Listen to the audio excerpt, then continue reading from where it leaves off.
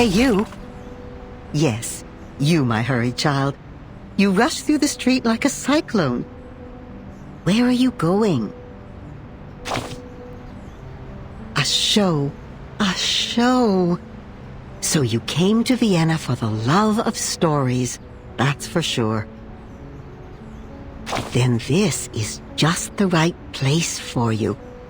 A place where the floors are decorated with gold, where music sings along with the stories. Even a newcomer could be entranced here. Oh, listen to me. You must not be a newcomer, but a true connoisseur. Well, before you leave, may I ask a simple question? Which act in a show do you prefer? So greedy. It's a tough choice, isn't it? But you can't escape from making decisions.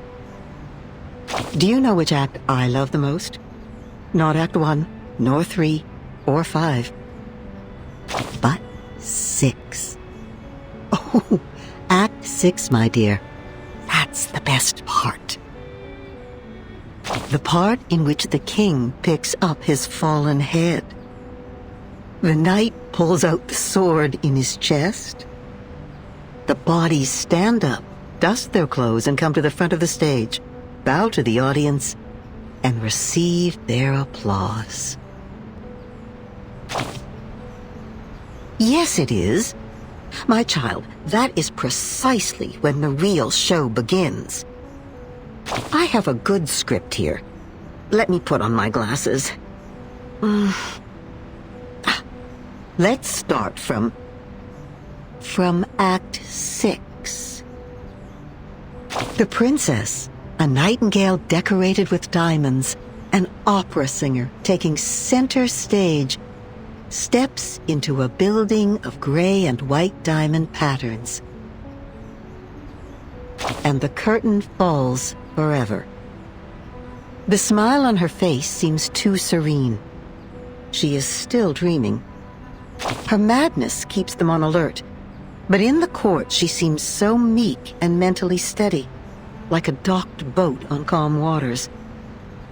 Nodding elegantly to every gentleman she meets, she makes the shackle on her neck look like a piece of dazzling jewelry. Next page.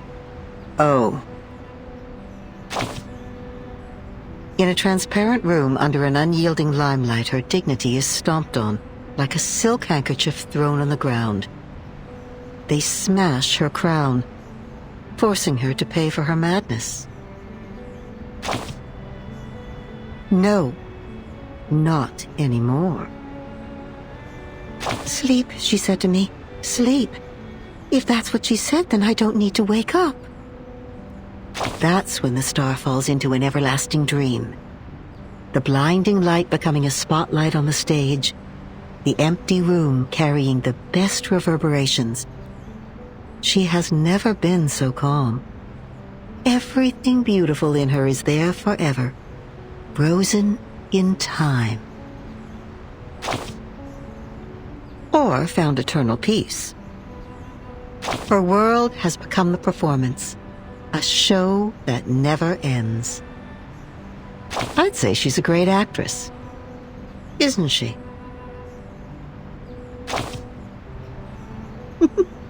My dear, you are indeed a great connoisseur.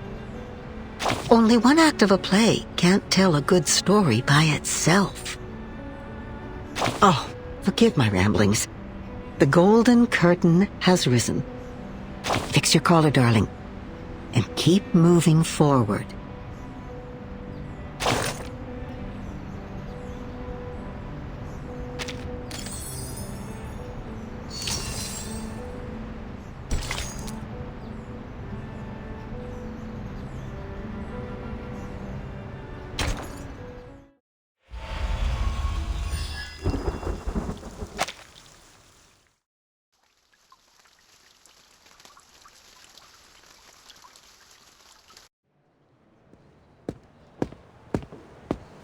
Meine Damen und Herren, willkommen!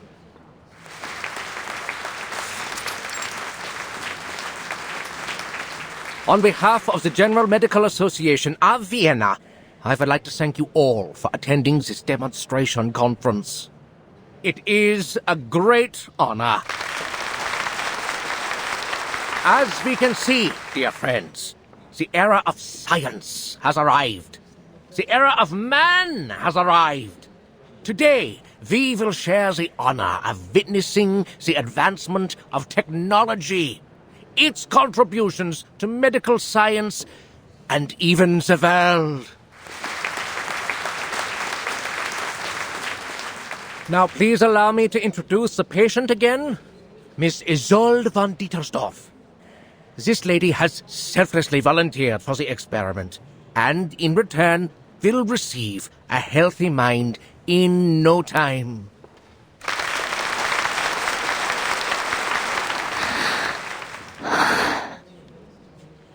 She's been living a miserable life due to hysteria. How terrible it is for a young woman like her. As we all know, mental illness is taking an increasing toll on our country. Even suicide has become more rampant. The tragedies are piling up, and our dear lady is in excruciating pain as we speak. Thanks to the development of medical science, we can again be rescued from the abyss of pain. As I said before, the electroshock therapy uses the most advanced technology available. The medical use of electricity dates back to the 18th century.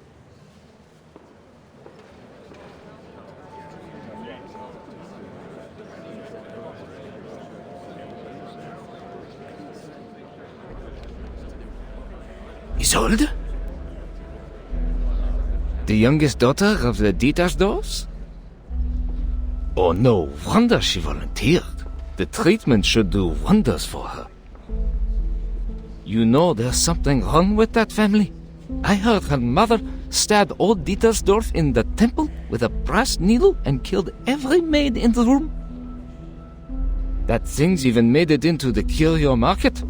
I heard not even the Lord's water could clean the blood off it. The family seems to be cursed. So far, no one's ever lived past the age of 40. In fact, the girl had a sister who died very young, and now her brother. I read in the papers that he killed himself, right? Well, the artist did what an artist would do. He wrote a sad poem and then set fire to his paintings, together with himself. You know what? My uncle works for the police. He showed me the autopsy report. The truth is, Theophil shot himself. He was killed by a bullet. Gosh! Good thing he didn't have to suffer all that pain before he died. Poor boy, he was so talented and handsome. But the girl, oh, she's less fortunate. Fainted at her only brother's funeral, didn't even get to see him one last time. I hope the latest treatment will alleviate her suffering. Lunatics. The whole family is a bunch of lunatics. Manners, sir. This is Vienna, where we call these poor people arcanists. I sincerely hope that Isolde can put an end to her miserable nightmare. After all, she is one of the most talented opera singers in Vienna. Just like her mother. You know what they say? Talent and hysteria go hand in hand. Think about it. They both come from the mind.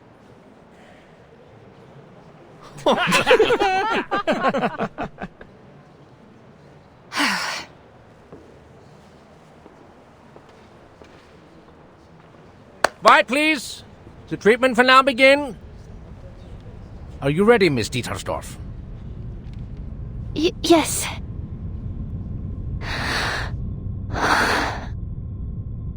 I'm ready. Please. 3, 2, 1. Okay.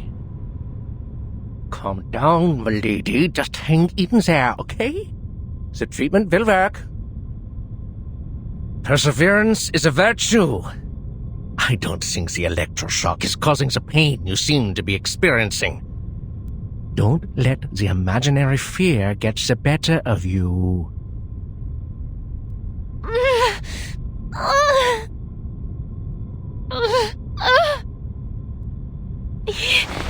Yes, sir. Good. Now we'll begin stage 2. The voltage will be slightly increased. Please get ready, Miss Dietersdorf.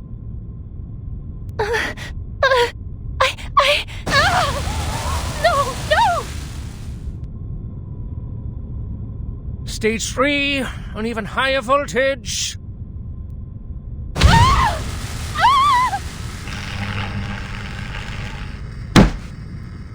Enough! Forgive the interruption, Dr. Schwartz, but I need you to stop the treatment immediately.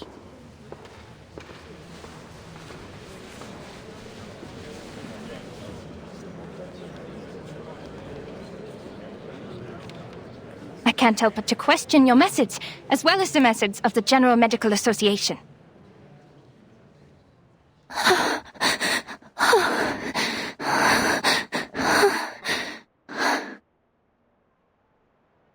Your electroshock therapy is a gross violation of humanitarian principles. Judging from what I just saw, it only brought the patient meaningless pain and didn't help her condition one bit. Unless, of course, you intend to use physical pain to distract the patient from her mental pain.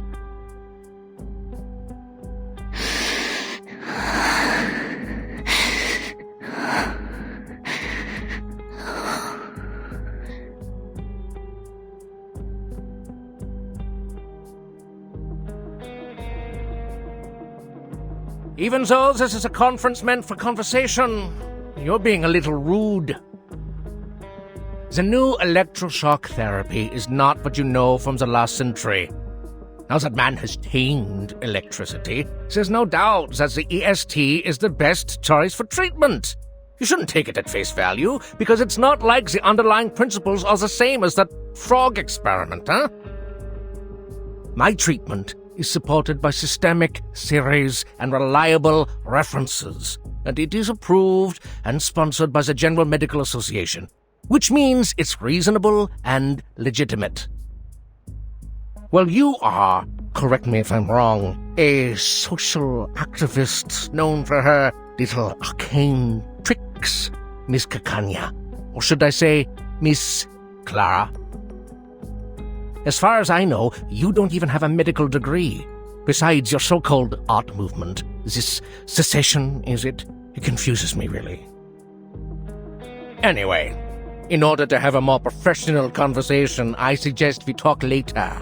You know, after you get a medical license.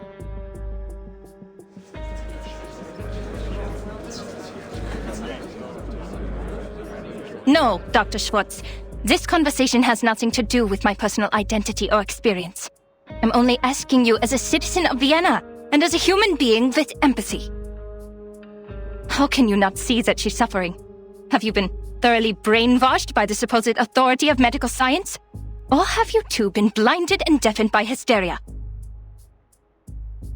Oh! You rude little... Please allow me to reiterate, the EST is an advanced and reliable treatment. Besides, Miss Dietersdorf has signed an agreement before we started. The experiment is conducted under mutual consent. Your objection is of no use, and it is even harmful to the patient's interests. But we always welcome debate. Since you question my methods, please be my guest and indulge us with your thoughts on her condition. As I understand it, Mr. Sigmund Freud published his studies on hysteria in 1895.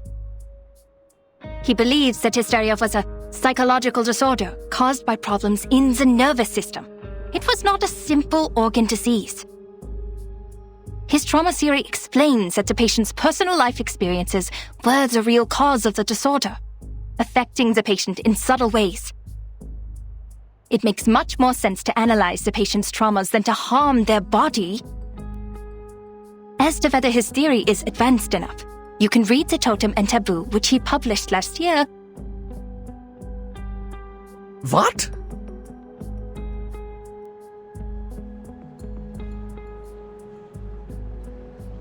Freud. Freud! The man who told people to marry their mothers and kill their fathers. The one who couldn't get a word in when his patients spewed insanity. It took him 17 years to become a professor, for God's sake. Miss Clara, I've tolerated your immature antics, and I always welcome advice and opinion, as long as they're rational and reasonable. It's just, how could you challenge me with such an amateur theory? You insult me as a gentleman, and you insult my reputation. What? Dr. Schwartz, I did not mean to insult you.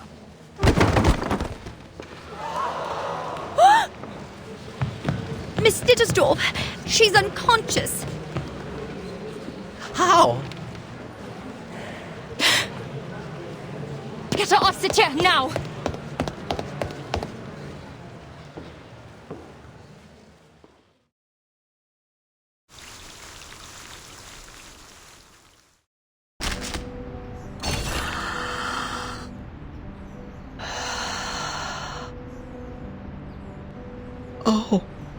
Oh, you're here? Not a good time. As you can see, my eyes are barely open. In the blink of an eye, my dream slips away like a deer into the deep of the forest. What kind of a question is that? You make it sound like me dreaming is the most ridiculous thing in the world. I have to remind you, except for some outdated wisdom, there is nothing different between your head and mine, dearie. I'm as curious about that as you are. You could always allow me to return to my soft bed to try to summon that dream again. Oh, but even then it likely won't be the same dream. See, we seldom remember our dreams, and even what we don't forget can be hard to understand. And that's why we need a dream interpreter. A doctor that values Shakespeare above his patients and cigars above his own career. A doctor like Sigmund Freud. He lures out forgotten memories from your past through a technique called free association. Through this, he can reveal what makes you who you are. All you need to do is to lie on the sofa and spill out your thoughts like old milk. Once you do that, your mental health will surely improve. The sleepwalkers stop falling out of their beds, the hysterical go back to their sewing. With enough time, maybe Nietzsche could write a comedy. But what about the medical journals, you may ask? He must have released them. Otherwise, how could we prove the effectiveness of his treatments? And he has. You can read them in journals, in the textbooks, and hear them in the chattering of medical students. Your name will be blacked out on the pages by then, but your dreams will become the latest gossip on everyone's lips. Oh, my dear, all medicine has side effects. The best medicine is bitter to the taste. It must be tolerated for the sake of the treatment. How else will these patients free themselves from their mental cages of unconscious desire and delusion?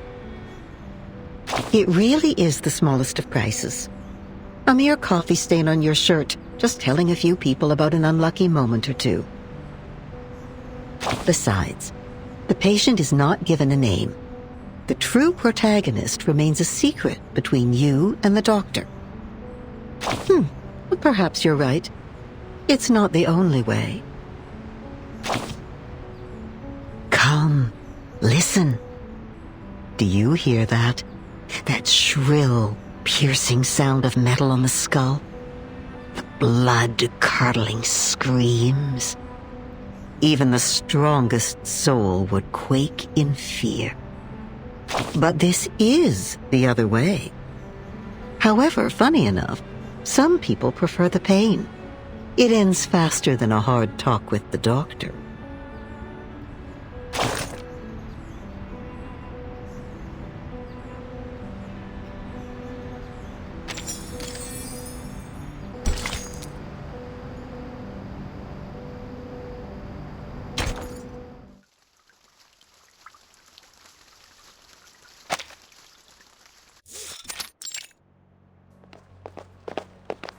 Move! Oh, move!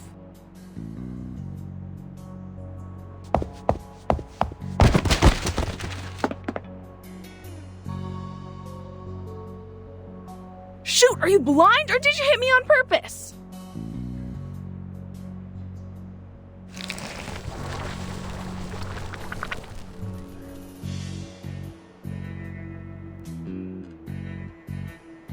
Hey, hello! Do you know how to control this thing? It always drips on my bed at night. I just sit back for a week. Just remove your brain. Problem solved. That makes sense. How come I didn't think of that? Thank you for your advice. You are so sweet. Oh, you're so welcome, pal. I'd wipe my eyes more often if I were you. Just do something to get that black snot off those lashes.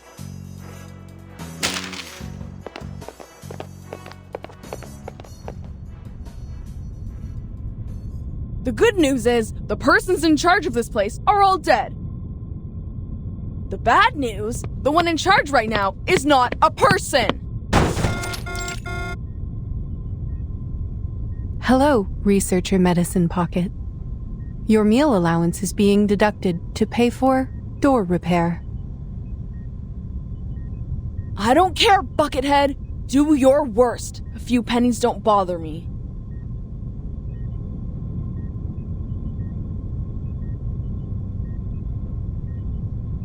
You could have called me from your lab terminal. The technology department has equipped every researcher with the latest communication device, and I have the energy to communicate with everyone. Then how am I supposed to know whether my report is lying in your trash or not? Oh, please, you know we gotta talk face to face to solve our issues when things get ugly.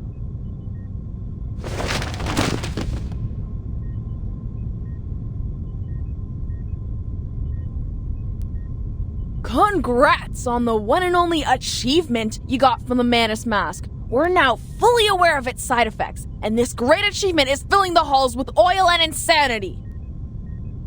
You should thank the Hatted Cuckoo for her report. No one's turned into a crazy monster yet, or the Manus would be attacking the headquarters from the Place right now. Damn it! What are you doing? Are you even listening to me?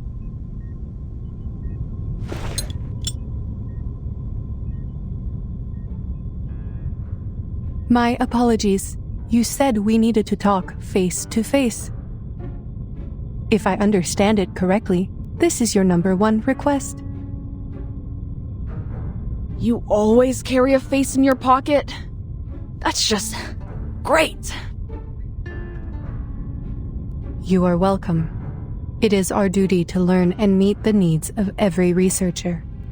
This will help them reach their full potential while respecting the nature of their being. I received some letters of complaint. They asked me to develop a better sense of humor. They said it would help me understand the researcher's sarcasm, so I am studying it. 75% of the complaints mentioned they did not want to see a face on my head. Some even used strong words like, "Never let me see that face of yours again." I am glad that you are one of the other 25% Researcher Medicine Pocket. You know what? I don't mind if you keep that face on, as long as you let me kick it around a bit.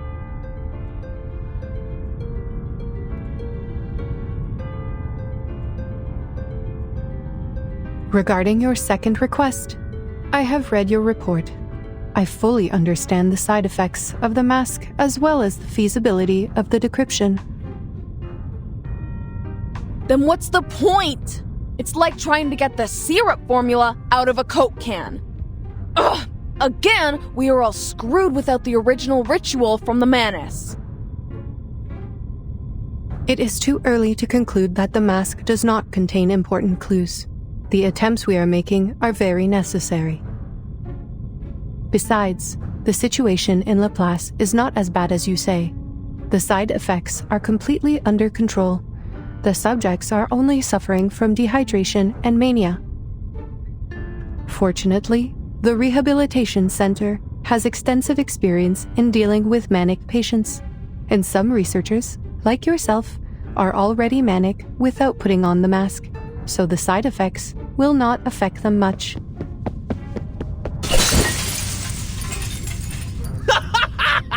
Yes! Ball pens! Ball pens love brains!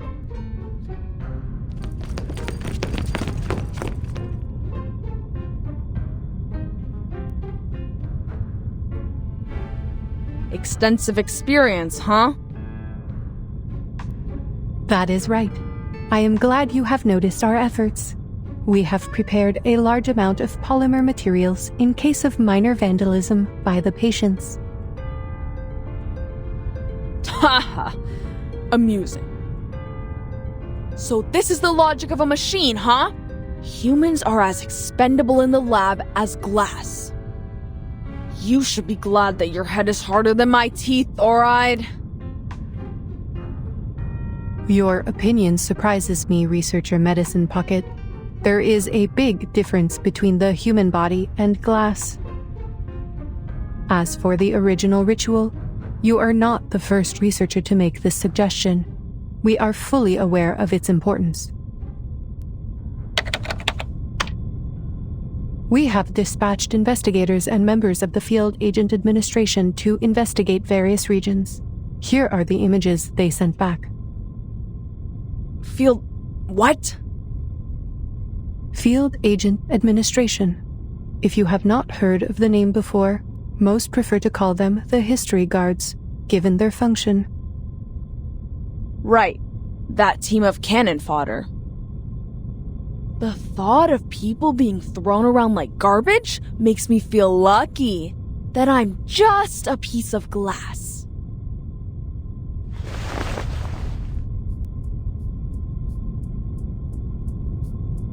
Looks like face-to-face conversation does solve problems. Finally, we're getting somewhere. Aside from the insane colleagues running amok. Let me guess. The blue dots are good news, huh? Correct. They represent the safe areas immune to the storm. North America. I should have gone there for a walk in the park. I don't deserve to suffer in this stupid gray prison. I have to say, Researcher Medicine Pocket, even though I approved your request for a sports field, which you claimed was a humanitarian need, I think it is more of a canine need.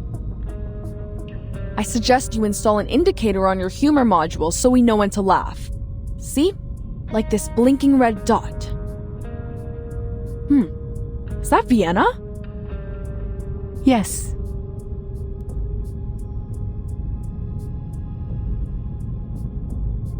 All right. Not privy to the information, huh? I know of your tricks. One day I will find the logical fallacies in your words, I swear. And this here... yellow. Better than the worst, worse than the best. That's the agency. What's all the fuss about? Don't tell me there's a 500-meter-long blue crab. No sightings of large marine organisms other than the Gorgon. This is where Timekeeper and her team are right now. By the way, it seems you can distinguish between colors precisely, so the canine elements in you are more of a personal choice than an innate trait. I see your efforts on improving your sense of humor, I do, but that's enough now. Turn off the module, okay? Who the heck put these complaints in the box? I'm gonna kick their teeth out. Back to business. Timekeeper and her team are in a bit of a situation. The details are classified, and I am not privy to them either. Huh. Classified. I know what's going on. In this place, classified means they're in big trouble.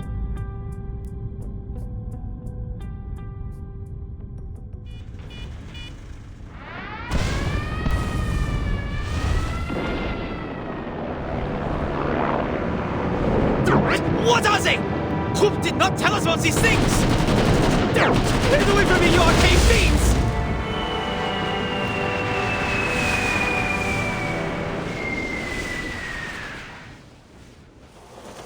Marcus?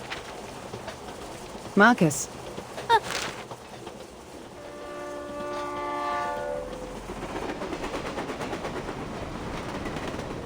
I'm sorry, Madam Hoffman. I was reading the newspaper. I know I told you to practice your arcane skills more, but you don't have to do it all the time. I just told you the oath to secrecy for this mission. Level 2 Investigator Marcus, repeat it to me. Remember the field mission manual? Never disclose any information about the storm or the era to irrelevant people. Never build unnecessary connections with the current era. Never disclose any real information about the headquarters to members of the branch. Never discuss confidential matters in unrelated settings. Never contact or interfere with the insignificant. Stay out of their lives, silently observe and respect their lives. And why is the stupid train never on time? Did I really say that? Yes, in a low voice, after the last random stop. You have a talent for multitasking, I'll give you that. But the point is, as a rookie investigator, your focus should really be on the mission. Yes, Madam Hoffman, I'm so sorry. Laplace has analyzed the information from the field agent squad and suggested several critical points on where the storm may arrive. One of them is Vienna. The history guards have reported sightings of menace leaders there.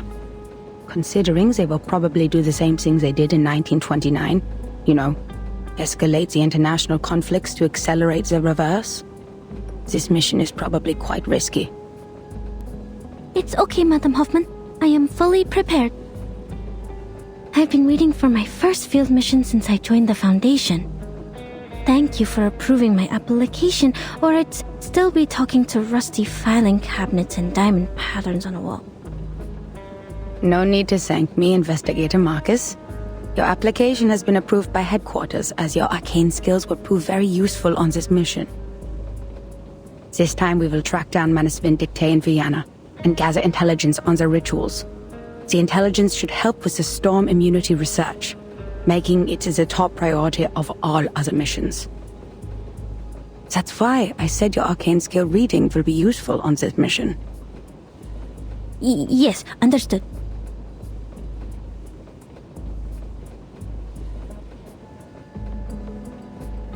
I know how lucky you must feel for returning to your era, after being isolated from the outside world for so long. I will take you to Romania and visit the orphanage where you used to live, if we still have time for that after the mission. I'll do my best, Madam Hoffman. Whatever you need, as long as my arcane skill can do it. By the way, how's the timekeeper doing on Agent Island? Marcus, have you already forgotten what I just told you? This is a confidential matter. But it's in the news. Unknown island appears on the agency.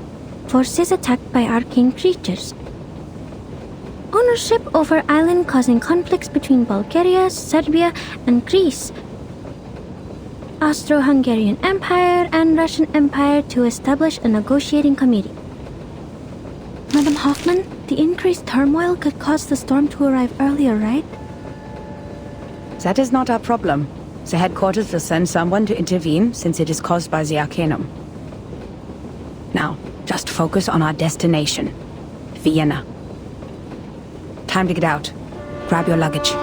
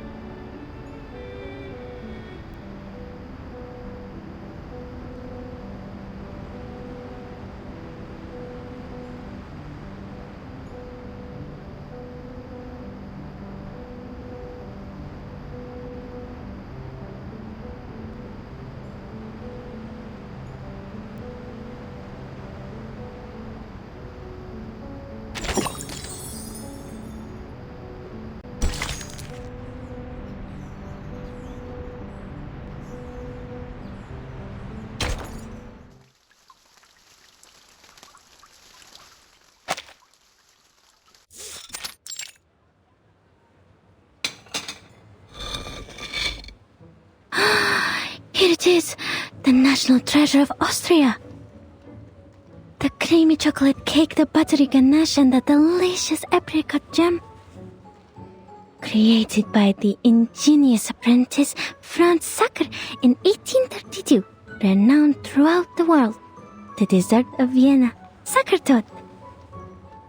My first time seeing a real one.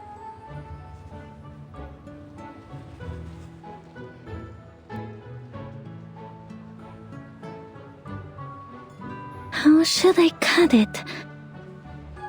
If I cut straight, the cake will get mushy. If I cut sideways, I'll miss out on the apricot filling. What if I eat it in one bite? No, how unrefined. The director would scold me for that. I have to think carefully. There must be some other way. Remember all your training, Investigator Marcus. This is the most important moment of your life. Don't get too excited or you'll ruin it.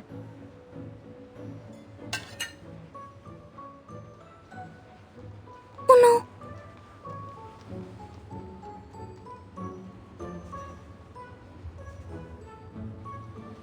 But? No, nothing. Thank you for deciding for me.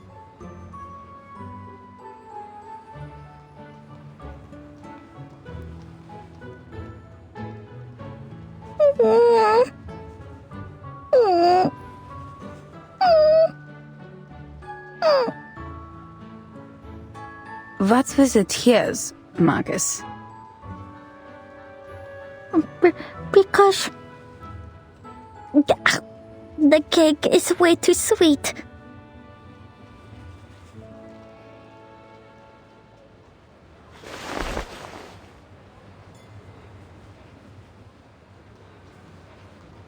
According to the plan, the head of the Vienna branch would pick us up and guide us through the necessary procedures of this era. But our train was 2 hours late. That being the case, our Mr. Carl should have been waiting for 2 hours, but so far there is no sign of any gentleman in the Foundation's uniform. So Mr. Carl is also more than 2 hours late. A clever deduction. Let us hope otherwise. I'll go check if he got here before us.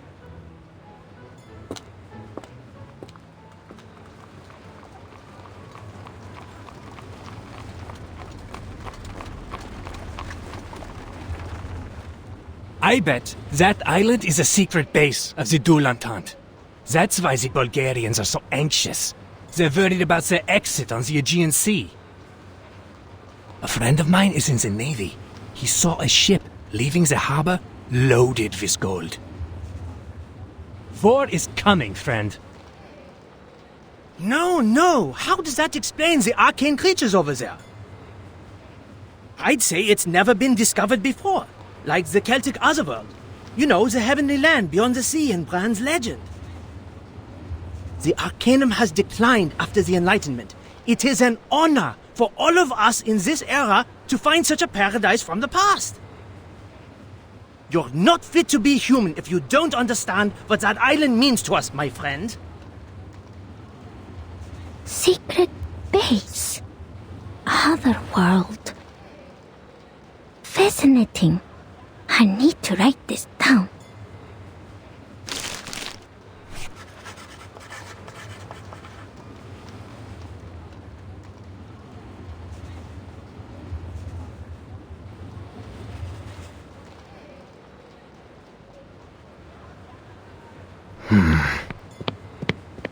Miss, could you show me your papers, please?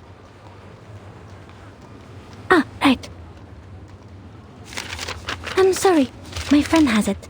Could you hold on a minute? I am an arcanist sent from the headquarters of the St. Pavlov Foundation. I have a letter of introduction from the head of the Vienna branch. Arcanist? Then you come with us, miss. Hands up and be quiet. Bring over the golems! We have an unregistered arcanist! Huh?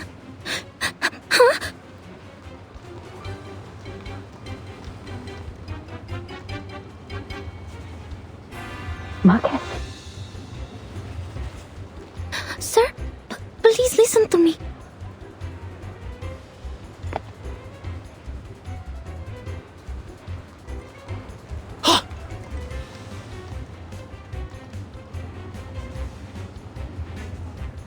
Don't let her get away!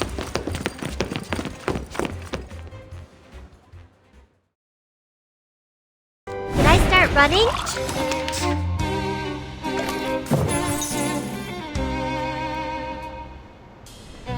I can hear it. It's newly made this year. Are you a Rascal member?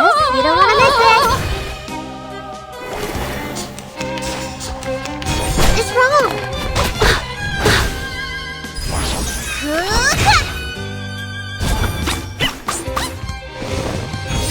Another jar? It's newly made this year. Got you.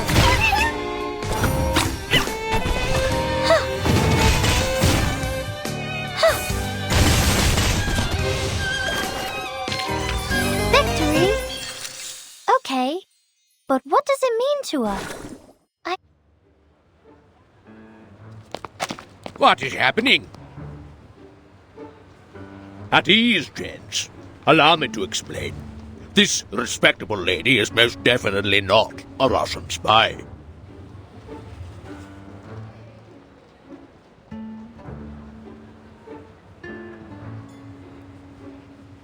Ah, Miss Hoffman!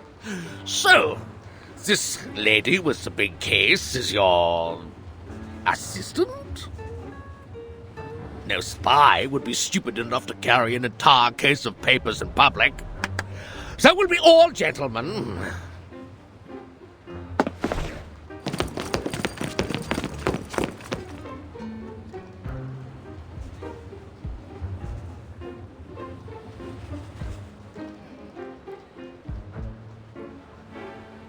The gentlemen in Vienna have become exceedingly sensitive after the infamous espionage cases of 1913.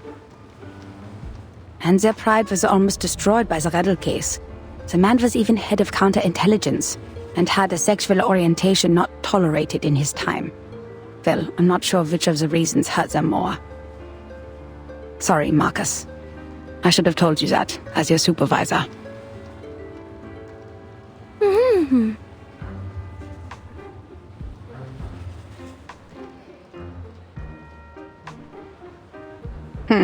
The belief that arcanists cannot cast arcane skills without the ability to speak. So old and superstitious. Like muzzling a dog when it gets out of control. Can we dispel it now, Mr. Carl? I have to remind you, Miss Hoffman, that theoretically we have to go through an entire approval process before I authorize the dispelling of the mute spell. But whatever, who cares? They shouldn't have treated a young lady like that, for whatever reason.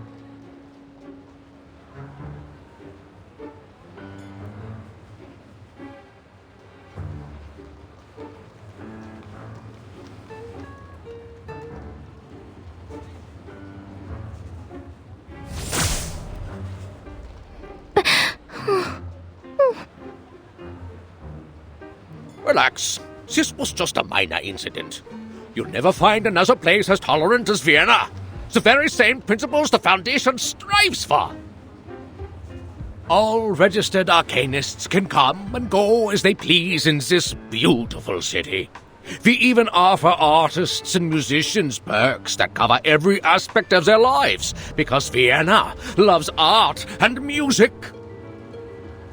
Oh, speaking of registered arcanists, could you show me her arcanum license? Arcanum license? Yes, ladies from the headquarters.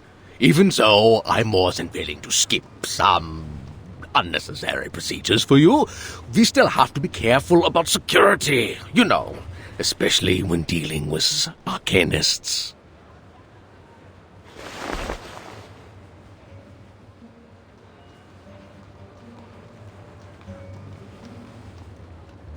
I don't think the headquarters issues such a license. No one told us to apply for one. Oh, there must be some mistake. All arcanists entering Europe must possess an arcanum license issued by the local government. Austria enacted this policy in 1756. We abolished it in 1868, but we're in the time of great tension, so... you know... Perhaps this lady knows something. Miss Marcus? Yes? You are an arcanist, even though you're sent by the headquarters, correct? Show it to me then. Your arcanum license.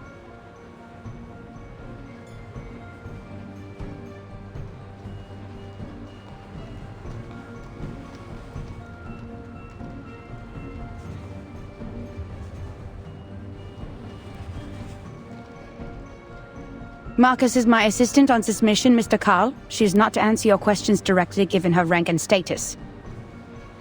It is me, the one in charge, that you should turn to, not my assistant. Oh, lady from headquarters, don't get me wrong. I didn't mean to usurp your authority. It's not an issue. You didn't have to... I have it.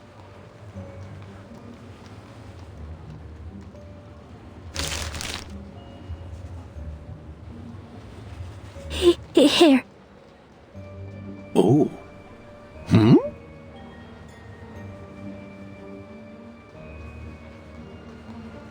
Is everything okay, Mr. Carl? Is it not acceptable?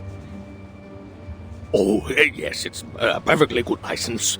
I can even smell the ink from the government office. Welcome to Vienna, Miss Arcanist from Romania. You should have shown it to me sooner. It would have saved us a lot of trouble.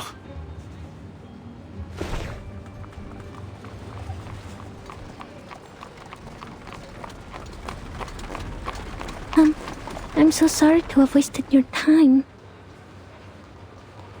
Speaking of which, no offense, but you are 2 hours and 15 minutes late, Mr. Carl.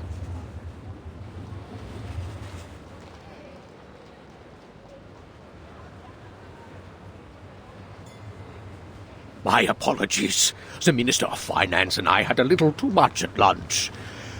Well, your train was late too, wasn't it? You were having lunch. when you were supposed to be here. We agree? Relax, lady from the headquarters. You're just not used to this pace around here.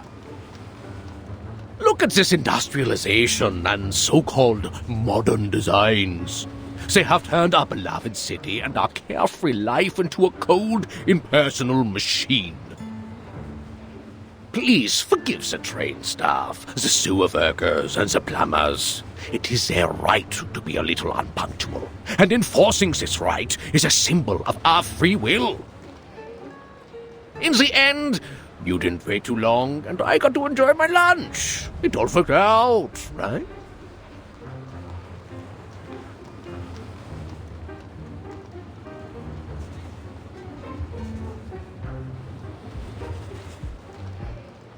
So, why was your train late? It crashed into a deer. A deer with free will. Tragic. All right, forgive this old Carl for his minor mistake, ladies. The rumors about the Golden Isle had kept the branch busy. There was no one else but me to pick you up. It wouldn't have been so embarrassing if headquarters had sent us manpower instead of taking it from us. I am also on the job, Mr. Carl. Should I include your complaints in the report? No, that's okay. It's just a group of lunatics banished to an island. They're arcane criminals from a small country, and people will forget about them in less than a month. Only a few would believe that it has any real influence on Vienna. You know, the young artists who think highly of themselves, the schemers with evil plans, and the conspiracy theorists suffering from neurasthenia. The Megars and the Bohemians are already giving us a headache. Arcanists, they are not at all the Empire's top ethnic concern. But aren't you in charge of the registration and management of Arcanists? Well, first of all, isn't my loyalty to His Majesty and the Empire? Before you use the title Head of the Vienna Branch to define me, I am first and foremost an honored citizen of Vienna, and I serve our great Emperor, lady. And I thought you said this was a tolerant city. Oh yes, we are responsible for dealing with the problems caused by the Arcanists, just as we deal with the Megars and the Bohemians.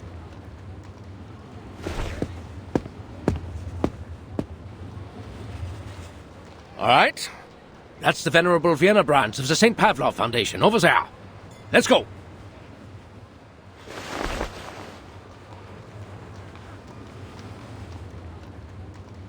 Mr. Call is very different from the staff of the headquarters.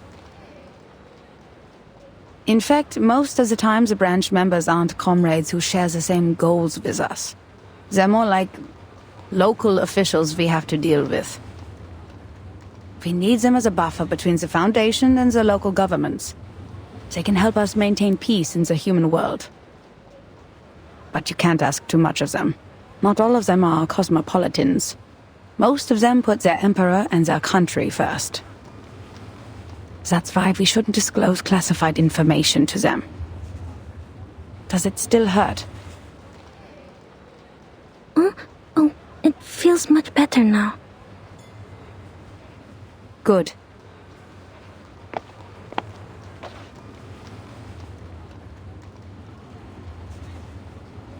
Marcus, did you already have that license before you joined the Foundation? Yes. Austria abolished that policy in 1868, but Romania did not until 1913. I carried it with me out of habit. Thank goodness I did. This is indeed the era I'm from. That time has returned. Never disclose any information about the storm or the era to irrelevant people.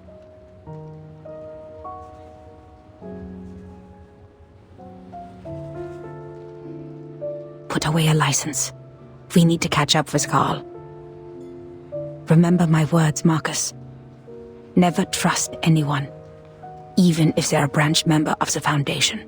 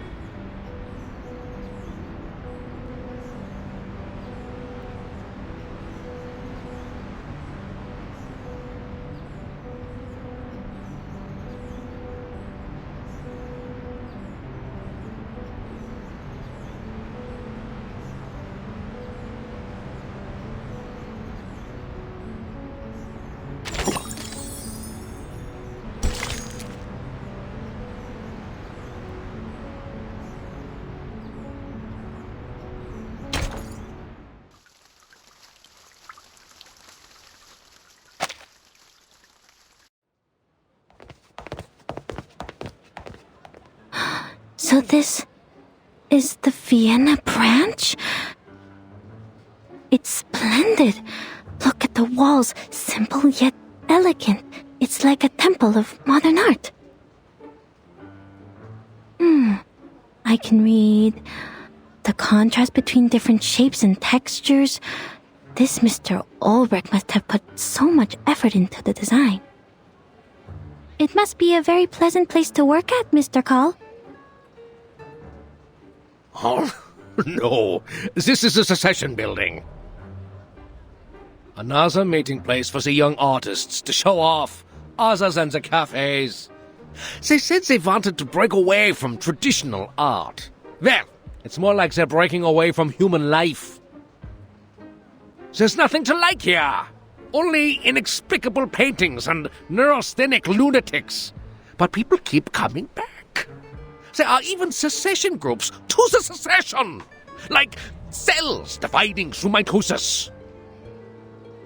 The entrance to our venerable branch is on the left. Please follow me.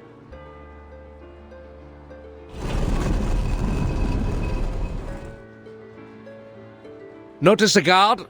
It's the most loyal and reliable knight of Vienna, powered entirely by arcane ritual.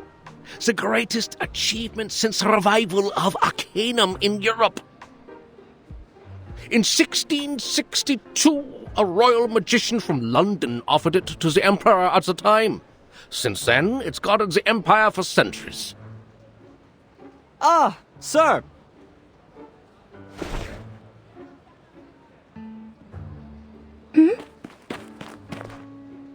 Greetings, dear Sascapia. How's your son Tamino? I hear he's not getting along well with his fiancée. He's a strange one. What's he doing standing in the corner like that? My apologies, Miss Hoffman. Please hold on. Terrific, Heinrich! Just as terrific as your pathetic art career! That's great! Best wishes to you, Sascapia. Oh, my apologies.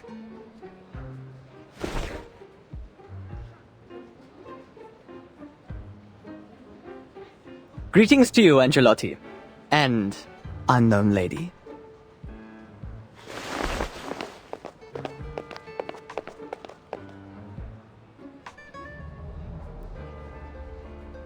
See, he is one of those crazy artists. Everyone knows that I only have this beautiful daughter of mine. This mustacheless gentleman went to study in Berlin and has just returned. I guess he didn't learn much in class, and now he's throwing himself into opera.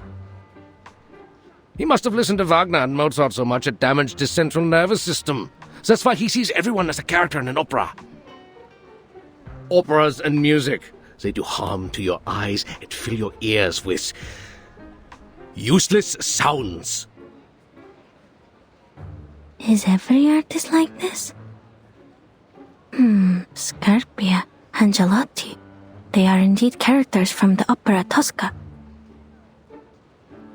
Oops! I am getting off topic.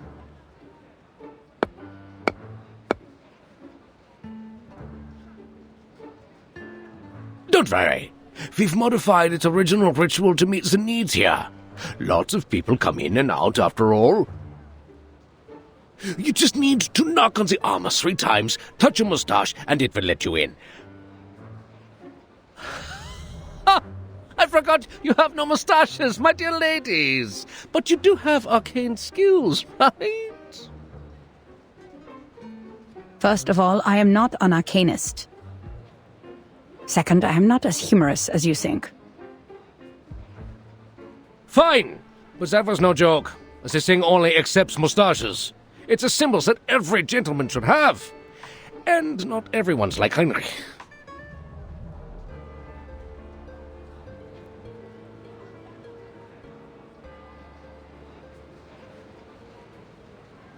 Just give me the list of arcanists we mentioned in the letter, Mr. Carl. We don't need to go into the branch. Oh, no. Do you really want to miss the scenery of the Donau? And the sight of the modern transport system? There's no better way to tour the ring roads than by carriage. And we've booked a room for you at the Sacker Hotel. By the way, have you tried the treasure of Austria? Thank you. We already had it while you were enjoying your lunch. Now, please, give us the list.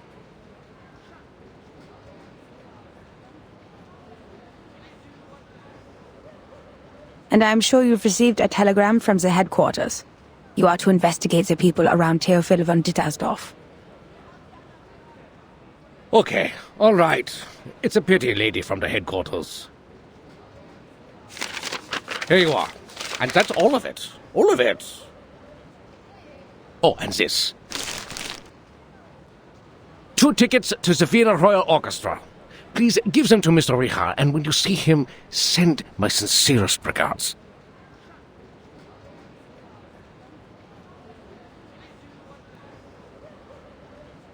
I will. Who's Mr. Richard? The contact between the Foundation and the Vienna branch in 1914. A phantom of history. At that time, people still believed the golden age that had begun with the last generation would continue as it should, and that their positions in government would be as unshakable as the long-standing empire.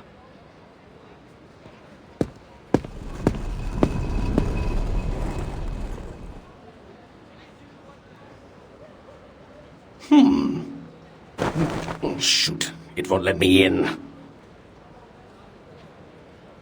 You're not joking, are you, Mr. Carl? I am not. Darn! What is going on? Is this thing broken? Oh, I'm stuck. Oh, my belly. Oh, I had this suit custom made in Paris.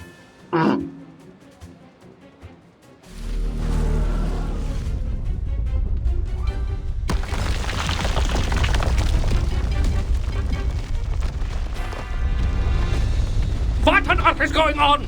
Why is the defense system activated?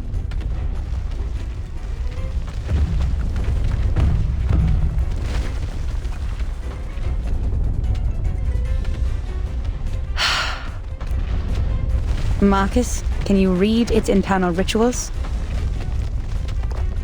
Considering its sluggishness, yes, I think so. Good. It's a good chance for you to get some experience. Just stay safe.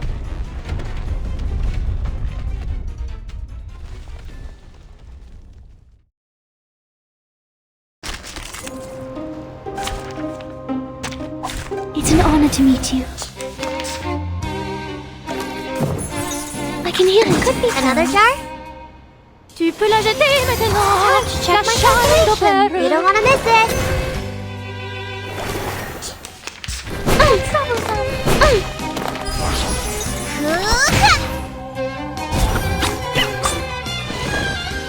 It could be some. Newly made this year. Uh-huh. Form is a bubble. Huh. Let's get it over quick.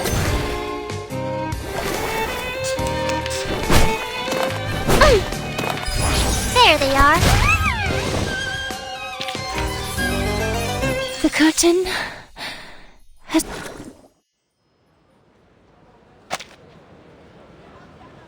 Oh, no! Miss Hoffman, these columns represent the spirit of the Vienna branch. You shouldn't be so violent! Adapt, improve, and advance. Arcanum should be kept up with the times, not lock itself away in a museum and wallow in the good old days. There was something visibly wrong with this thing, and we were rightfully doing our job. If you have any concerns about this, I'll include them in the report. And I should remind you that you've spent too much time on your free will.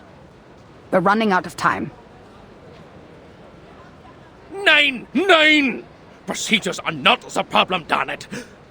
You're not German, are you?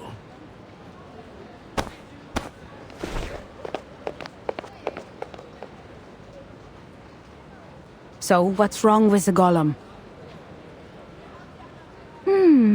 As Mr. Carl said, its structure is simple and yet incredible. The malfunction comes from one of the components. There's an extra stroke on the enchantment.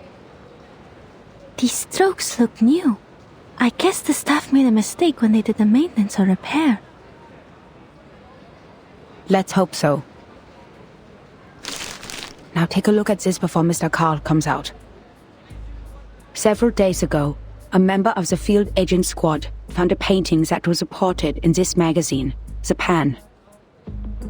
It belonged to Theophil von Dittersdorf, a deceased artist from Vienna who committed suicide. Its name is The Salvation, and it was found along with a poem. The poem mentions the doomsday, the reversal of time, and the rain. Salvation and rain. It sounds so... Yes, and given the sightings of Menace leaders in Vienna, we believe Theophil came into contact with Menace leaders before he died, and probably learned the truth of the storm and the method of salvation. This was how Menace Vindictae recruited arcanists in 1929. If he knew the method of salvation, why did he still kill himself?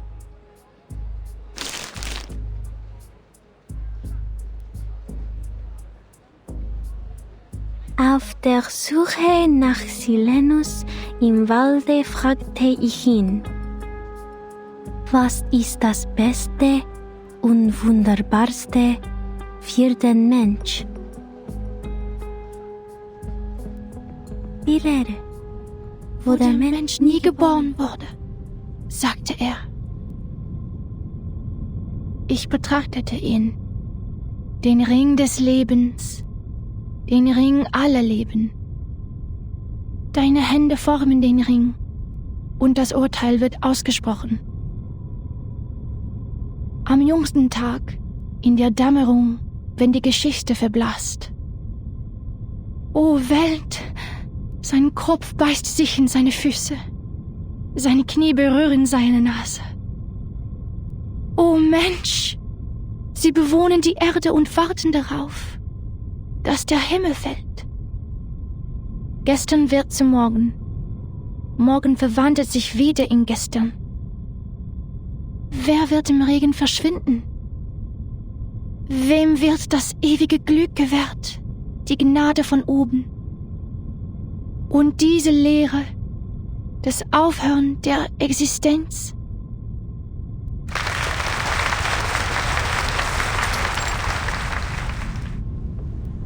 Oh, that was so moving, Miss Sieglund. Poor Sigmund, my best friend, has returned to the void. Thank you all for coming today to shed tears for our departed hero.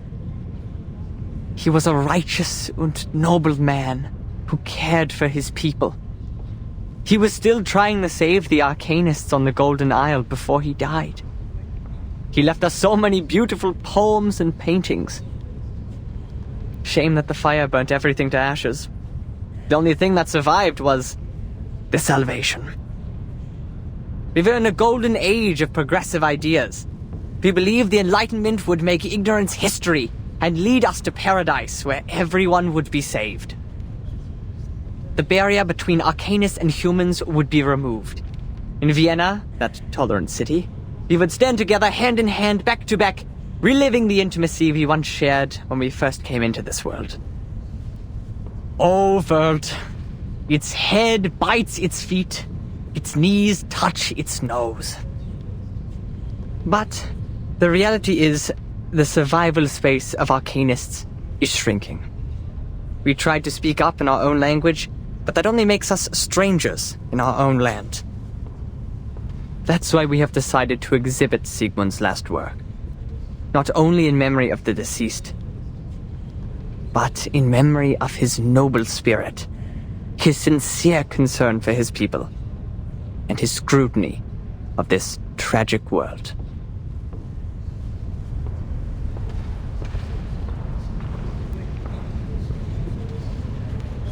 There is no need to be sad, my friends. He has left us with Rheingold. We will found a committee with the funds raised by the exhibition to improve the conditions of unregistered Arcanists. The youngest and the most outstanding opera singer in Vienna, Theophel's sister, Isolde von Dietersdorf, will present the details.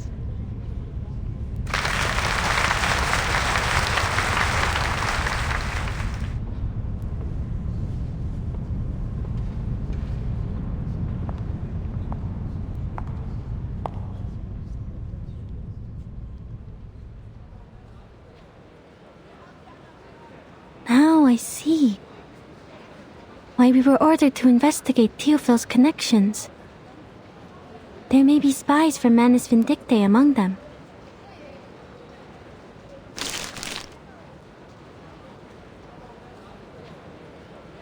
I know the Vienna branch has a lot of bureaucratic problems, but we need their help to carry out the mission in this era.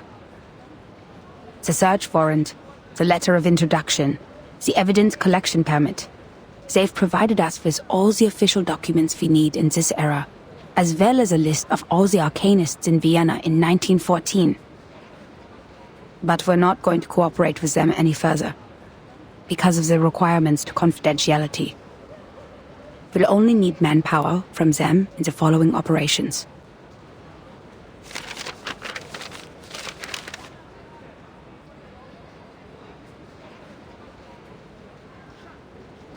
In case you spend a whole day on the A section, Marcus, we're looking for Theophil. Starts with a T.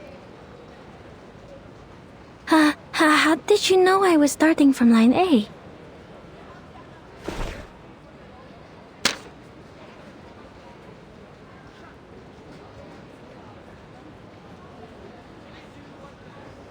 It says Theophil belonged to a group of artists called the Circle. They often gathered in the Secession building. Madam Hoffman, I think we can make contact with them one by one.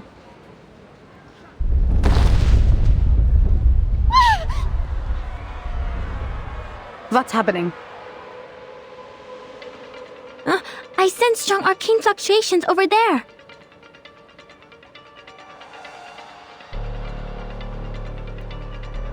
I think it's a ghost?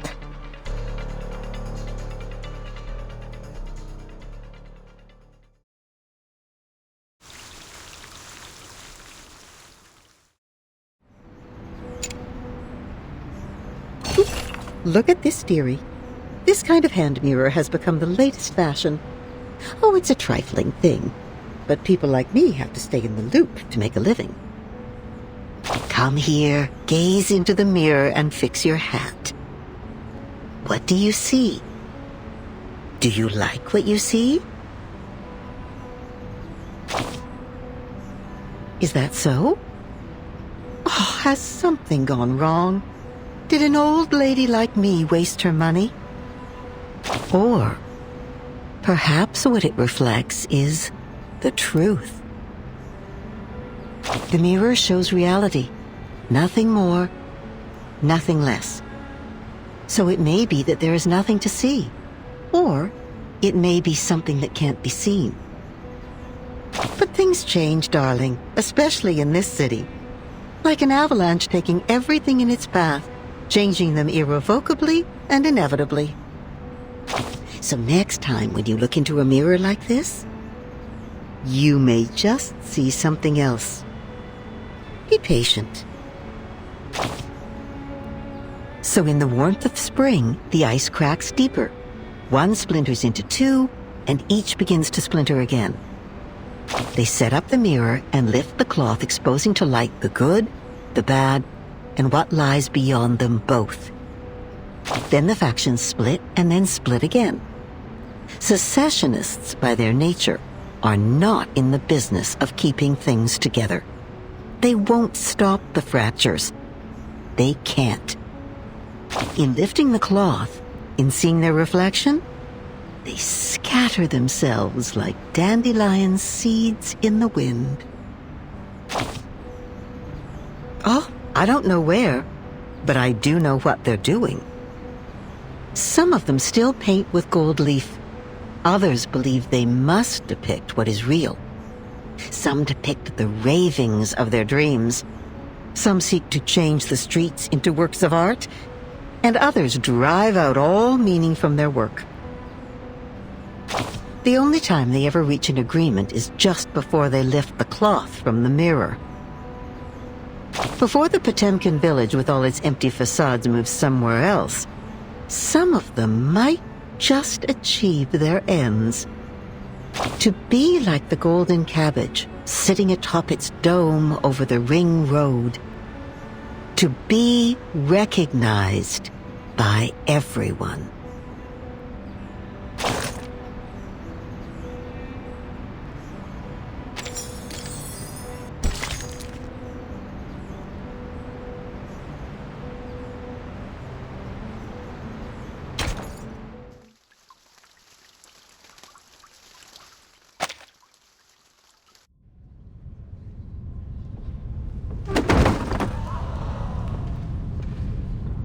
Isolde?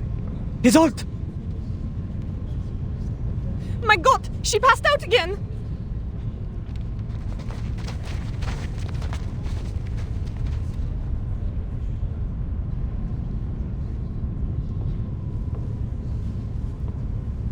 She must have smelling salts on her. Find them. What is going on? Make way! Make way! Let me see. Kakania! People, make way for the doctor! Isolde, can you hear me? Oh no, it's a seizure. She's going to bite herself. Get a stick! Heinrich, do you have any props she can bite? Doctor, help! Please help me! They are here! The paintings, they are here! She can't wait. Isolde, open your mouth. Doctor, your hand is bleeding from the bite. It's okay. What happened just now? She was fine when I left 10 minutes ago. I don't know. We finished reciting Sigmund's poem and... Sigmund? Oh, you mean Theophil? I see what's going on here. You've aroused her trauma. You shouldn't have invited her to her brother's exhibition, Heinrich. And you even read his death notice in public. Ah, you should have known it would upset her. He was the only family she had left. did not. I thought she had completely recovered. What? She should have recovered from the electroshock therapy. What kind of nonsense is that? Dr. Schwartz is a liar without a conscience. He takes pleasure in the pain of his patients. I know how he managed to fool the medical association. Those rich morons don't care about the patients at all. Soon as you mention fancy words like advanced or science, they'll throw their wallets at you as if they'll be left behind by the times. They're all blinded by the shining glamour of progressivism. And they even scoff at psychoanalysis, the real meaningful discovery of the era.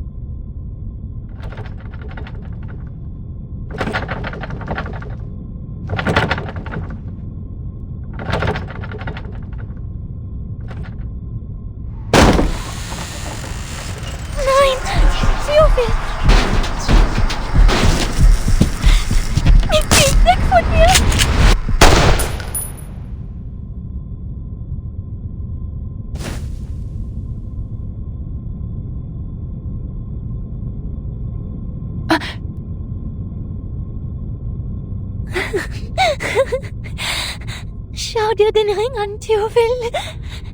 Er ist so wunderschön.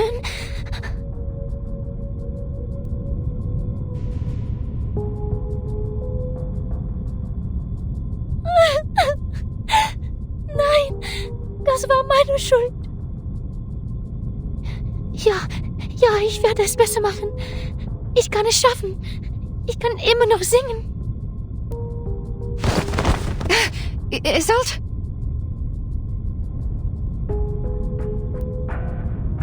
Bitte, schau mich an, Doktor.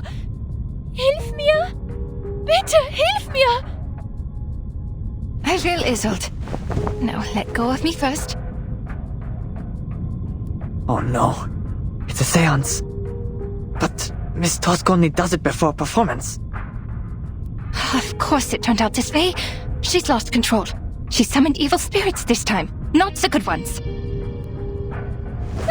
nein! Geh weg, geh weg!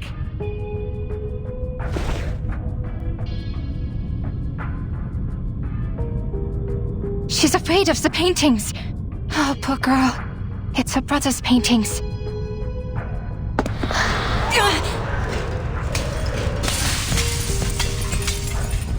Miss Kakanya! Watch out! Heinrich, give me a hand.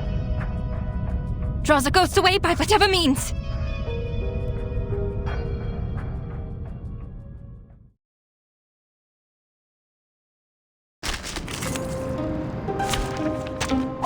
It's an honor to meet you. These souls are no longer bound to their bodies. They're a nuisance to deal with. Hey! Over there! Leave the doctor alone! I bought this bullet with my savings. Who took it out of my body? It was you. You! Enough of your ugly fuss. What family are you from, miss? How much property do you own? Go away! It's not working! You'll have to try harder, Mr. Heinrich. Leave her be, gentlemen. It is here. Another jar? Tu peux la jeter maintenant. Check my calculation. You don't want to miss it. Oh, it's wrong. It's wrong. Got you. A nobody. A quack with the stink of a monkey. How dare you lay those filthy fingers upon me?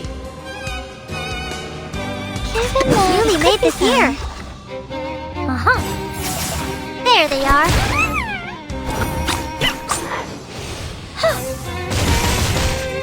Full is a bubble. She took half my body. No, Father will scold me. Heinrich, I'll take care of Isolde. Take this. Oh, catching a ghost with my hands. Yeah, it's so soft and sticky. Give it back, you thief! I remember it's...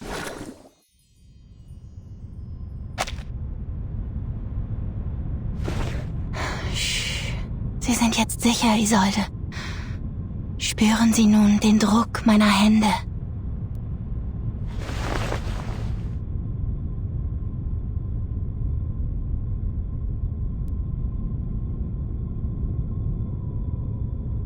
Der Druck wird Sie an einige Dinge erinnern.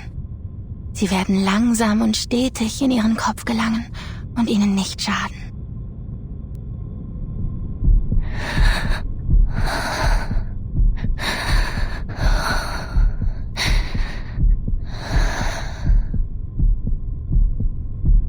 Gut, das ist es. Wenn ich den Druck loslasse, öffnen Sie langsam Ihre Augen. Diese Dinge werden sanft zu Boden fallen, wie Federn. Jetzt fangen Sie sie vorsichtig auf. Jetzt sagen Sie mir, was haben Sie gesehen? Was ist passiert?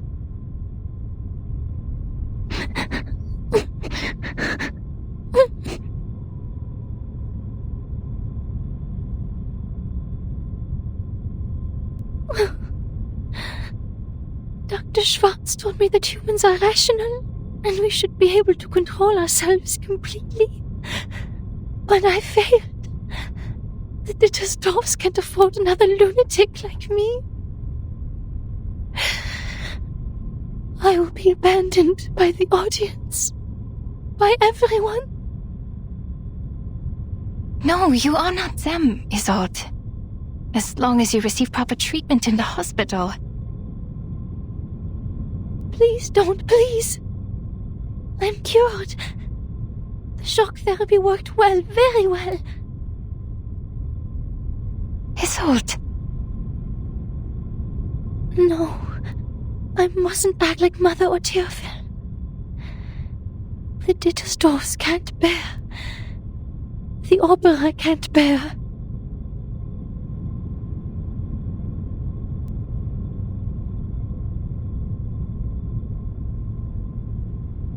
Heinrich, please take Miss Dittersdorf to get some rest.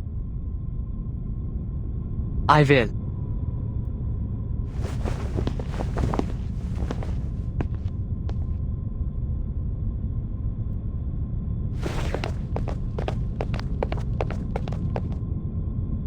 What about you, Doctor? Where are you going? I'm going to get that Schwartz!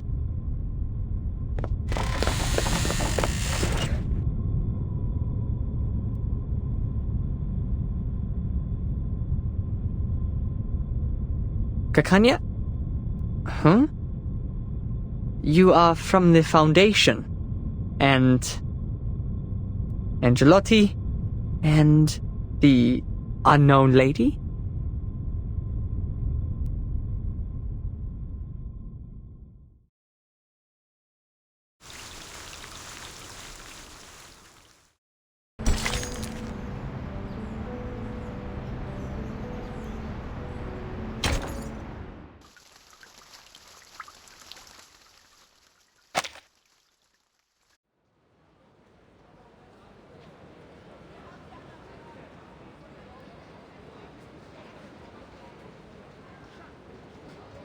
Remember, Marcus, the working staff of the Foundation branch will take care of the dispute in their fashion. We just need to follow him in.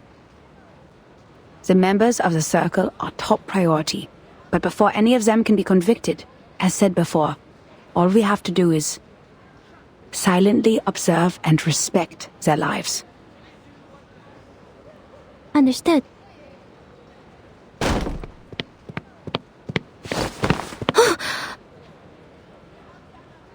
I almost bumped into her. That lady in green seemed to be in a bad mood. Shall I ask the gentleman from the branch who she is? Oh, he seems busy at the moment. But that gentleman is a person of this era. If I interrupt him, am I also interrupting his original course of action?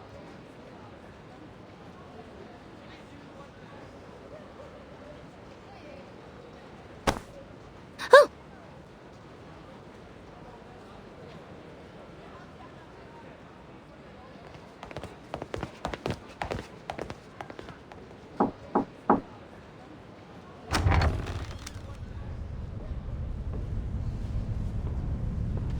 My, Mr. Rigoletto. Your hair has grown so fast. To what do we owe this pleasure? Are you also here for the exquisite art? Can you just be normal for once, Henry?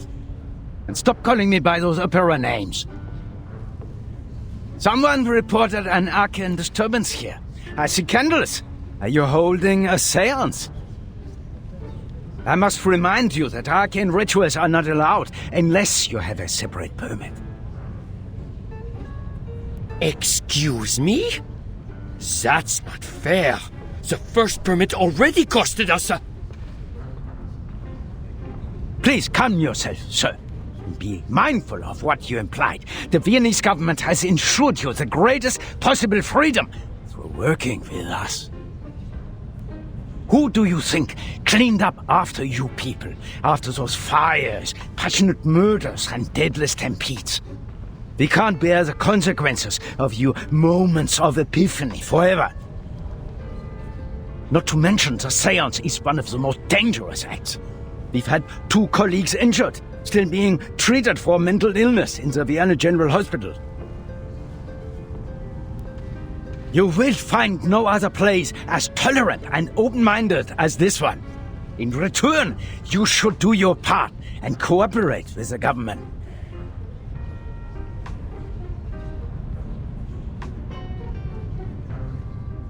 Seance? What seance? Nothing of the sort, Mr. Rigoletto. This is just a rehearsal of the play. The candles, the settings, and of course, these paintings once bathed in fire.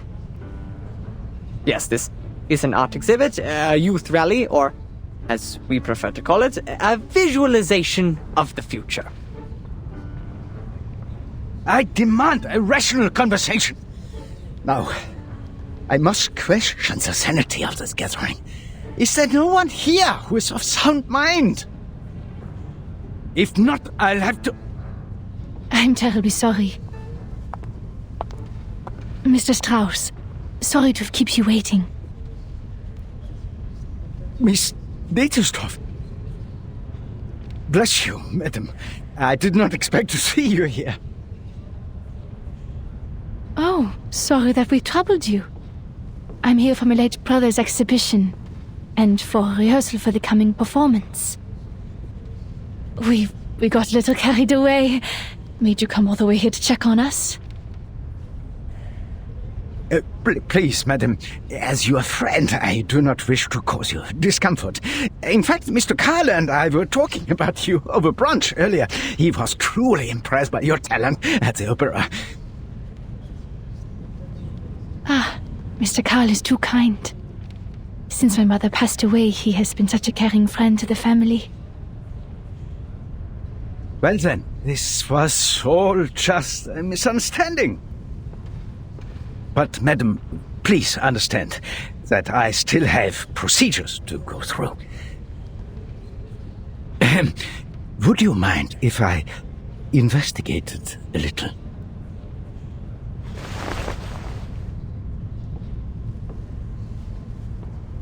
By investigate, you know, just a quick look around the building. We are grateful to have a responsible employee like you, Mr. Strauss.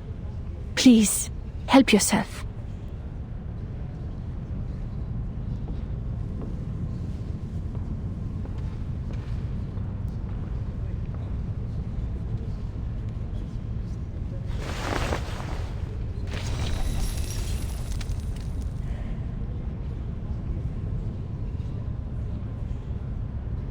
Wow! The spider tail and the detection spores. These are Laplace's auxiliary devices for perceiving arcane power. I've never seen one before. Only investigators of level 4 or higher are allowed to use them.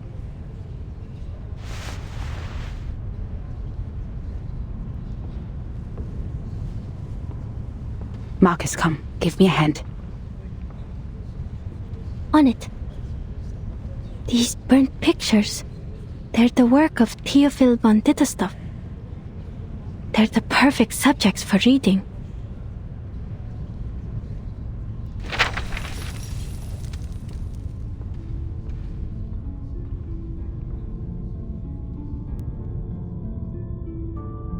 Only a third of the picture can be read, but I can see it clearly. An ingenious composition that balances the different elements of the picture. Sadly, the creator focused too much on the form and overlooked the content. The frame is made of... not important. Next page. This one is luckier. Half of it survived the fire, so we can see the lower half of the lady in the picture, but, Theophil certainly had a way with women. She was not his first prey. And this one, only a frame remains. The rest of his works are too damaged, but I do remember an intact one somewhere. But aside from this, I don't see anything else. Next page.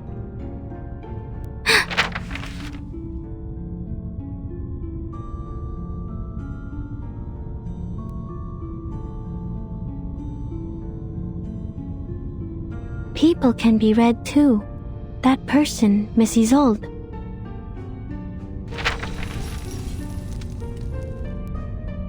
Unlike other ladies pursuing the latest fashions in Paris, she still wears the corset, with only some Art Nouveau jewelry by her waist. She's as delicate as a butterfly. She is a renowned medium. The Ditterstoff family is well known for their mediumship. Nowadays, they use that power mostly for art.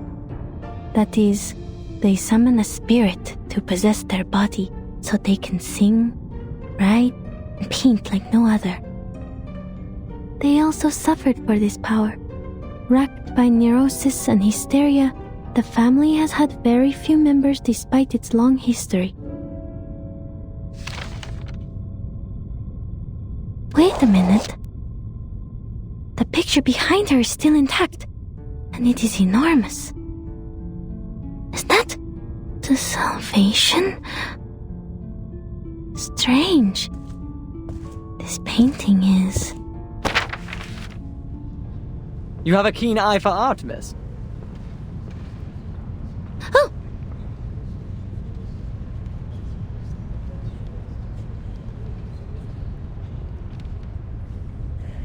This painting is the work of my dearest friend, Sigmund.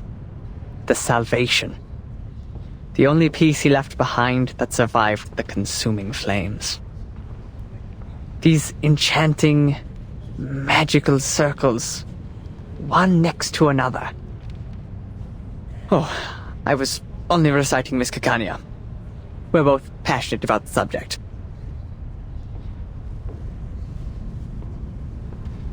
How regrettable. She would have given you a much better explanation if she were here. Her words can easily stir one's soul.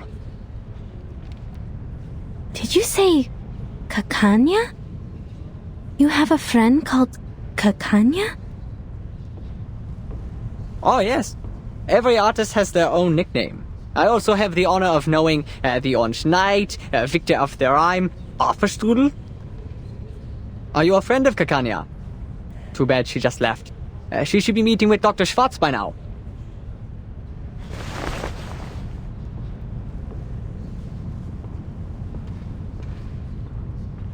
No, the name sounded a little strange to me, that's all. But I appreciate the explanation, sir.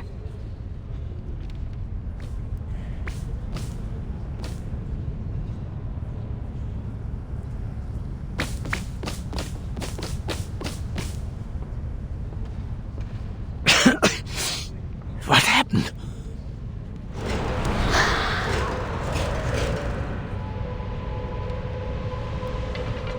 Are these ghosts? Didn't he say there wasn't a seance? This is Dietersdorf. I would very much like an explanation. Oh, they're still chasing me! The detection spores have taken effect and enveloped the ghosts. Marcus, can you still read? I think so. Good. I'll draw its attention. You take care of the arcanum part.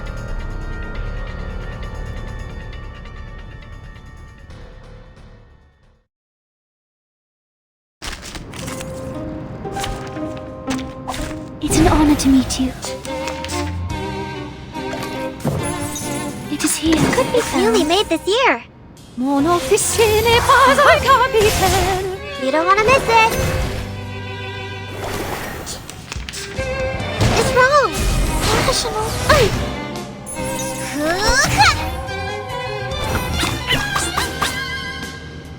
It could be another jar. Are you a rational numbers?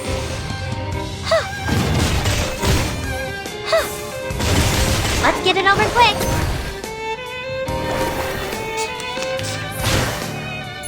There they are.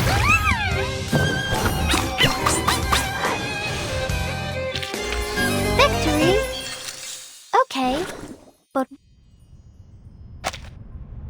Miss Dietersdorf, you told me this was just an opera rehearsal. Now look at this mess. And more importantly, my 2 assistants are still here. I must ask you for a good reason to report to my superior.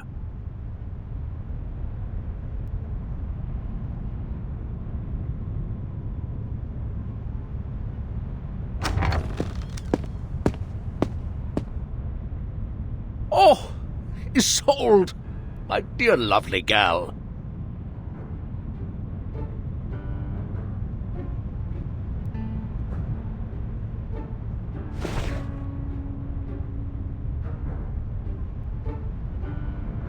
Mr. Karl. Director? Look at you, so pale. The play is sapping your strength. Come, child, come to me. I told Schwartz to take good care of you. Well, I guess he can't be in 2 places at once. The frequent presentations must have been too much for a doctor such as he. I've learned that you've recovered from hysteria, which is good, but promise me that you'll look after yourself, will you? Your late mother suffered a tragic end, and it would be unbearable for the Empire to lose another star. You flatter me. Joseph? Yes, Director. Don't be so hard on them. Those were wonderful stage effects. Heinrich is an expert at this, yes? What better demonstrates our free wills than respecting the artists and their work? None of us would mind an episode of excitement every once in a while.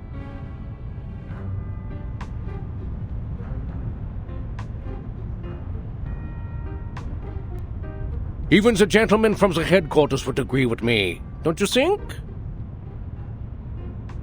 Yes, you're right.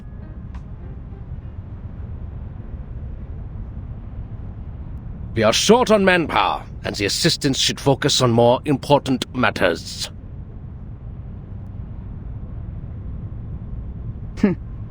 We should leave.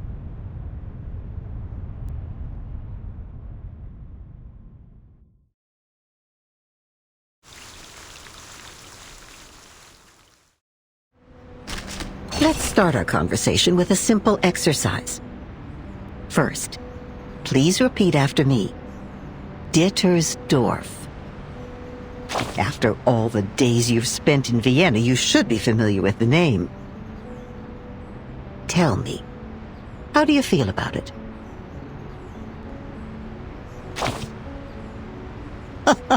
You're making light of it again.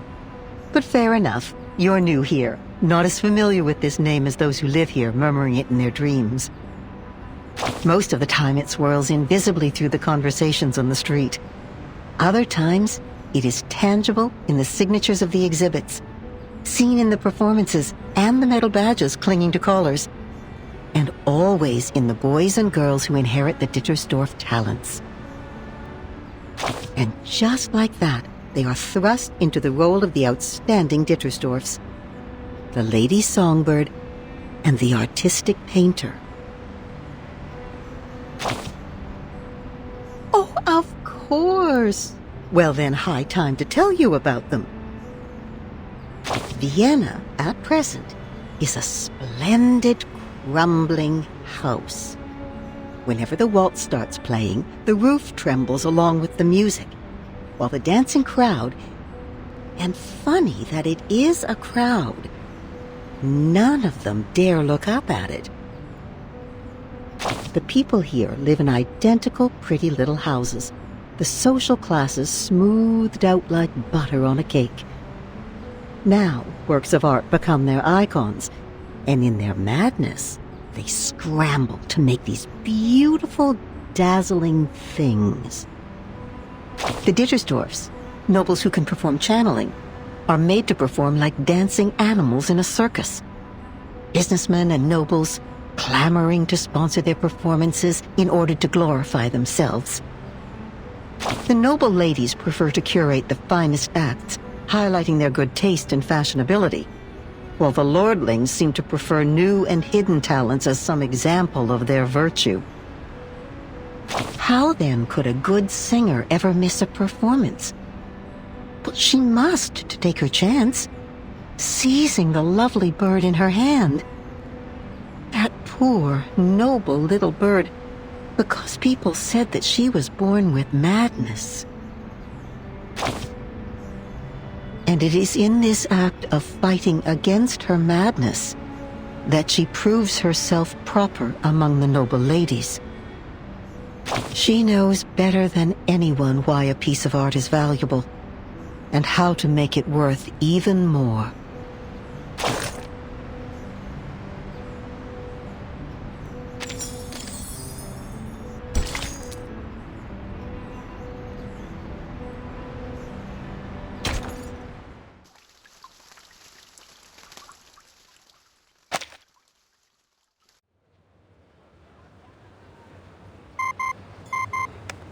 Good day. I would like to check the date of a novel. Yes, it is Der Mann ohne Eigenschaften by Robert Musil. Oh, I see. What did they say? Just as I remembered it. The novel was completed in 1930. The word Cacania was also created by Robert Musil.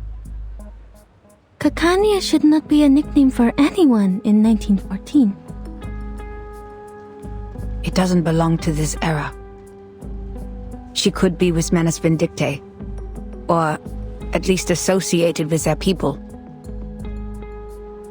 What's more, when we were at the Secession building, I read that painting, The Salvation.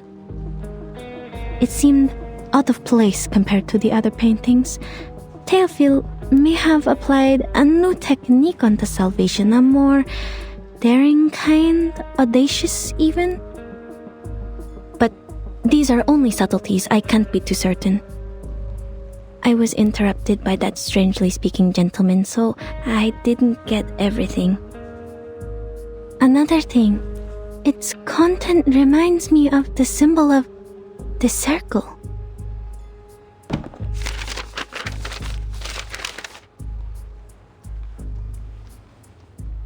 This twisting circle resembles the circles in The Salvation. Heinrich called them magical circles, one next to another. They must be more than just circles, I think. Was he demonstrating the madness of passion? But the lines are clean. Perhaps the purity of eternity? No, the circles are too twisted for that. Or was he just representing a primitive state of being? I don't understand any of it. So this must be art.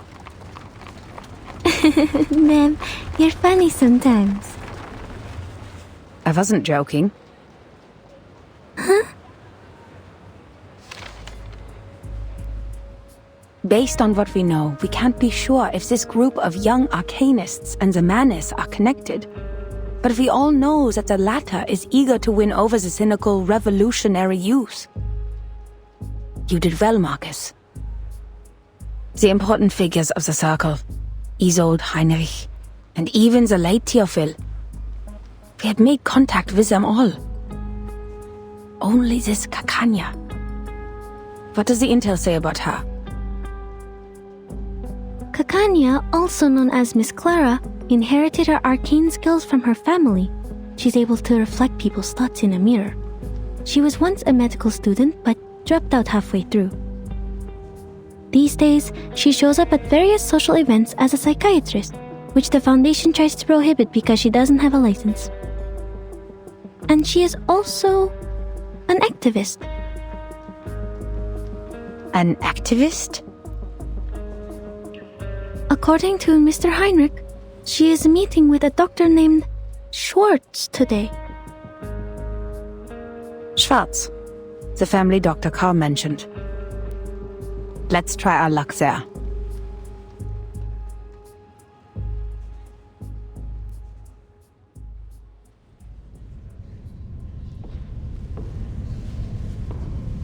Now then, Miss Clara, Mr. Schwartz. Only 3 weapons are allowed in the duel. The army knife, the sword, and the pistol.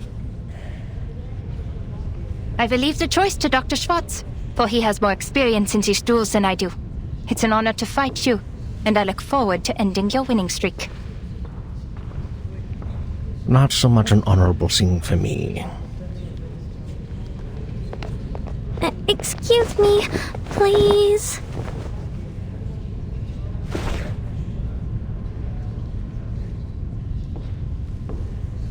Pardon me, what is happening? A duel, ma'am. Just as Dr. Schwartz was demonstrating his therapy, Miss Clara barged right in. They were arguing, and this is how they decided to end it. To ensure fairness of the duel, the combat must happen within 48 hours of the challenge, but I've never seen one take place on the spot. Well, I hope they know what they're doing. I don't want to get caught as collateral damage. That green dress. So she is Kakanya. What do we do? If she gets injured, our mission will... Don't worry about people in that time. It is their life to live.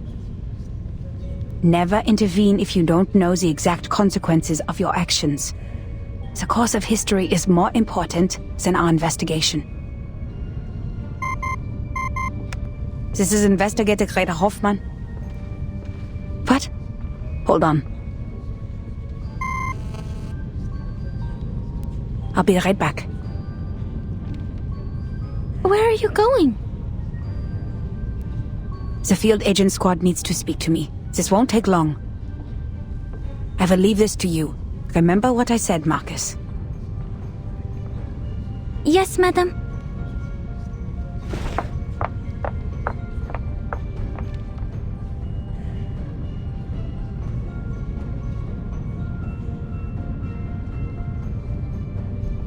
Leaving this to me. To me. To me.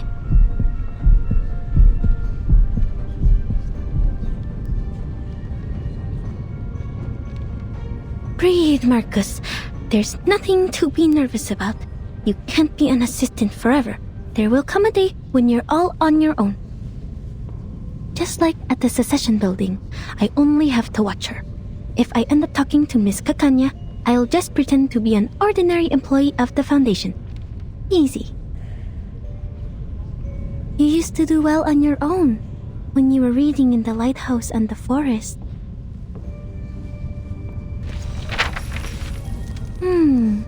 Dr. Schwartz. 3 times he has been involved in duels, and 3 times he has won. Impressive. This time he's still going for the pistol. But Miss Kakanya does not have an assistant, and she has only 1 witness in this duel. This is not right. Why did she agree to this? She's being reckless. Even an arcanist should have at least one assistant in a duel. Dr. Schwartz's assistant brought them a pair of pistols. FN Model 1910. Is that a right weapon for a duel? It's too crowded here. I can't see.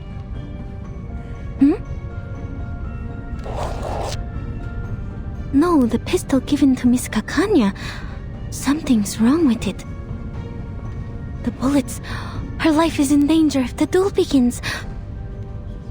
But Madame Hoffman warned me about the consequences of intervention.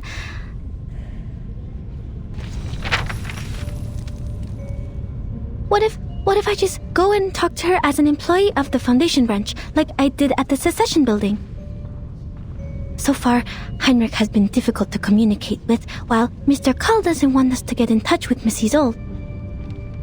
Miss Kakanya is the only person who is both a friend of Theophil and associated with the Circle, but I have to be careful with this name. If she is indeed one of the Manus Vindictae, I will be jeopardizing this mission by going near her. But wait, she doesn't know that I'm from the headquarters, so she probably will talk to me. But how do I know she doesn't know my identity? What if Mr. Kahl is not to be trusted? And what if Mr. Kahl and she are in this together? Their names both start with a K. What am I thinking?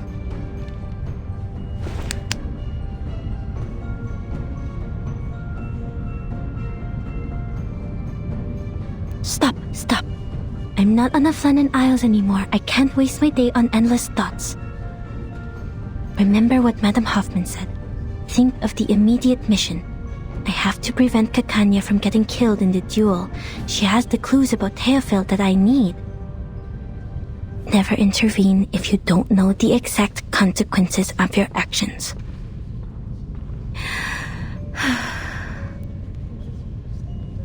I have assessed the risks, madam. I will not stand by and watch this happen, even if I don't know the consequences.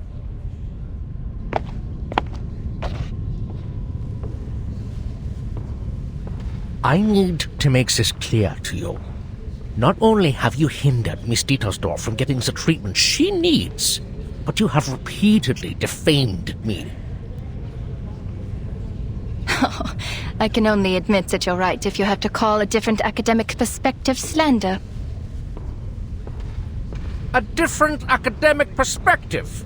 Do you really think Freud and his petty tricks are academic?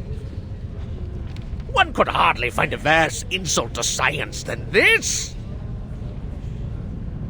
Is that so? Do you really mean that? Rumor has it that you taught the military the method of hypnosis for a price. Do you wish to clear things up here?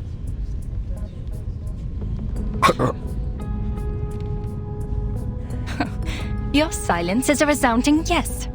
Tell me, why did you please the ministers with these petty tricks, but not with your most advanced electrotherapy you've been touting? Do you harbor negative feelings towards Mr. Freud because of his open rejection of hypnosis? What does any of this have to do with you? Many things, Mr. Schwartz. Your behavior has greatly undermined the interests of arcanists, who are your own people. Not to mention that hypnosis is a violation of a patient's free will. And I have reason to believe that this duel is entirely personal. I must make it clear that your wife's appointment with me has nothing to do with the rumors of your lackluster performance in the bedroom. I'm not the real enemy, Mr. Schwartz. The gossip mongers and tabloid writers are. You... Are both duelists ready? Perfectly ready. I'm ready to... No! She's not! Huh? Miss Kakanya needs another minute.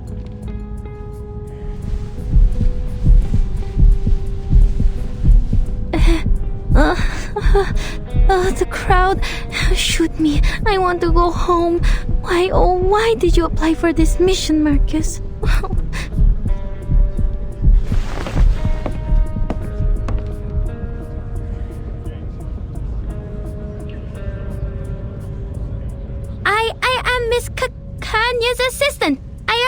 who... Sorry to interrupt, miss, but the last time I checked, I couldn't possibly afford a St. Pavlov Foundation member to be my aide. Ah, darn it. I forgot about my badge.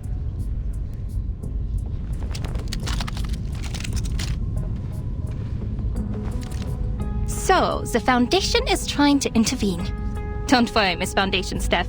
Look around. We're doing it the human way. No arcane skills involved. The head of the Foundation branch should not be your role model. Mind you, you're giving up a part of your integrity for taking his clones. A terrible deal indeed.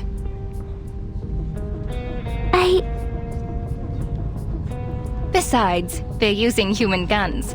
They don't need the Foundation's license to use these. I'm not doing anything against the Foundation's rules, am I?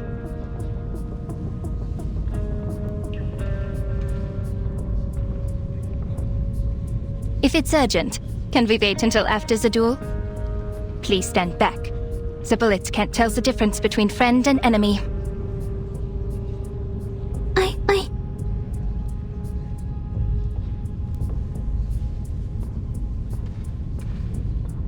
Please don't use that gun. The bullets in it are dangerous. What? The bullets are wrong. The gun will burst if you pull the trigger. Sir, I demand that the gun be checked.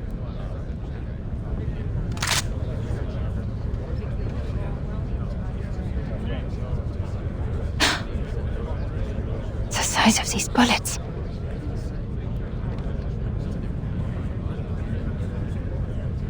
I need an explanation, Mr. Schwartz. I thought you had at least the integrity of a gentleman. The bullets in my gun are wrong. If I pull the trigger, as Miss Foundation here said, the barrel will burst.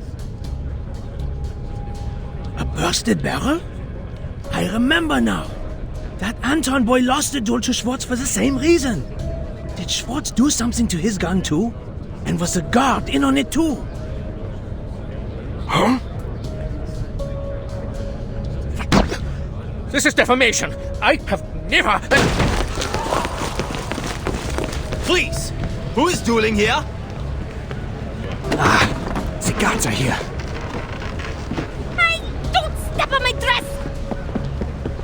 Not good. Madame Hoffman has not come back yet. Madame Hoffman!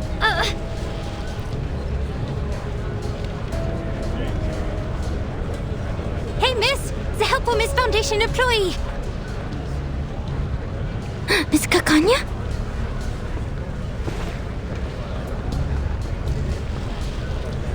Don't stand there! Come here!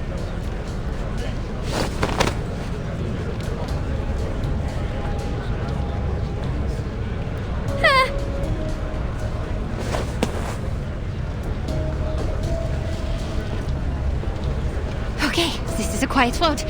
We're going to jump, Miss Foundation. 3, 2, 1, here we go!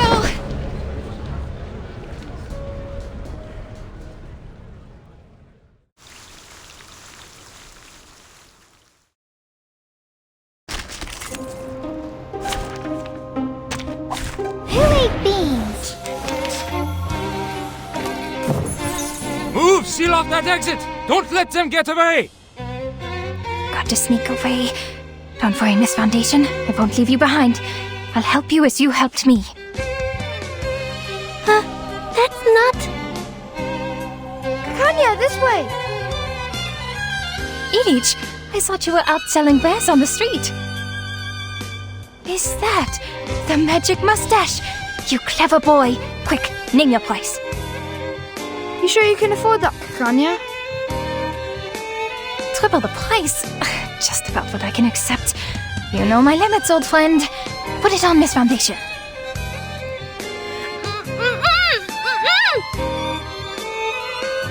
Don't take it off. You'll be exposed.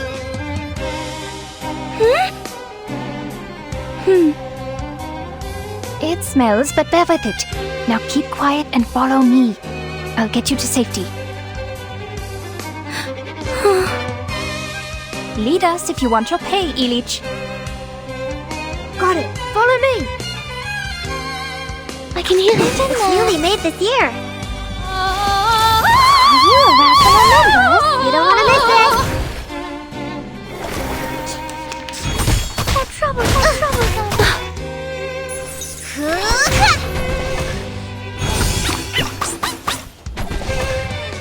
It could have been that. Another jar? Time to check my calculation.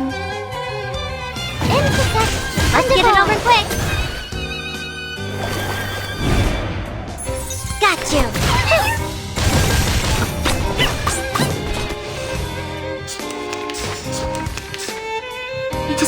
Another jar? There we are. Victory? Okay, but what does it...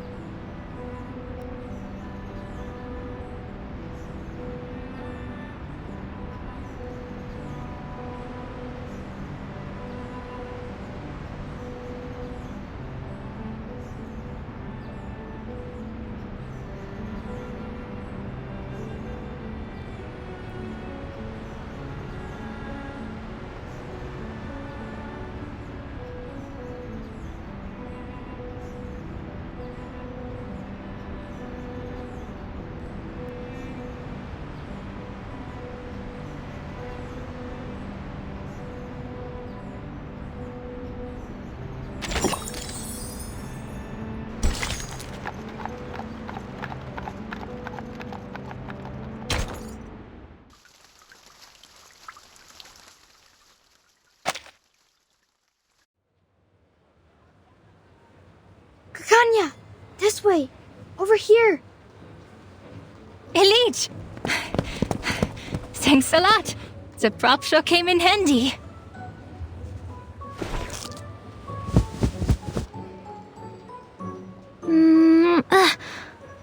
Finally. Why do I keep having things stick to my lips? Ha! Be careful with that. It is no ordinary beard. Every single strand was soaked in a Bohemian potion, mixed with bloodroot, toad's heart, and Yavangal. Why were the gods after you? That's a long story. And oh, don't worry about this kind little lady. She saved my life, and she's sort of a friend. A third of?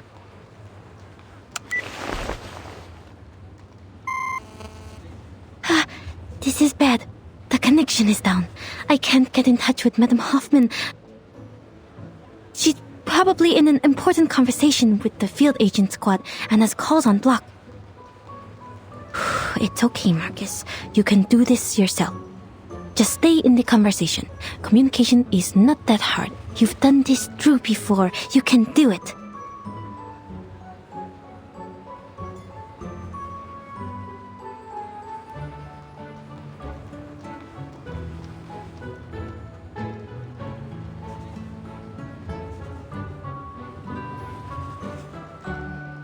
My, Kakanya! Are you friends with the government officials now? Times have changed indeed. I've been here for a whole year, but I've never seen an official without a beard. Where are you from? Croatia? Moravia? Galicia? I grew up in Romania. Oh, I'm from Bosnia and Herzegovina. That makes us friends, since we're both from somewhere near. Be careful on the streets these days, Ilich. You could be in trouble too if the gods catch you. After all, you haven't got a license. Huh? You don't? Oh, of course not.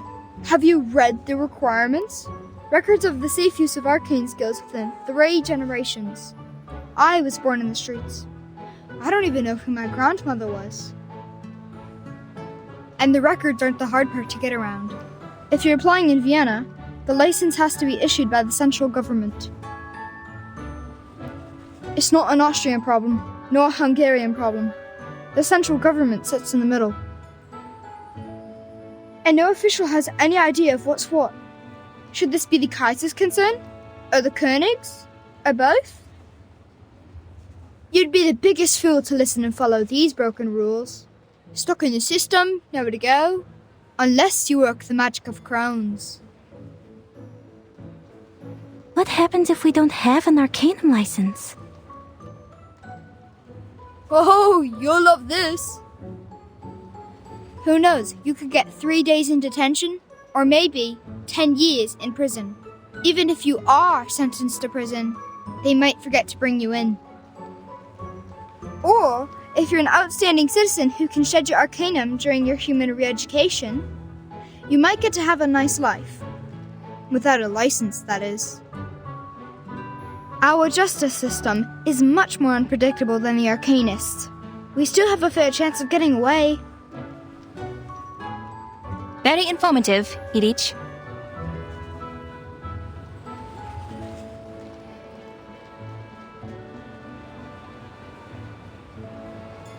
Oh well then. Bis später, Kakanya and Miss Foundation. Forget I said anything?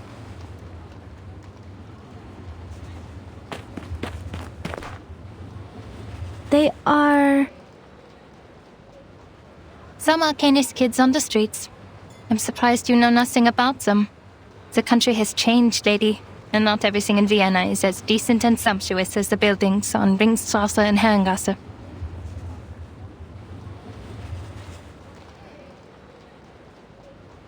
I'm thankful for your help, Miss Foundation, but so far I have returned the favor. You don't want the gods either, do you? We're even. So, can you tell me why you're here? Oh, I see. Mr. Carl sent you, didn't he? Because I don't have a psychiatrist license. Can't you people give me a break? I swear on my ancestors, I'm doing this entirely the Arcanist way. It has nothing to do with human science.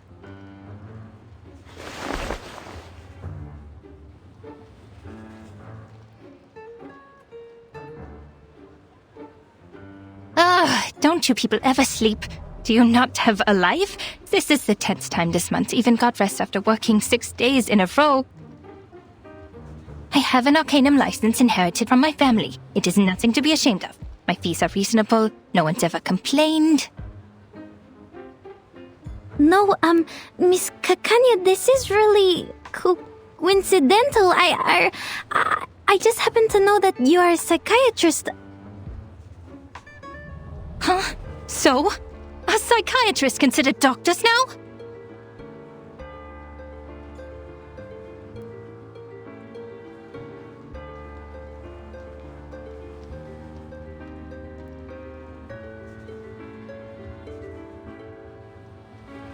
I think there's been a misunderstanding. Wait, I'm not here to check your credentials. Then what? So you call yourself Kakanya, but I know your first name is Clara. Oh, I didn't know the Foundation staff reads my work. How very flattering. Yes, I'm Clara, but Miss Foundation, don't you think Kakanya is an intriguing name? Heinrich, who's a friend of mine, gave me a book which greatly inspired me.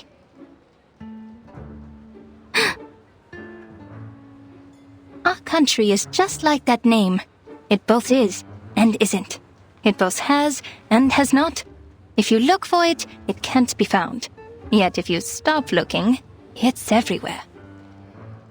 Look at this country, my friend. The sumptuous buildings rise so high that the people in power never have to lay eyes on the rye farmers of Bohemia, the immigrants from the east coast of the Adriatic Sea, or on the Arcanists. How could there possibly be smog choking the industrial area?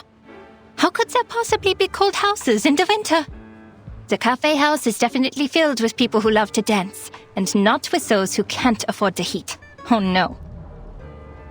Surely there's no bureaucracy, no discrimination, no poverty here.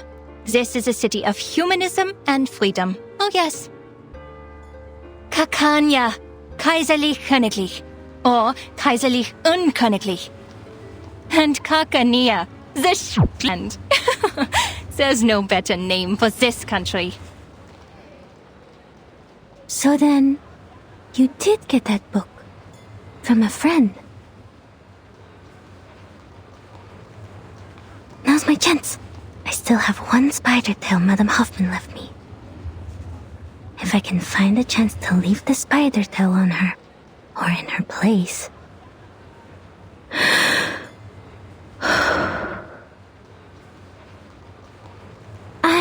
I'm intrigued by the book. Can I see it?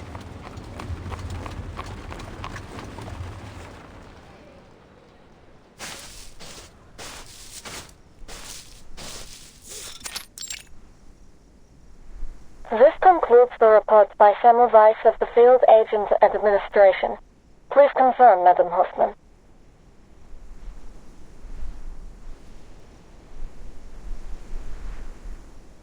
Yes, report received.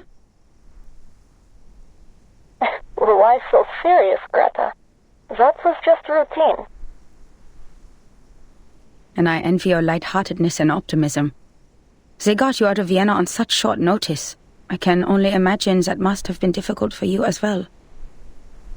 According to your intel, the Empire's had too many assassinations in a short period of time. This is not good for the critical point, Semmelweis. At least try to stay in a good mood. What else can we do? Aside from that, Greta, I have more to tell you. I was pulled out of Vienna overnight, and I didn't have time to brief the new squad there.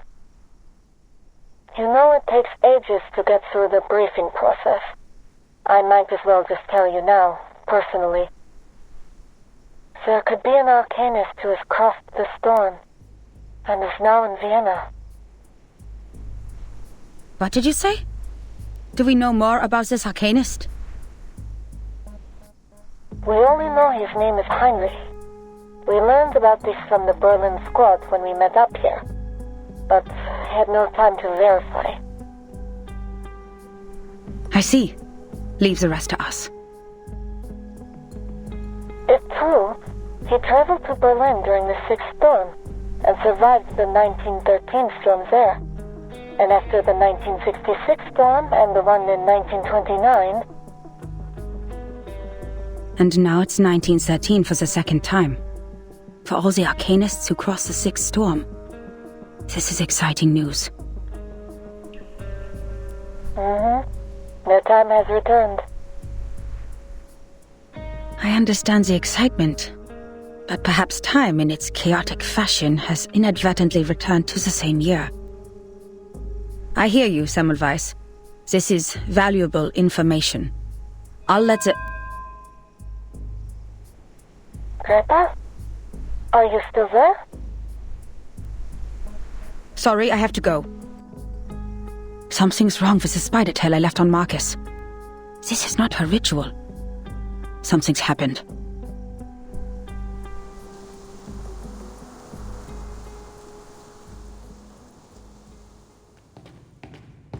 I'm surprised, Miss Marcus. You know so much about Cicera.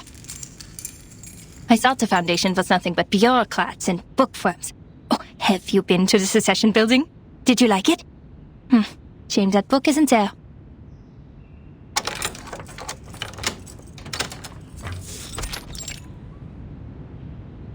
Please, come in.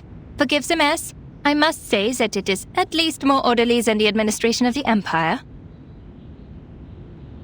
Thank you.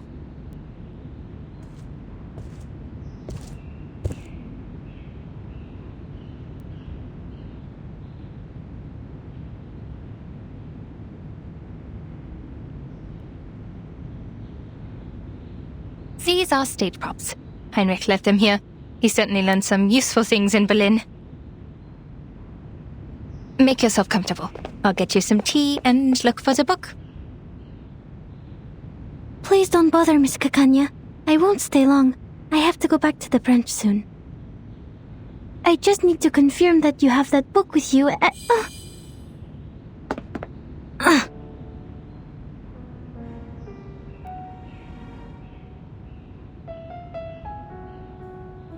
Is this Kakanya's arcane skill?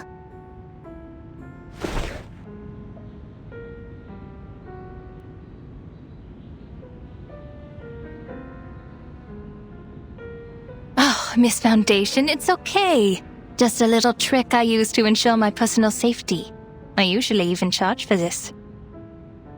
Look into the mirror which reflects your inner world. This trick has been used by arcanists for thousands of years. When it was first used, the Roman emperor still ruled this land. Speaking of which, Miss Foundation, how did you know that the pistol was tampered with? Your arcane skill?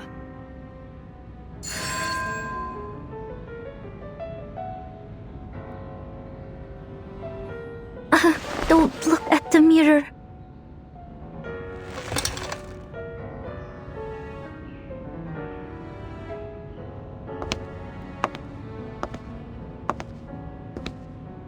I am curious. No need to be alarmed. I'll treat you gently.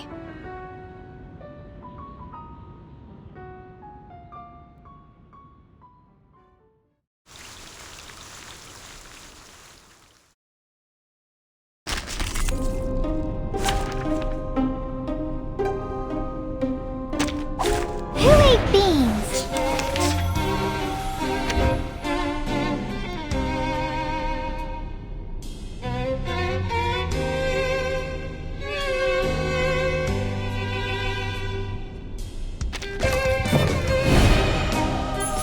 Deep breaths, miss. Look at the mirror. This is a private session. Your secrets are safe with me. Now, what do you see?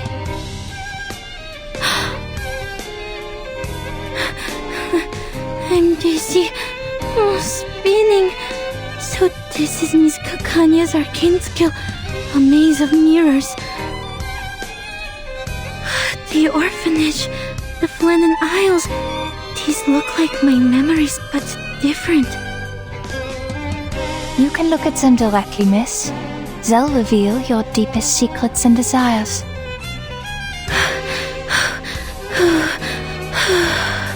They're only illusions, Marcus.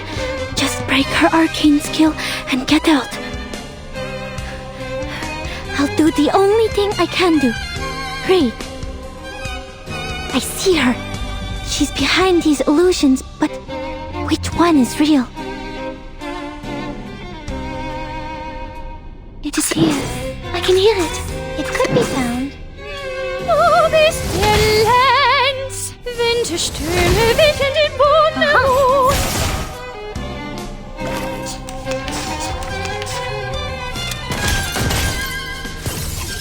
It's wrong. It's wrong.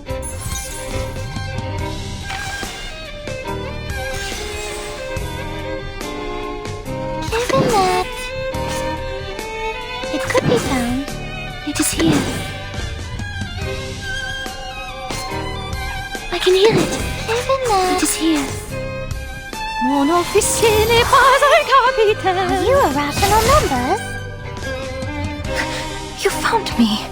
Did you see through the illusions, or was it pure luck? Focus. She can move through mirrors. Got to keep track of her. Oh.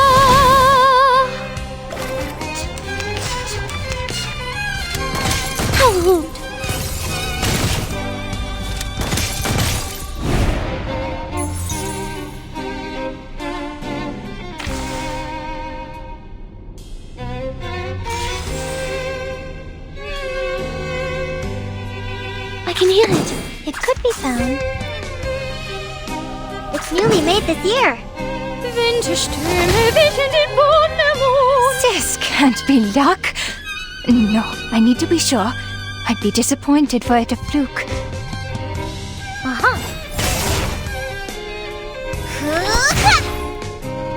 Everything is a book. Everything can be read. These reflections are merely distractions. found it. The page of truth. Oh, it's true. You saw through the illusions as you saw through the pistol. Oh, all right, enough of my tricks. What a pleasant surprise. How does your skill work? Let me see. No, I'm out of here.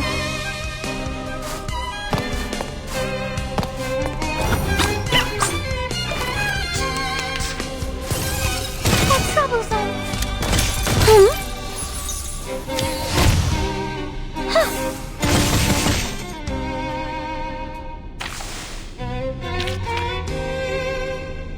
It is here. What a tragedy. Isn't that? Soffoca il sangue! Soffoca il sangue! Intersect and divide.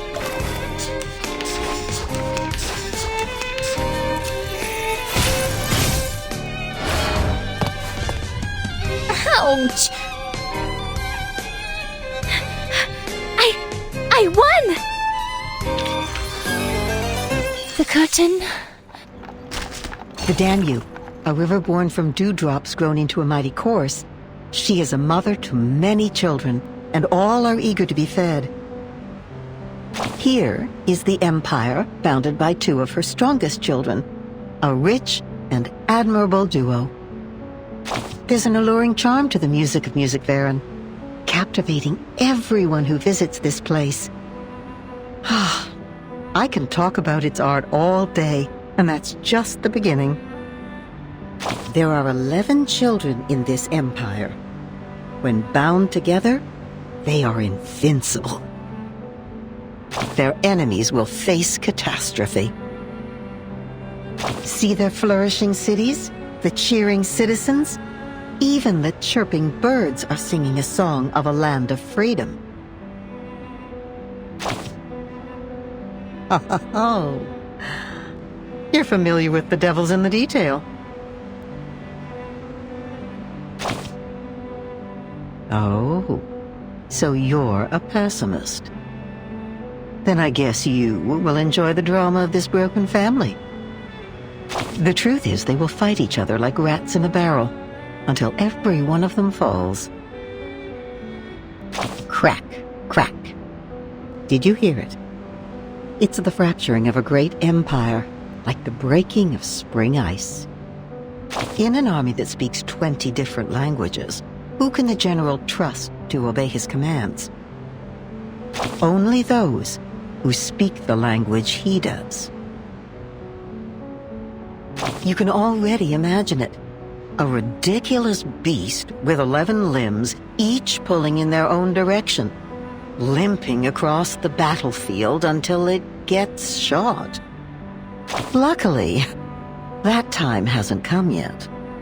The crying of the children is still being drowned out by the music playing in the theater and the beating hearts within the dancers' chests. The wails of suffering are silent in the newspapers, and the world sees only the silvery mirage of freedom and prosperity, believing all these children can live in harmony. Oh, but my darling, we know that the ice must break. It's as inevitable as the thaw of spring.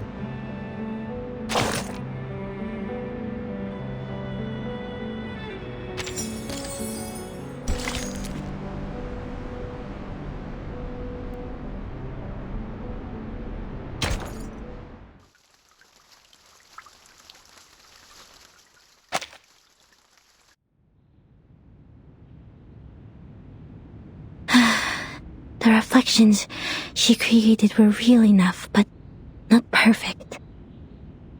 The reflections had neither shadows nor breath.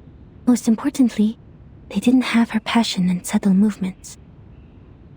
I read the truth from these details. She meant me no harm. Maybe it was just a little trick she was playing. But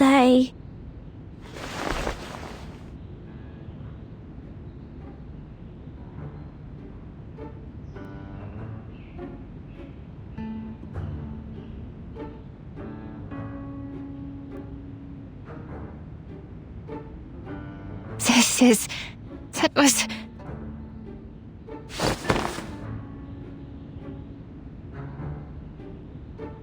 I knew it. Your arcane skill is incredibly unique. You can discover what's on the inside by observing what's on the outside. You are born to be a psychiatrist! Huh?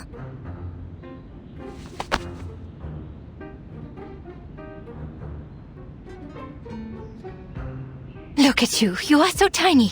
And they gave you this big coat? How can they do this to a child? How about you quit the Foundation and be my assistant? Your perception would be invaluable in this line of work. After all, we search for truth from foggy memories and vague descriptions for a living. Miss, the book?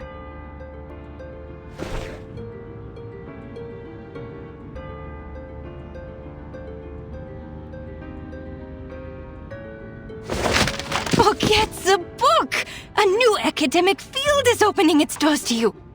Let's go inside. Oh dear, I forgot your tea. Gosh, she's bubbling like a parrot.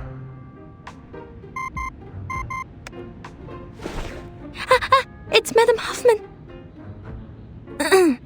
Ma'am? Marcus, the spider tail has shown me your direction. How did you get that far? What is that place? An arcane fluctuation? I'm with the target, Miss Kakania, in her clinic. I'm safe. Investigation's going well, ma'am. Stay where you are. I'm on my way. And take care of yourself. You hear me? Yes, ma'am.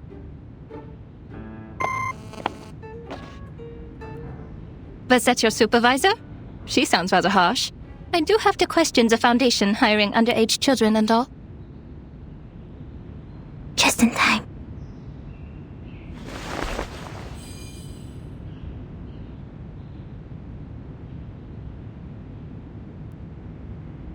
Well, actually, Madame Hoffman is very kind to me.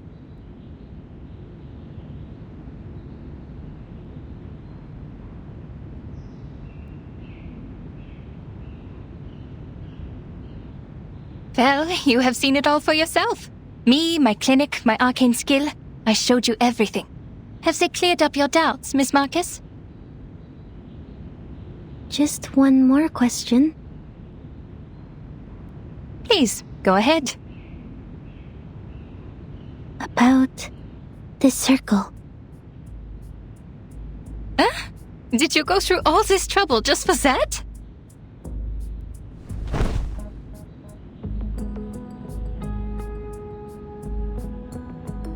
You could have asked me earlier. I am the founder of the circle.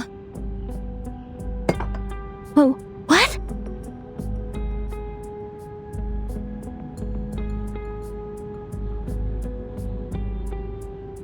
You're awfully excited. Are you an admirer? Joking. It's just a little group a couple of friends started out of interest. Completely legal, nothing nefarious. We're committed to changing the Arcanist's current situation. More committed than the Foundation. There will be a non-profit exhibit soon, and all donations will help lower-class Arcanists get their license. Which should have been your responsibility.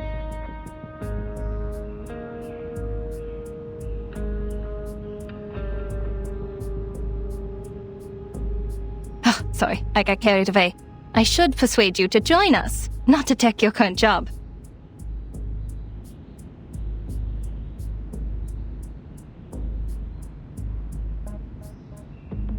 And the painting in this exhibit will be the salvation? That's right, you've been to the Secession building. And that's a masterpiece which would be hard to miss. That was Theophil's final piece of work, the Golden Isle being its subject.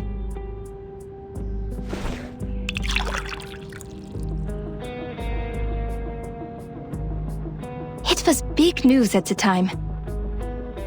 The island hidden from all people in the Aegean Sea, the ancient Arcanist settlement, the strange current and magnetic field around it, the animals only heard in stories, and the shadow of modern society cast upon it. Well, those are just hearsay. People have all kinds of speculations about it. A military base, a mystical kingdom, the apocalypse. The Foundation knows it better than any of us.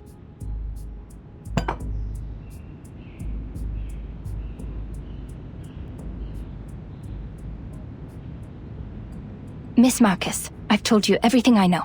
If you trust me, please tell me one thing. I'm sorry, Miss Kakanya. I can't. There really are people on that island? If so, how did they protect themselves in these changing times? This is my only question, as an arcanist and as a human being.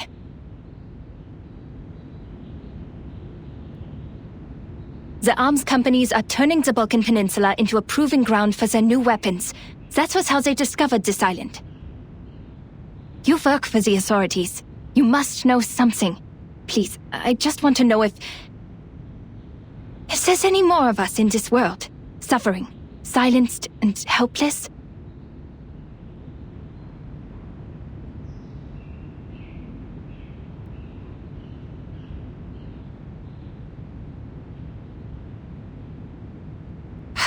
Fine. You work for the Foundation, after all. I shouldn't have asked. It's just that I'm hoping for at least one rational person in such an irredeemable bureaucracy. Someone who doesn't think it's just a bunch of deranged lunatics over there.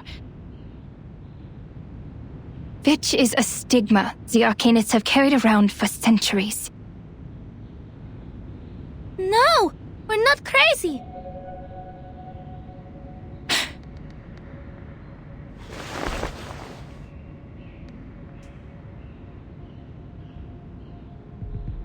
I don't think the Arcanists on the island are crazy either.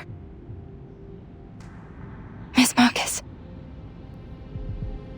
Dr. Kakanya, I know there has been discord and resentment between humans and Arcanists, but not everyone is like Mr. Call. We're from the headquarters where many like you are fighting for the rights of Arcanists. When it comes to caring for our people, we're not so different there. That was what the Foundation was for, to defend the interests of the Arcanists and to keep the world safe and orderly. Till this day we continue to strive for this goal.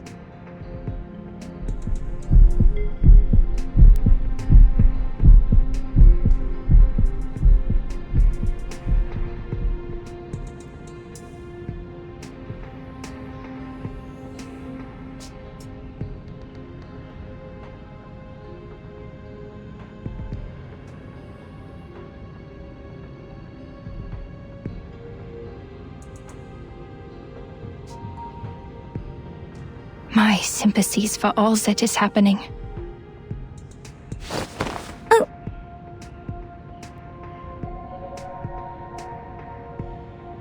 We could have been very good friends if you weren't working for the Foundation. I know you meant every word you said. I can see how you burned with passion.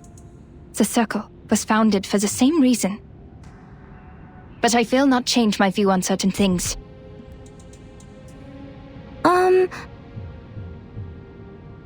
But on second thought, I have friends working in all kinds of places.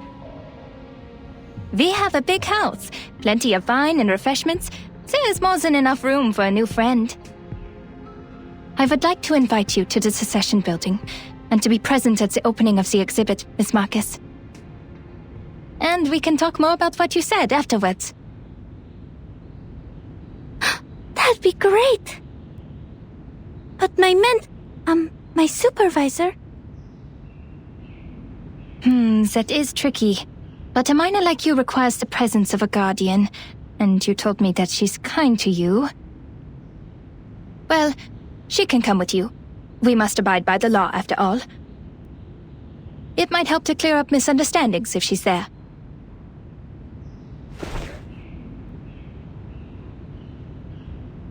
All right.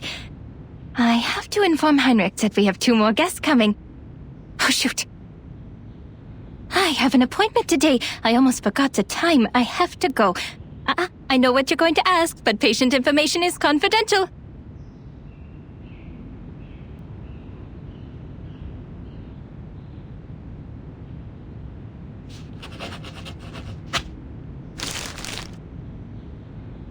I shouldn't keep you any longer. See you soon, Miss Foundation. Welcome to the circle.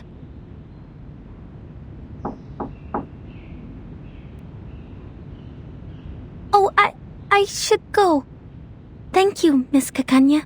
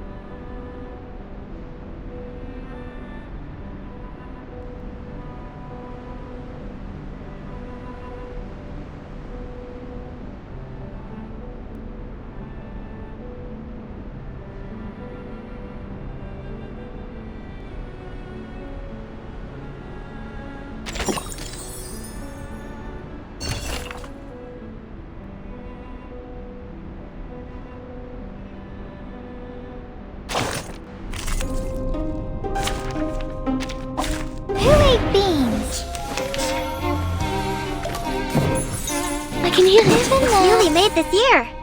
Are you a Rascal member? Enjoy!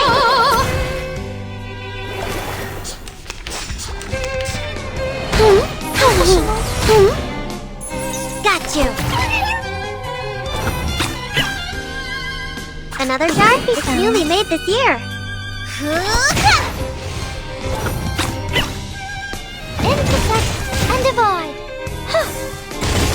You don't want to miss it!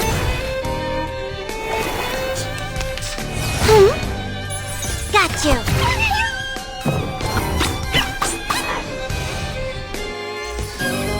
I remember it's called... Lending a Hand!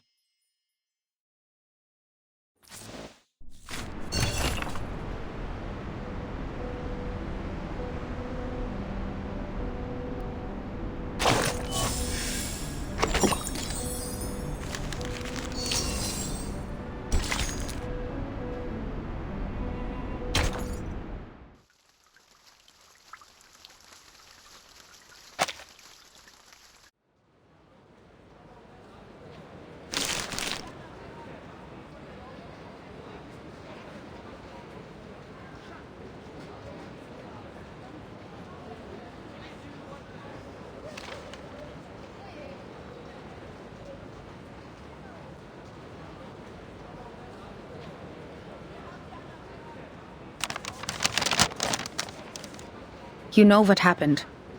But under the Foundation's regulations, I must reiterate that the primary subject of this investigation has been changed to Heinrich. These 2 invitations are very useful. I'll tell the field agent squad to act tomorrow night. Once Heinrich's identity is verified, we will detain him in the exhibit.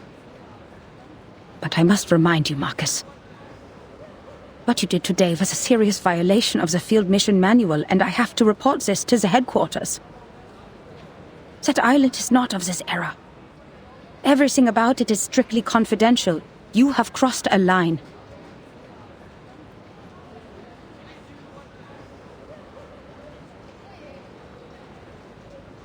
Understood.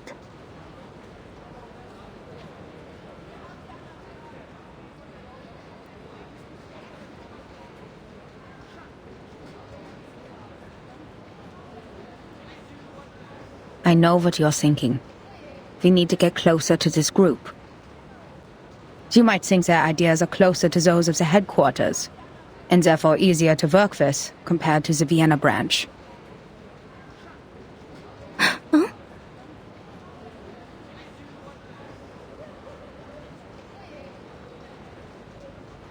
You must know that Kakanya is not our only source of information.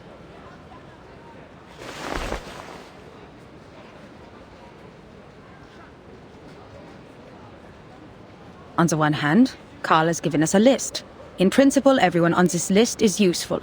On the other hand, the branch has its own connections too.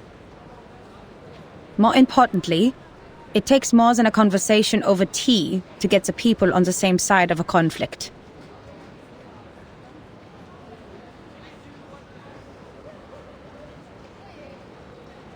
I'm worried you are not ready for this, Marcus.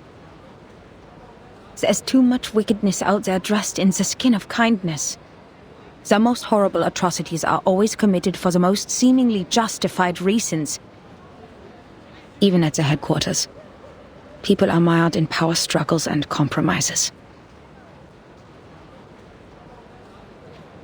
Sorry, ma'am. I was naive. It will be the Foundation's judgment call. If the information you've gathered outweighs the risks, you may be treated leniently. Marcus, look at the street.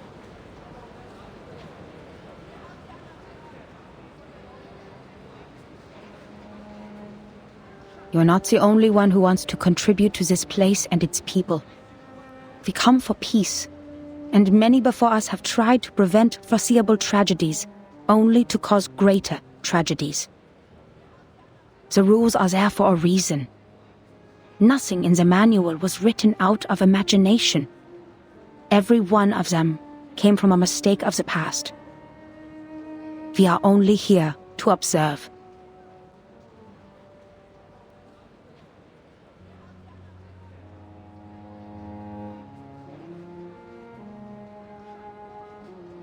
This is Vienna in 1914, the birthplace of an enduring war and chaos, the critical point. It is a powder keg, and the slightest spark will set it off. Any action we take could have unfathomable consequences. That is why we advise extreme caution. This is our responsibility to this era.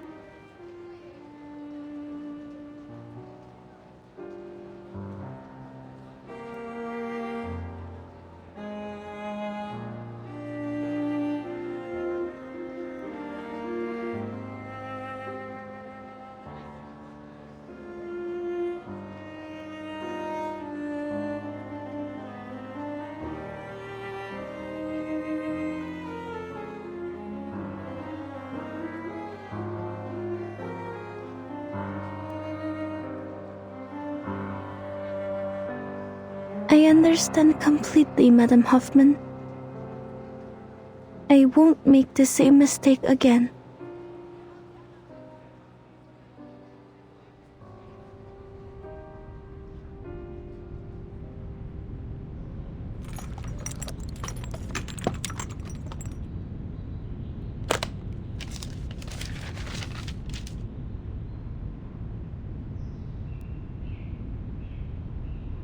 Isolde, you look sad and pale. What happened?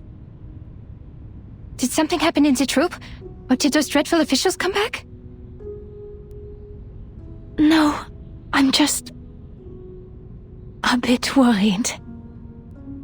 You entered a duel for my sake. Dear Lord, the thought of you getting hurt breaks my heart. Did Heinrich tell you that? He needs to keep his mouth shut. Don't worry about me, Isolde. I fought for the ethics of the profession, and I'm ready to bear the consequences of my actions. That scum sold the secrets of hypnosis to the military. It's a treatment, not a means of interrogation. In the end, all is well. The duel didn't happen, and I'm here, unharmed. All thanks to that young missy from the Foundation. That young missy from the Foundation. The lady who just left? I bumped into her at the door. So you've seen her? She was at the Secession building. You weren't there. Did she give you any trouble? You told me the Foundation was after you for a while because you didn't have a license. I can help you, Doctor. I can ask Mr. Carl to... No need for that. We only just became friends. Friends? You told me to stay away from the Foundation staff, but now you're making friends with them. Oh, she's different, dear Isolde. We met by chance. I gave her an invitation to the exhibit, so you'll see her there.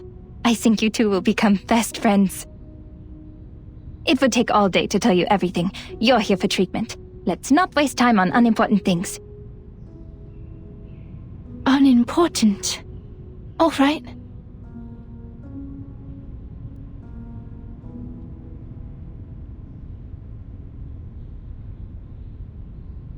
You're a personal friend, Isolde, so I didn't want to give you therapy in the first place. Because I'm not good enough, or sick enough to be your patient? No, because I'm not good enough. I wasn't properly trained. I don't have a medical license or a degree. This is the cold hard truth, and you're too important a friend to me. But I can no longer watch you suffer from the horrible treatments those quacks gave you. I may not have a license, but I have the knowledge and ethics that they don't. I never overcharge my treatment, nor sell unnecessary things to the patient, and I will never experiment on my patients.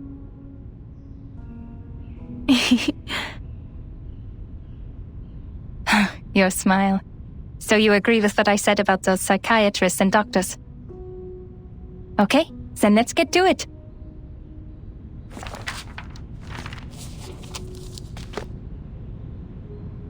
Dr. Sigmund Freud wrote that repression of desires is one of the primary causes of hysteria. You need to release these desires. I'll guide your memory to find the deeply hidden thoughts. Trust me, and tell me everything during the session. You'll suffer less from the repression, and your physical ailments, fainting and convulsions, will become less severe. Cast off your shackles and trust in me. This first step is crucial. I know tragedies in your family have affected you deeply, but I'm here to help you now. If you have trouble putting thoughts into words, use this mirror. It reflects your inner thoughts, like a mind's endoscope. I casted an arcane skill on it to help your thoughts surface. Look at it, and tell me what you see. My inner thoughts. Yes, I won't hypnotize you. Nor will I turn around and peek at the mirror. What's in there belongs to only you. We're just going to talk. Hypnosis is a therapy I most detest. It doesn't help you understand and rediscover yourself. And if the dialogue isn't based on the full awareness and consent of both parties, it's pointless. I see. I will do my best. Do your best? Relax. You're not on the job. Just turn around, look in the mirror, and tell me. What do you see? I see golden circles. Theophil in his study, on his feet. His hand gesturing intensely in the air. Ah, yes. I am there too.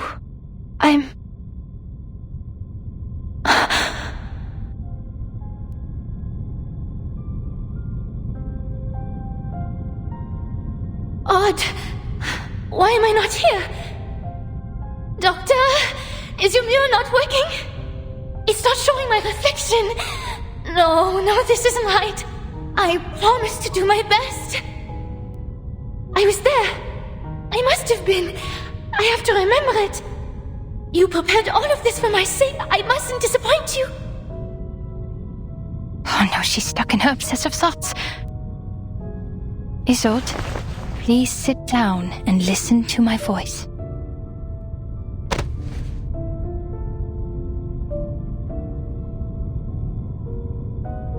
Who am I? Where am I? Hello? Is anybody there? Who is me? I am who? Greetings. Hello?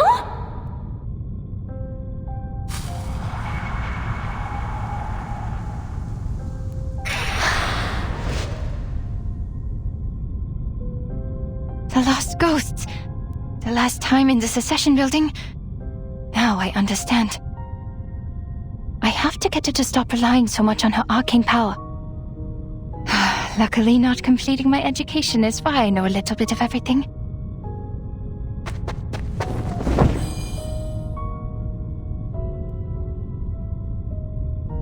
What are you doing, Doctor? Is the session over? Was it because I did something wrong? Did I mess up? Nonsense, you were doing great. I just have to clean the room a bit.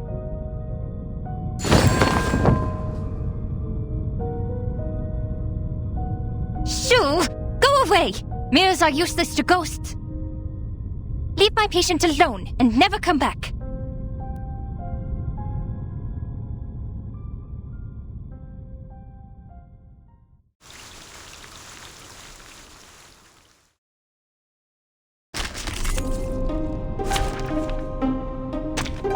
It's an honor to meet you. Hello? Hello? Are you talking to me? These ghosts are confusing her. I have to calm her before she hurts herself. I'll take care of you, Miss Dittersdorf. Shh. Tell me, who is here? I'll behave, Miss Kekanya. Look at me, please. Who? She's a little girl. It is here. Could be another jar? Enjoy! Mon officier n'est pas un capitaine. There they are. Who are you? Why are you in my bed? Why'd you call my father father? My mother mother? And my brother brother? Hello? I saw you beg and tremble. Father took you away, and the servant brought you back. I'm sorry. I sympathize. But please give me my life back. It's not as nice as you think. They're only memories, Isolde. What happened next? No!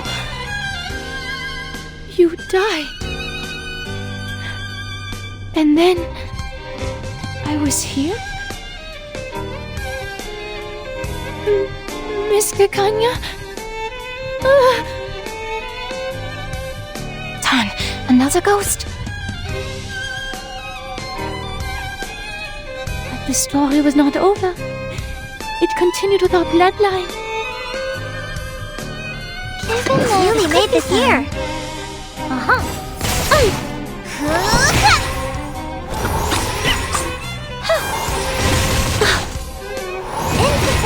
And divide. Mon officier n'est pas un capitaine.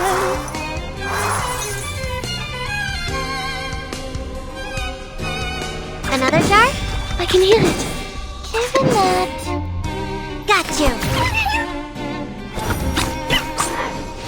Tu peux la jeter maintenant, la charme d'opère.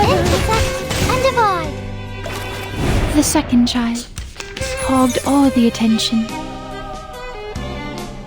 A genius, but a mentally unstable one. I hope the bloodline doesn't end up killing her. She understood, then sat down. She got scared and began to cry. This is not a stage. It is all real. Amid the shaking and convulsions, the second child remembered that she was really the third child. A seizure. A memory related to the electroshock therapy? At least my treatment's working.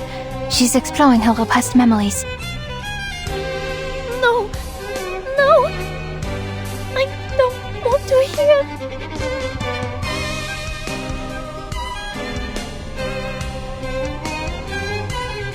It is here. It's newly made this year. I can hear it. Let's get it over quick.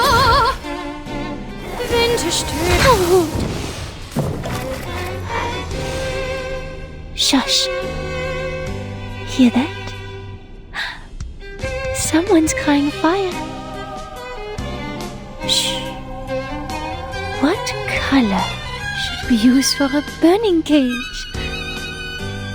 Did you hear something crack, fall, and split apart? Snap, crackle, pop. The fire is yelling. Something's burning in the fire. They left.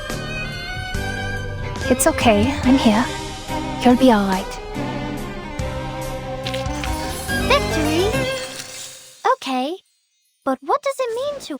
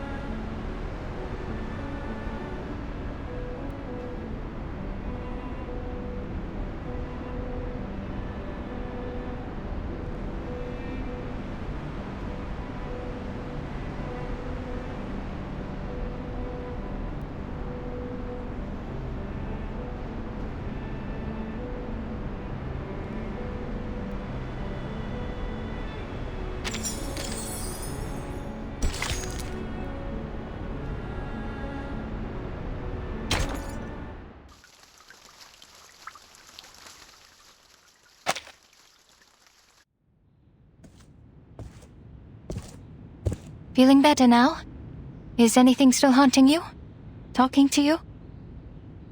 Do you remember who you are, Isolde?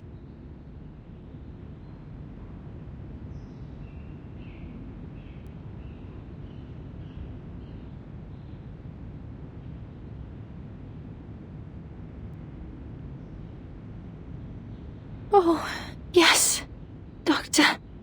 I see it now. That fire. The fire that devoured everything. How could I ever forget? The raging fire consumed everything, including Theophil. He was screaming. His mind was already gone before he ignited it all. How could he ignore everything with such disregard? Who allowed him to forget with such disregard? Well, I remember it all. I am from a noble family. I need to be a qualified Dittersdorf. An outstanding arcanist. A first-rate opera singer, a good sister, and a good daughter. Never forget my manners, never forget the family. But he got away with it. If Theophil was truly a man of courage, he should have joined the army, or fought a duel with someone. That would have made his death more honorable. Yet, he chose to die this way, after a life of debauchery.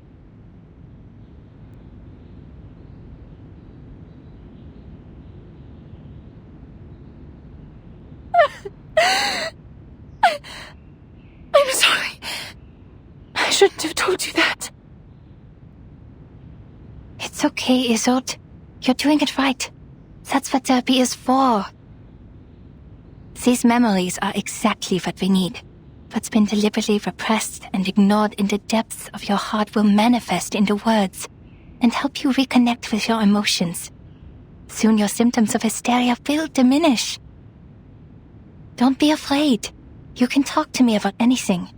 In the name of my family and the Hippocratic Oath, I will keep things between you and me. Everything will be a secret. Our secret. Our secret.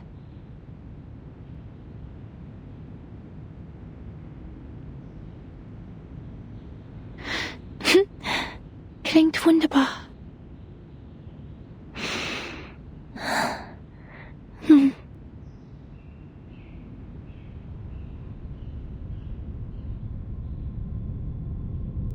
Ich erinnere mich an dieses Zimmer. Das Zimmer war übermäßig hell. Ich konnte mich nie an Glühbirnen gewöhnen und bevorzugte das sanftere Licht von Kerzen. Meine Mutter hatte immer eine weiße Kerze brennen, wenn sie mich beim Zubettgehen sah. Was ist mit dieser Kerze passiert? Jemand hat sie umgeworfen. Das freche Balg. Mein dunkelhaariger Bruder. Er zündete die Kerze an, setzte das Zimmer in Brand und verbrannte all seine Gemälde. Er rannte zu mir. Sein Körper brannte. In seiner Hand war eine Waffe. Ich sagte Theophil einmal, er sei kein Genie wie Weininger. Sich eine Kugel zu geben, werde ihn nicht berühmt machen. Nur ein Debüt hinterlässt Eindruck. Die folgenden Shows sind langweilige Wiederholungen. Er lachte. In der Tat, zu viele haben sich für Ruhm erschossen. Nur durch leidenschaftliches Feuer würde die Welt sich an mich erinnern. Ich verabschiedete mich von ihm und ging nach unten, um mit den Damen zu sprechen. Blut durchtränkte den Holzboden und tropfte in meinen Becher. Tropf, Tropf, Tropf. Ich ging nach oben und fand Theophil in einer Blutlache liegen. Ein Revolver lag in seiner Hand. Wie sein Zylinder wie Musik klickte. Ich hob mein Kleid an, damit das Feuer wie Wasser herabbrüllen konnte. Ich lehnte mich über das Loch an seiner linken Schläfe und sagte: Theophil, wo ist dein Feuer? Theophil setzte sich auf und sagte: Isolde, wo ist deine Waffe? Ihre Waffe? Meine Waffe?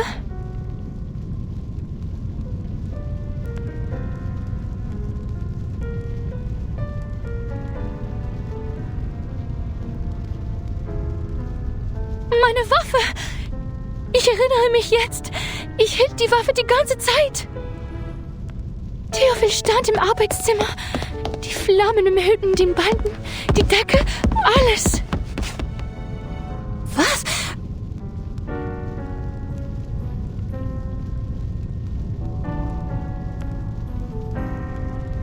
Er rannte auf mich zu, schreiend vor Schmerzen. Er brannte. Die Hitze trocknete mir die Augen aus.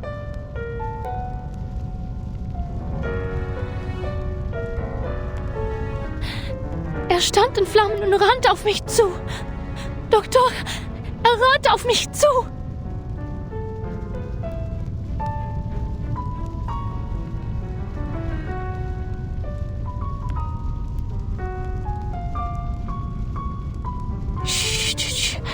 Tief einatmen. Ganz langsam ausatmen. Es ist alles in Ordnung, Isolde. Ich bin hier bei Ihnen. Sie sind sicher.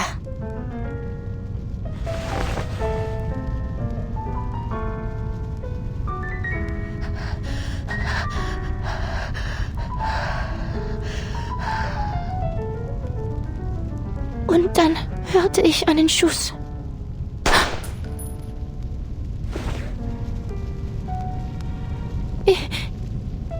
mich nicht erinnern. Der Abzug war schwer zu ziehen. Nach dem Schuss ist es mir aus der Hand gerutscht.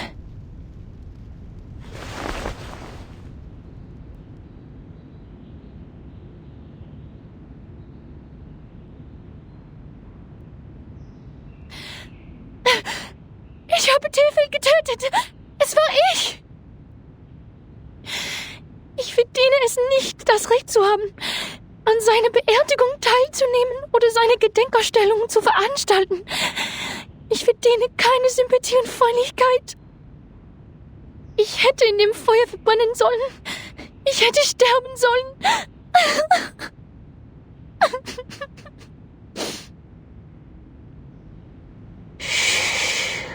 Alles ist gut.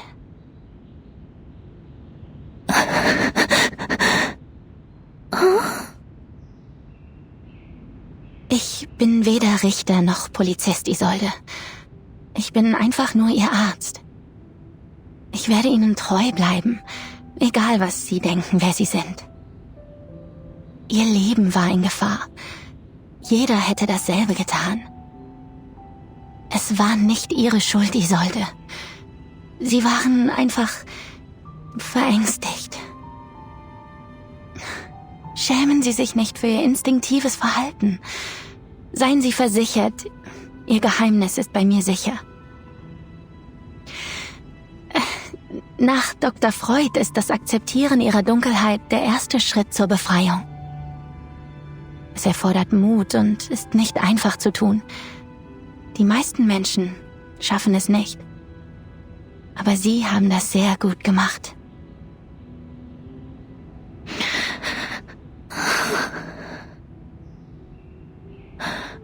Habe ich eine gute Arbeit geleistet?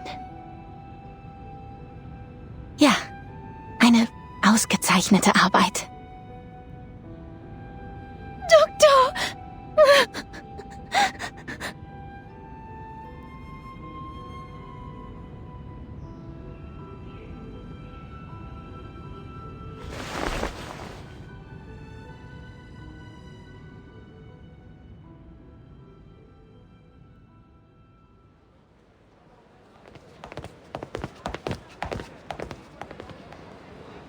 All right, this is as far as I can walk you. You have to host the ceremony tomorrow, and Tosca's next week. Vienna won't forgive me if I take up too much of your time. Don't worry about it. Like you said, the night breeze will do me some good.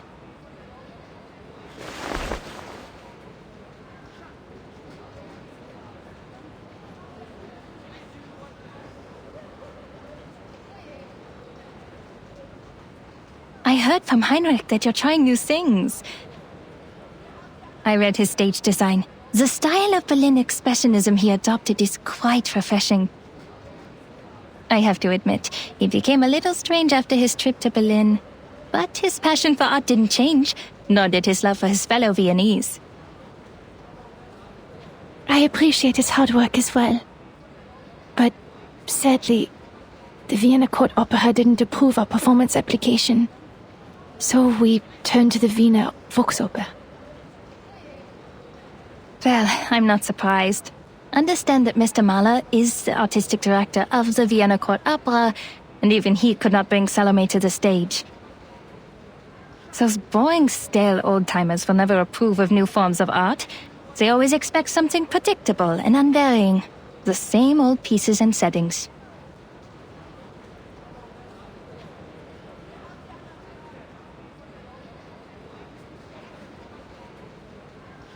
I'm the reason Tosca can't get the permission.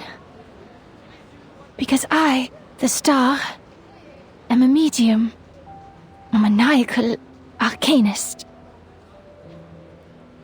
Oh no, that's not it. In Vienna, the great composers, conductors, and performers, almost all of them have been arcanists. Wiping out the unique talents of arcanists and their artistic contributions would be like setting fire to the cultural tapestry of Viennese society. Oh, sorry, a flood. A flood is better.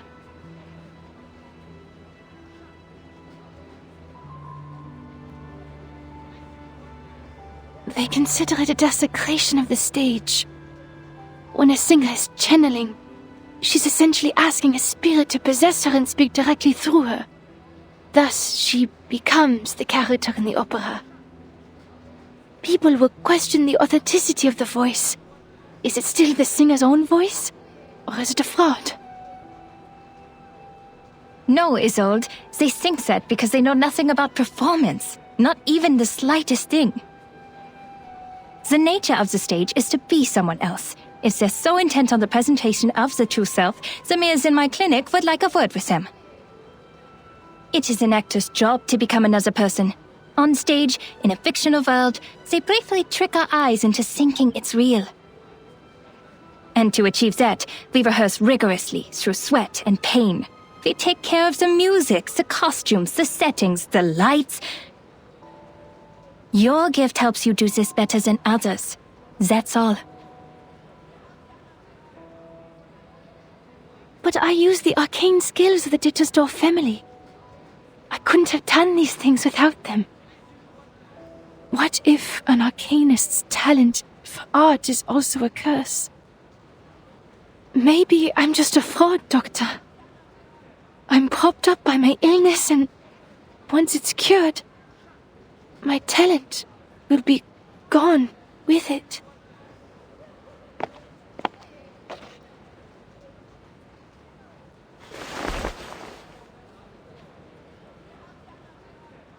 It's not like that, Isolde.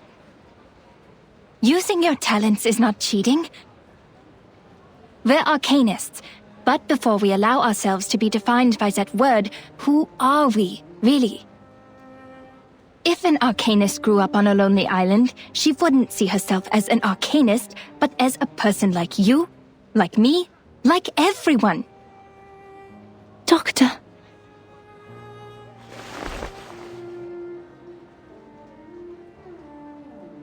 But you know, the truth is, when I look at a crowd, I don't see any arcanists. All I see is our people, with different talents, trapped in life, their selfhoods ground smooth until they're indistinguishable from the crowd. Humans celebrate their flaws, yet they persecute our gifts. They control the narrative. They define our gifts as diseases, our talents as weaknesses, and our bloodlines as curses. If we're cured, we're just another face in the crowd. But if we live on with our diseases, we're forever ill, forever afflicted. We arcanists have to live in such a world, where we survive through suffering. Look at this city. This most enlightened, tolerant city. Under the sweet surface of the Torte lies powder and poisonous vine. Arcanists are recognized for their artistic abilities, nothing more. We hold no parliamentary seats, no professional titles, and no professional credentials. We are exiled and marginalized. Our only voice in the culture is to be declaration, because declaration impacts nothing. The restrictions and discrimination against arcanists are worsening by day. First, we had to register with the government. Then we needed residence permits. And now, permission to cast arcane skills. And we can do nothing but tolerate, stay polite and dignified. Be a good arcanist, show no signs of instability, because we're supposed to stay rational. Otherwise, we're animals. But people are complicated. They can't stay rational forever. As Dr. Freud said, we're just seeing the tip of the iceberg.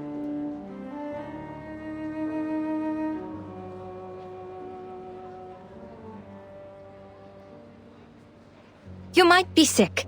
I might be too. But the truth is, this whole society is sick. You can't just treat the individual and ignore the bigger picture. It was the repression of irrational desires that allowed the diseases to spread in our time. In this case, the people on that island are much freer than we are. You mean that mysterious island? I hear gold is in the ground there.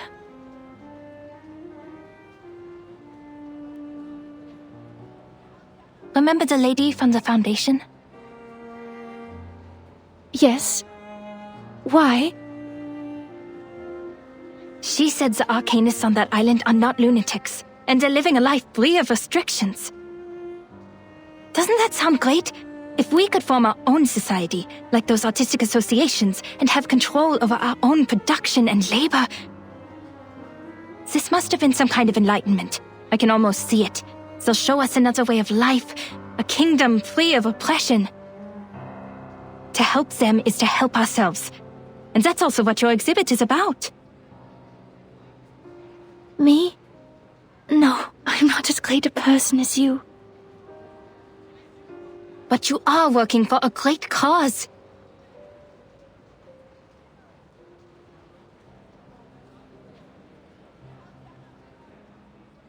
Isolde, my friend, I've shared my dream with you, and I hope one day it'll become your own, until the day when everyone shares the same dream. Our society needs a revolution, a radical surgery. We urgently need a new vision to reunite us at the dawn of the new century. Like the Secession in art history, we need a secession of arcanum to distinguish us from hysterical lunatics, street peddlers, and con artists. We need a new dream, a new saga. We need to reinvent ourselves and become a new people. No more repression. Only the full embrace of our primal desires.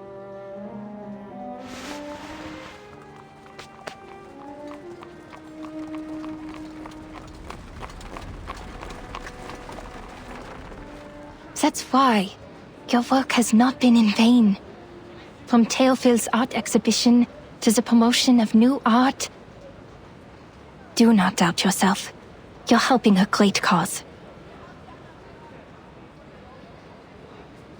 Thank you, Doctor. This is the first time anyone said that to me. I will bear that in mind. Your words in the breeze of night have been stirring. Can you walk with me a little longer? I'd like to hear more things about the cessation you mentioned, so that I can prepare my speech for tomorrow's ceremony. Yes, it is my pleasure. Would you like a walk to the Wiener Volksoper? I think they put up new posters.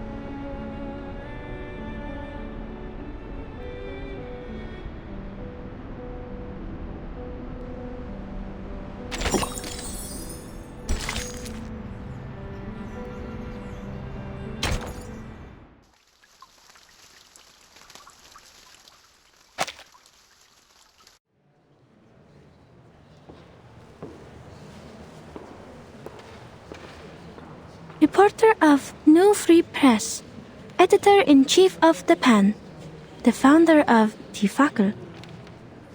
Oh, that's Egon Erwin Kisch, the reporter who uncovered the scandal surrounding Colonel Alfred Gretel. I had investigated this before. Adolf Loos, the architect. He designed the Steiner house, as I recall. That's Major Maximilian Honge and his wife. Who knew that celebrities like them would visit this exhibition? But they look different from the pictures in the papers. They were younger and less chubby. Has my memory failed me? Or is it because photography is also an art of beautification? Mr. Cull was right. People are flocking to the Secession building to get a glimpse of the new art. I can't appreciate these things at all.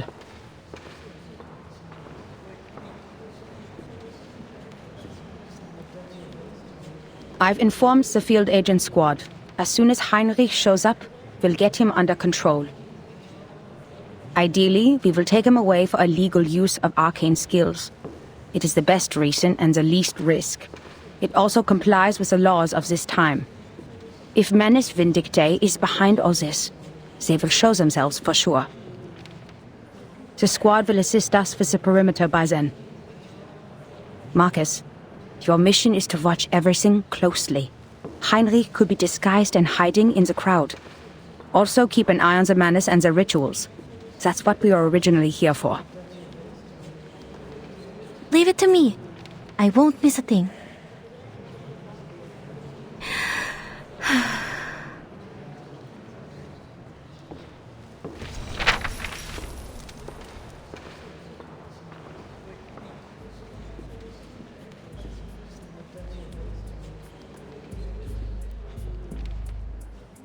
Mr. Thomas, the representative, is talking to the ladies about Expressionism. His parents did not foresee the success of Impressionism, the works that made no sense but became priceless on the market. That's why his generation overcorrects their aesthetic standard and pays compliments to any art they don't understand. The reporter for the New Free Press and that major are discussing the frequent suicides in Vienna. They've written articles about it, and many of them attribute it to the publication of The Sorrows of Young Weather. Kakanya is describing the founding idea of this circle. This is the first magic circle drawn by the primitive man. Quite a strong woman. The military exercise in Bosnia and Herzegovina this spring, General Conrad to lose power, a low-pressure trough on the Atlantic Ocean, ivory-colored paper for official use only, the general, wife of a cabinet member, court sand, is Arcanum a bacterial infection? Is psychoanalysis a new type of mental illness? Mr. Heinrich is not here. Nothing useful on this page.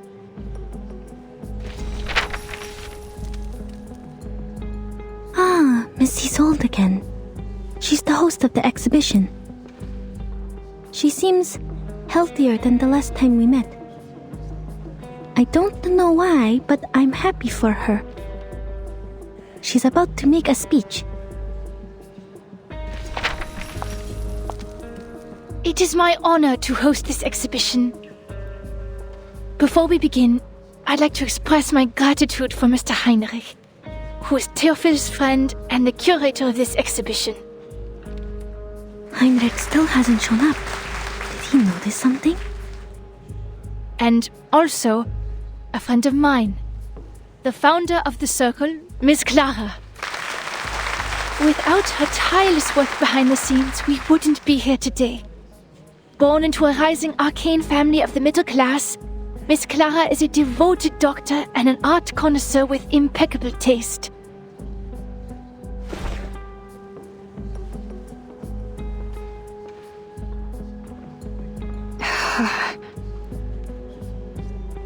Dr. Kakanya is standing up, greeting the guests. That's an awkward smile. Looks like she didn't see this coming. Miss Isolde is giving her an encouraging look.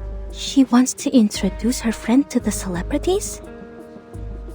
So they're actually very close. I told her not to mention my name. Miss Kakanya is lowering her hat. Does she not like the spotlight? No, that's not it. Is it because of Miss Dittersdorf's gaze?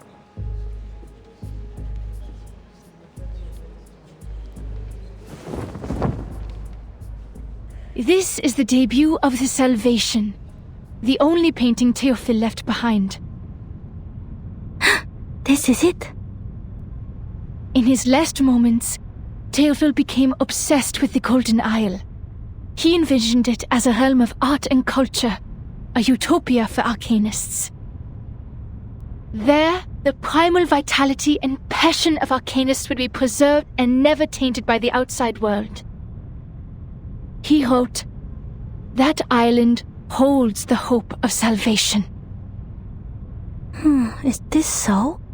This is above my clearance.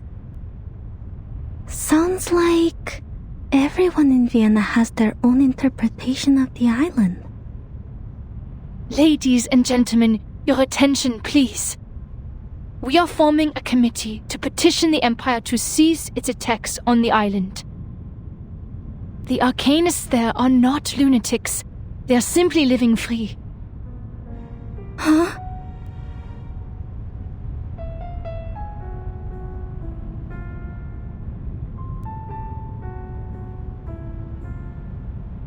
Their existence is a revelation to us. To help them is to help ourselves. Our society is sick. Treating the individual is only treating a symptom. It needs a radical surgery. A revolution that will let us rediscover our repressed nature and reinvent ourselves in this world. Something's wrong. Her speech is...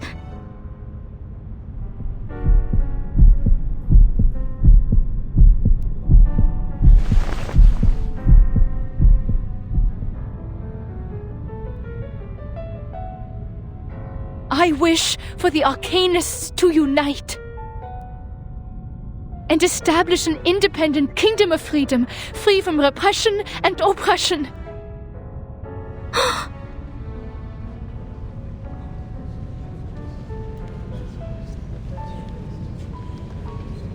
It's an emergency. Seal the exits. Add us all to our targets.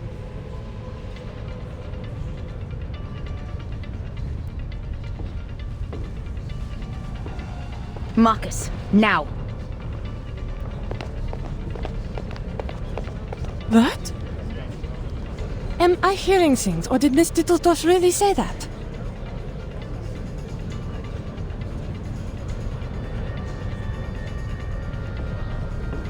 Oh, forgive her. Perhaps Miss Dittersdorf hasn't fully recovered from her illness. I think so too.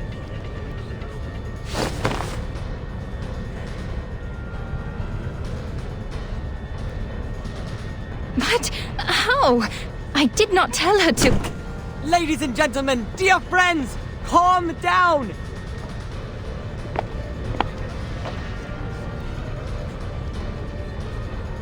Do not panic, for I have found salvation for you! Henry? What is that behind you? Often the target showed up, but golems are attacking us. I see it too. The arcane skill of object enchantment. Marcus, give it a read.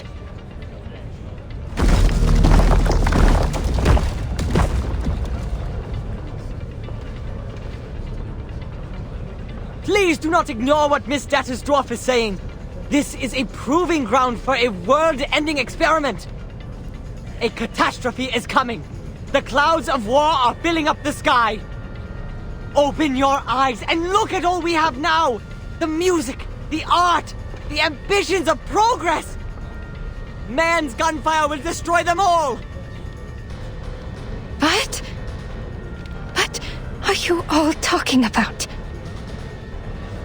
Not to worry, Doctor. You simply don't know yet.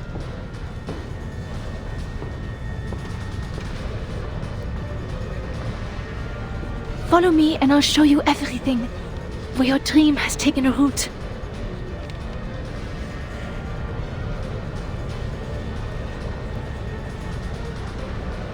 This is ridiculous. An independent kingdom? It is treason. We are Viennese.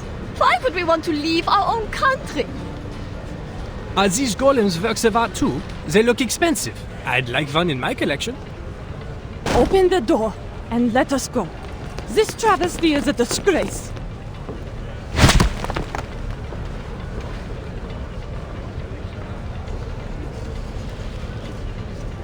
Are these golems immune to Arcanum? We can't get to Heinrich. Madame Hoffman, I read them. Object enchantment strokes. The same ones we found at the Foundation branch. Any signs of the Manus rituals? No, nothing yet.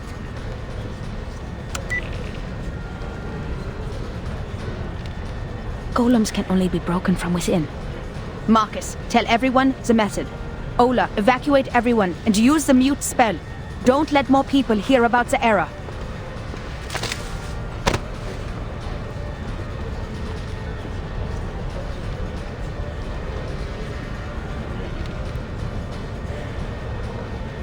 Heinrich escaped with his old. There's an opening behind the painting. After them.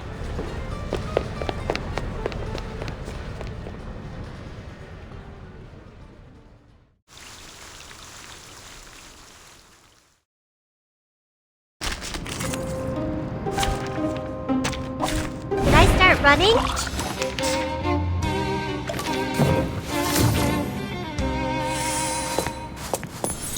It is here. Another jar? Visible, let's get it over quick.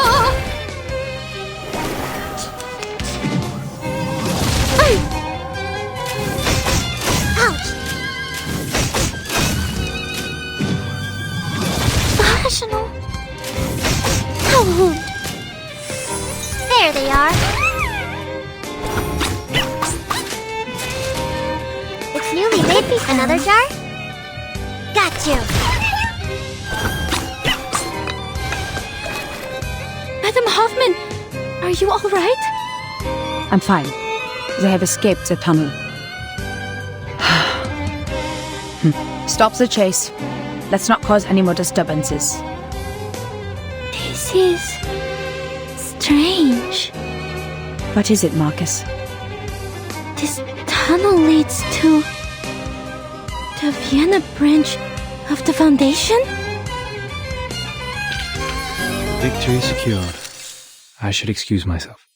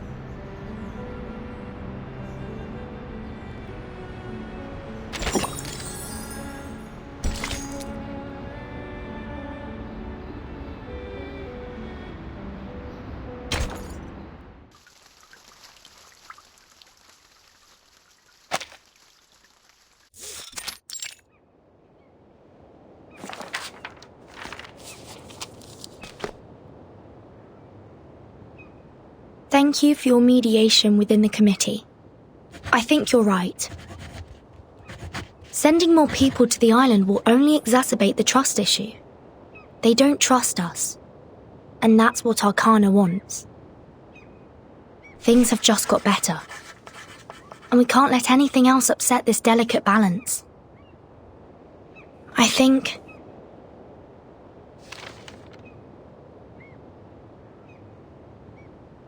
if we somehow can't come to an agreement with the Apeiron, we should at least prevent them from allying with the Manus in turn.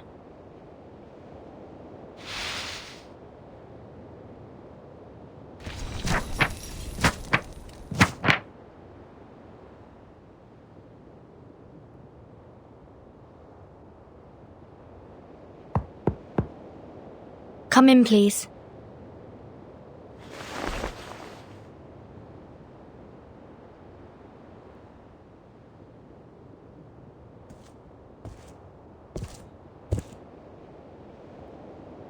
Good morning, Miss Verton. I'm here to see if you need help with anything. May I have some more paper? Of course. We are always generous in our support of the contemplative. Thank you, Miss Marta. Don't you want to ask me what I'm writing letters for? Despite all the unpleasant events, the integrity of your soul number is unquestionable.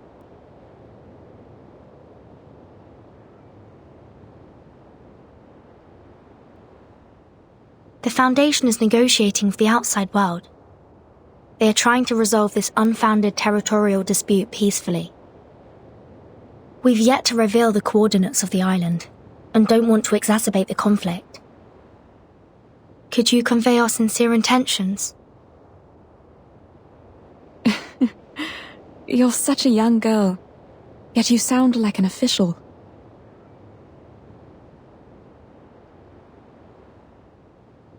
But I'm just a practitioner without a number, a roamer of turbulent times. I haven't been on this island much longer than you. I will send your message, but I'm not the one who makes the decisions. It's just, from what I know about the teachings of Apeiron, what you're striving for is not of their concern, Miss Verton. I don't understand. All that is trivial in the phenomenal world is the trivialist of trivialities.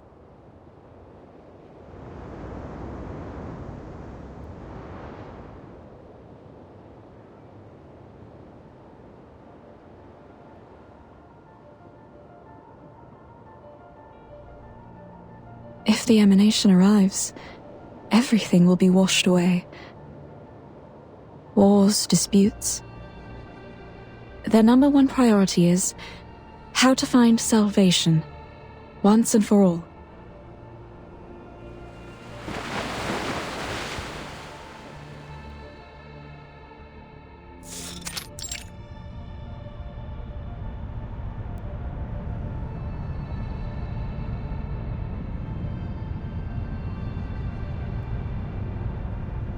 The fact is, we're going astray.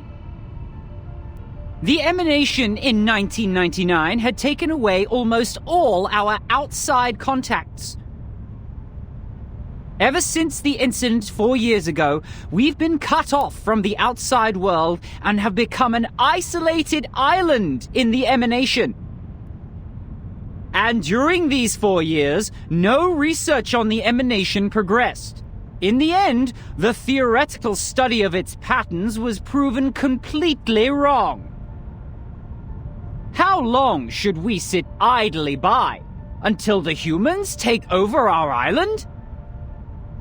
No matter who revealed our coordinates, be it the Foundation or Manus Vindictae, someone should be held responsible.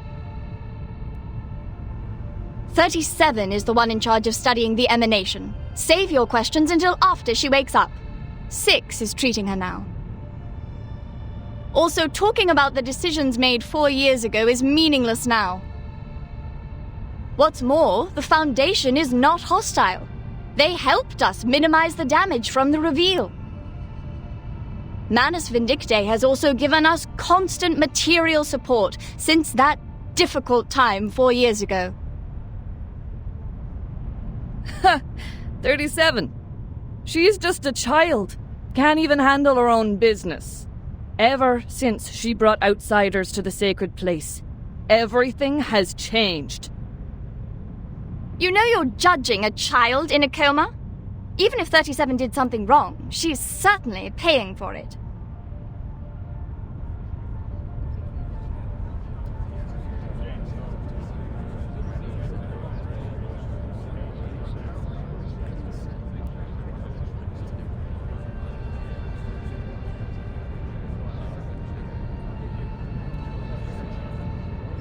Don't get angry.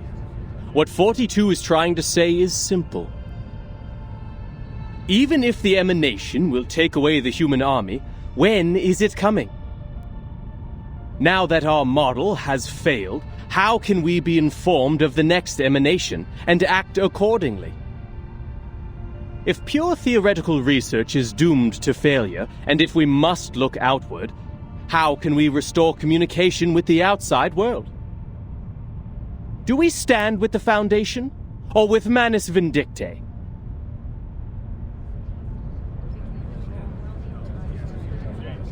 210. Your words are provocation.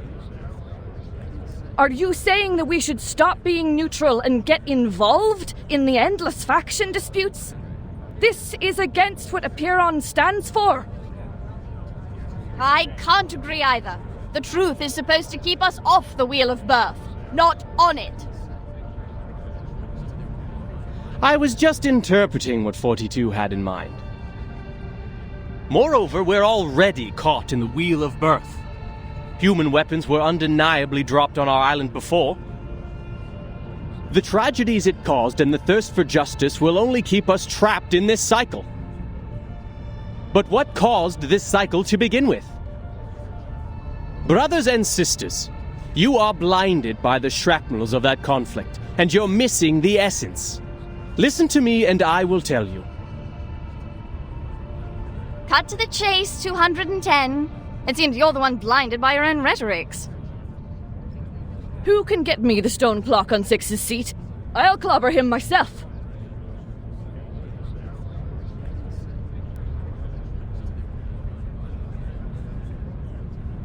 The original cause is the failure of our research on emanation.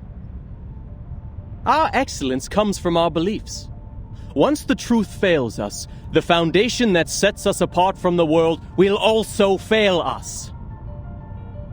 However, my people of great wisdom, forgive me for imagining a worst case for you. We believe the book of nature was written in the language of mathematics, and every number is a transcendental existence living in the kingdom of eternity. Math is the path to truth. The calculation of math patterns has led us to pursue the fundamental knowledge of the world, the origin of Pneuma. But what if the supreme existence has no pattern at all? What if the ebb and tide of Pneuma is chaotic and irrational? 210, are you denying our beliefs? Are you saying the results we've achieved are just coincidences? The fundamental theorems of ancient mathematics? The applications and improvements from modern mathematics? The mathematical laws in atomic clocks and leaf venation? And every prophecy of emanation that were proven correct, were they all just a collective dream of ours? Well, like I said, I was just imagining a worst-case scenario. Exhaustion is also a common method of proof.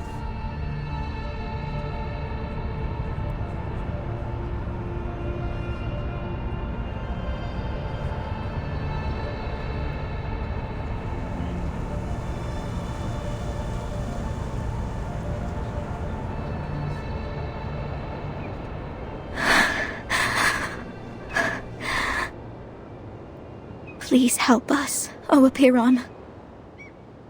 Correct the errors of our souls. Bring us back on the right path. Harmonize our spirit with the flesh, our will with life. Avoid sedition from a city. Purge sickness from the body.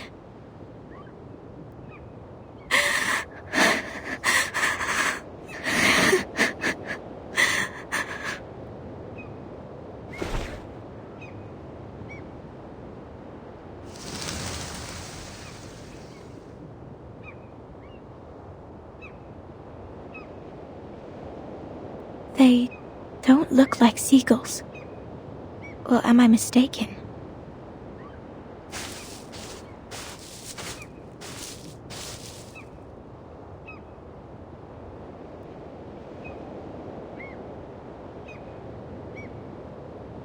Are these all from the outside world?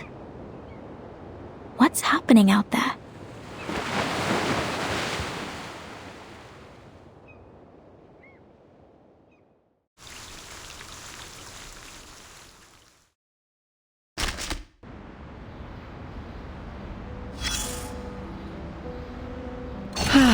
A lovely day to rest at an outdoor cafe, isn't it, darling? Everyone working here is a capable server and knows how to address you properly with my lady. I'm here for one simple thing: information. With a careful ear to the goings-on, a shrewd businesswoman can gather all the latest news. Oh, there she comes. That girl in green with the bouncing feathers in her hat. Don't worry. She can't hear us from here. Of course you do. Isn't she our lively little cockatoo? She says she's a psychiatrist, but with all the work she does for the people, she's more like Vienna's own Robin Hood. Oh, look at those people around her, with their gold cufflinks and patched sleeves. Very likely they're from Leopoldstadt. You can hear them saying, "Our golden era is finally here. Forget all these melodramatic rumors." Maybe you know it by a different name? Perhaps you caught a glimpse of it under the list of exhibit sponsors? Europe at that time welcomed people from all over the world. Its culture and art held as their highest ideals. Its institutions believed they held the keys to paradise. They once believed that they were the lucky few. Blessed with the wisdom of a golden age, that's why they still linger here, even after the smoke of war faded the glimmers of gold away. It's not surprising to see Our Lady with them. See, she loves to seek these well-hidden things and chirp along with the most overlooked voices. But I feel sorry for her, because she herself overlooks some of these teeny-tiny things said at her own expense. Words taken as jokes, ignored because her wishes and anticipation outweigh their sting. But while songs are floating in the wind, the clock keeps ticking. People in the cafe talk about the secessionists and the newest plays in the same breath. No one cares about the rumors trafficked in the newspapers. They're only concerned with what is in front of their eyes. Still, the good doctor comes to share the pain of that melancholy lady, and then next to the cafe, to encourage the lower class to persevere. She says that every man is entitled to the same rights. She'll draw a circle around them all like the ring road, or the round mirrors in her clinic. The good times will come again, so say the coffee sippers. But you know, in the end, they'll be like the undissolved sugar at the bottom of the cup. My dear, your coffee is getting cold.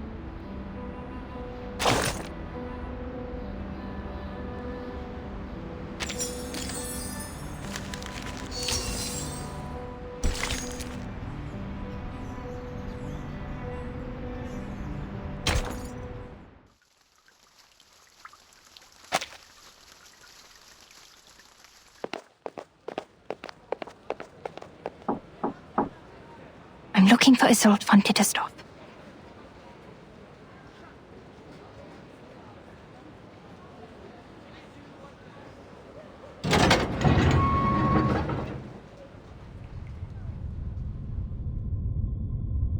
I'm looking for Isolde von Tittersdorf.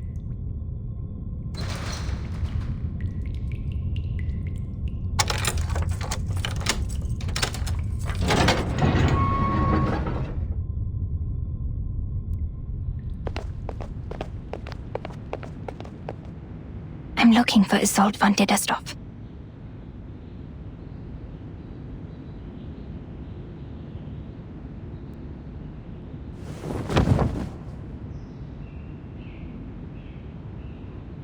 You sure this will work?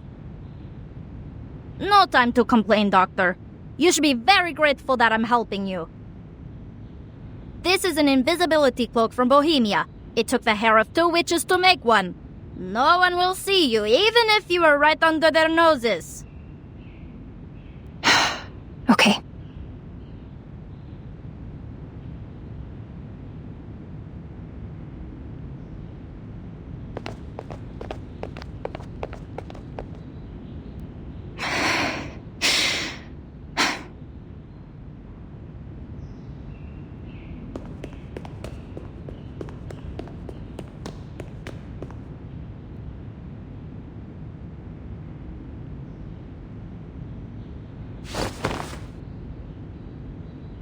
Huh? Where did the feathers come from? Holy... It's losing feathers! I should have known these arcane devices were unreliable. I'm so close.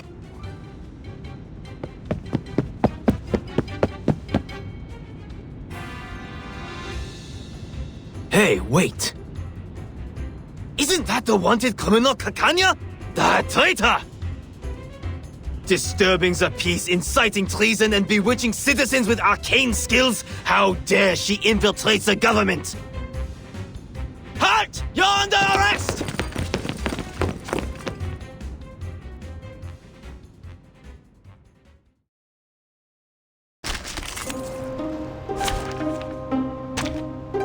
It's an honor to meet you.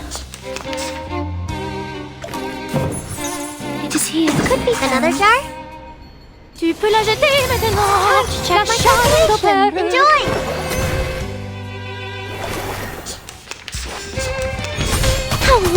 It's wrong.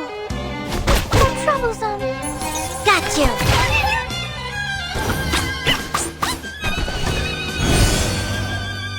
It could be found. Newly made this year. Time to check my calculation. Form is a bubble. Huh. There they are.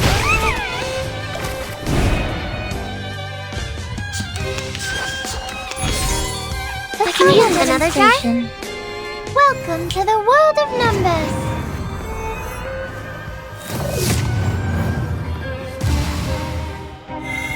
Mon officier n'est pas un Let's get it over quick.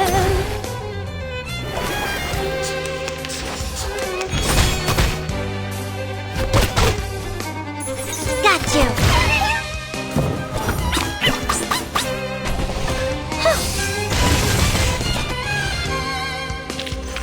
Victory? Okay, but what does it mean to us? I mean...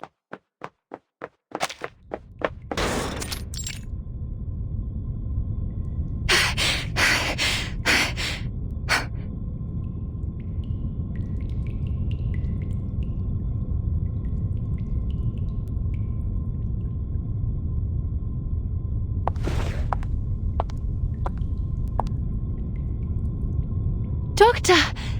You finally come! I've been waiting for you.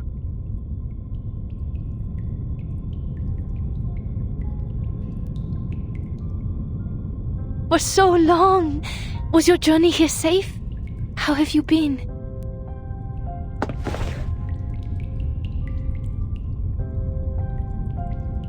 Isolde, what is going on? What have you and Heinrich done? Why did you say that at the exhibition? Who were those people helping me on my way here? What's with the golems, the secret tunnels, and that turmoil? You vanished from the exhibition, and now the Circle is considered a treasonous organization, and our members are now wanted. Newspapers are criticizing us. The New Free Press called us treasonous and naive, like a teenage runaway. And now the Circle has become subversives. And I'm wanted. They even thought the chaos and subsequent turmoil were planned by me. This is not why I founded it. And now you invite me here, claiming to have found the way to realize my dream. You're confusing me. Are you still the Isolde I know? You... Please listen to me, Doctor. I've been meaning to tell you from the beginning. But Heinrich stopped me and told me the exhibition was a better time. He said your dream is a dream for everyone. And that's why we should announce it in front of everyone. I should apologize. I did not see this coming. I have discredited you, and you have every reason to hate me.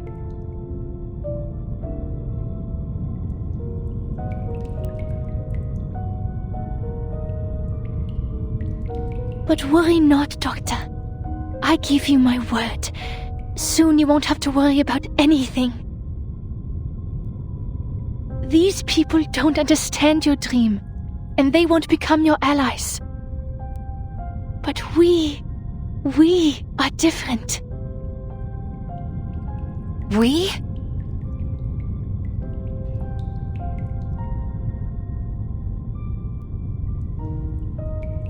The mister who sent me your message. The people showing me the way. All were unfamiliar faces. I've never met any of them before. Who are they? No, who are you? What is your purpose? Doctor, it doesn't matter, Doctor. What matters is that we share the same dream with you.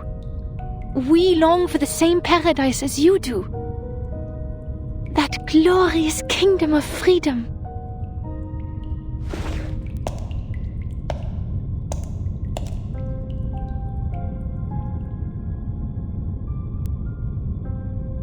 Isolde, are you seeing illusions again? No, Doctor. I'm completely cured. You healed me. And now, it's my turn to treat the world with you. Let's scrape the paint off the top, reveal its true colors and reshape it. Until it is transformed into a perfect world, a perfect society. Because we are the chosen ones. You planned the riots in Leopoldstadt, right? And the march demanding the transformation of society.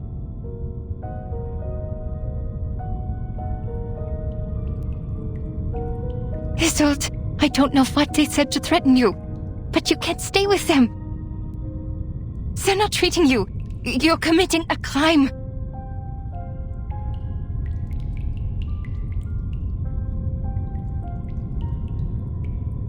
But I did exactly what you told me to do, Doctor.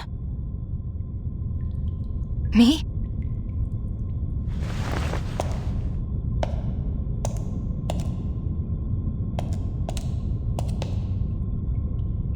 Es warst du, der mir gesagt hat, mich nicht länger zu unterdrücken.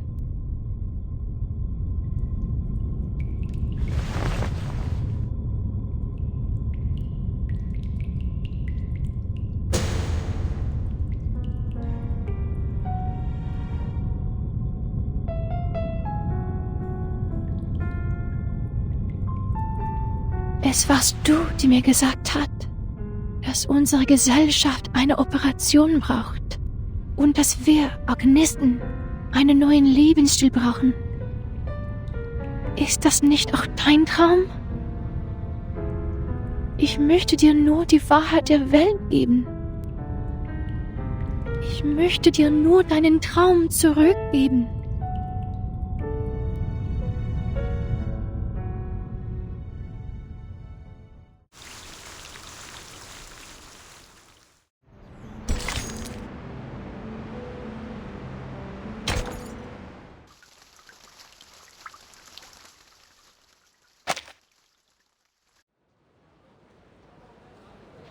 Burn these letters, Marcus. Destroy them in accordance with the Field Mission Manual Article 341, so that no one else can read them.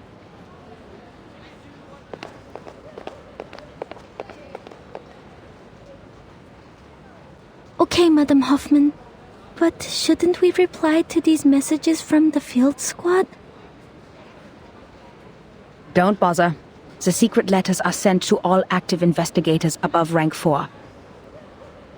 The squad is like the watchers of the critical points. They collect and record every event different to the ones in history and report to the Foundation. These incidents will be the index for evaluating the stability of the current era. In other words, the more reports they send, the more unstable the error is. This keeps every field investigator up to date on the situation so they can plan their next move. In the past, we have seen too many tragedies caused by a lack of information. But now, our own task is more urgent.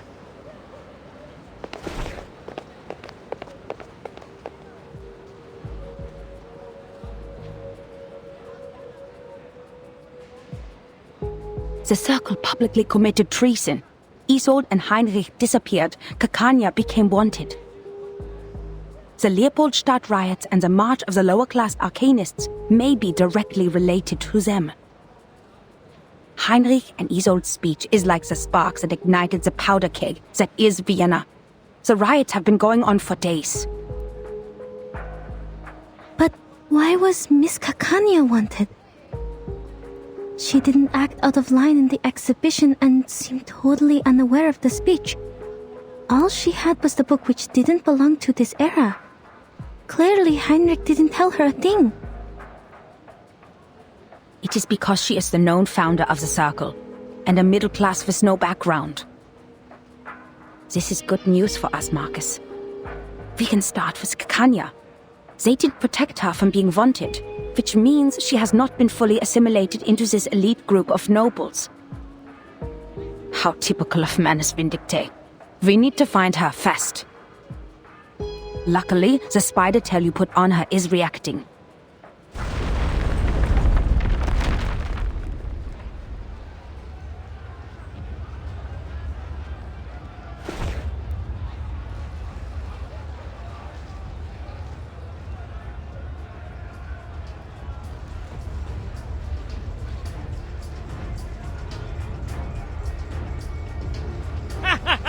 Go to hell, you dirty, disgusting officials! For a kingdom of freedom! For a kingdom of freedom. Shoot, they're attacking the Foundation branch. Focus on what's important, Marcus. Someone summoned a bunch of critters on Kerpenstrasse. They're coming this way.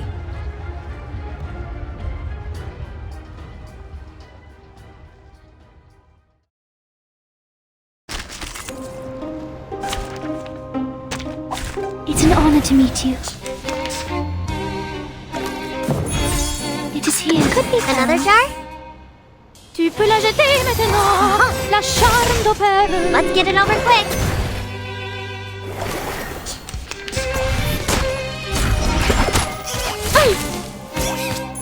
Got you.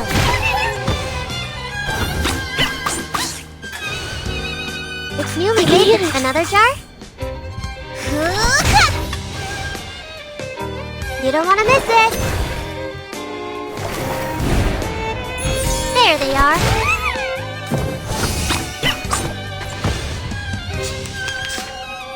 It is here. Another jar? Mon officier n'est pas un capitaine. Enjoy!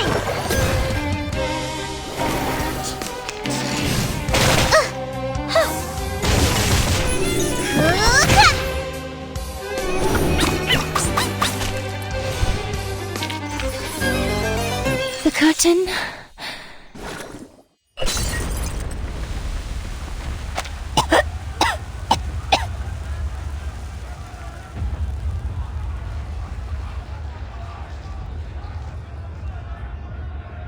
Something's wrong with this mist.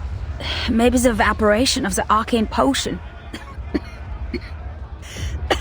Devil's shoestring, judging by the smell, for better diffusivity.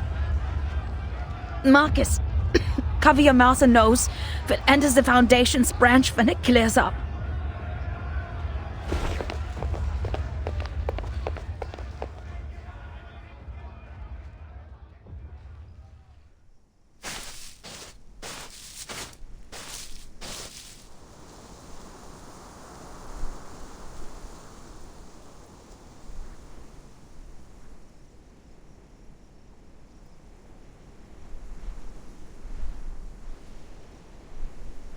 Marcus, are you okay?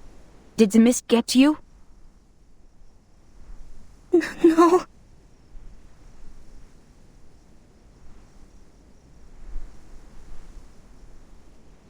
Madam Hoffman, the terrorists and the people in the march, what they shouted, for a kingdom of freedom.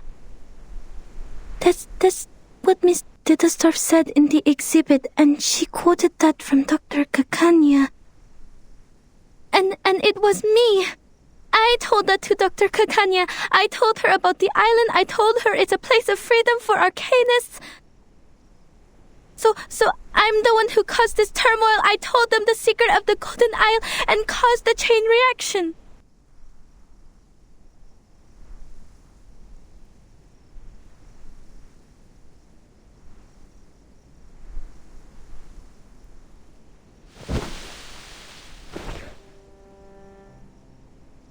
I didn't listen to you.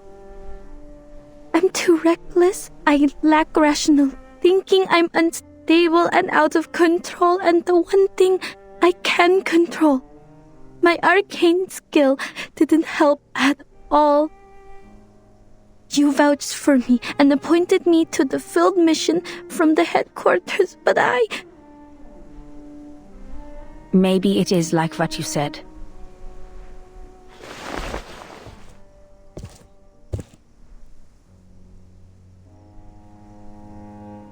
Maybe you did play a role in this era, causing a butterfly effect in history. But trying to be responsible for everything beyond one's capability is a symbol of irrational hubris.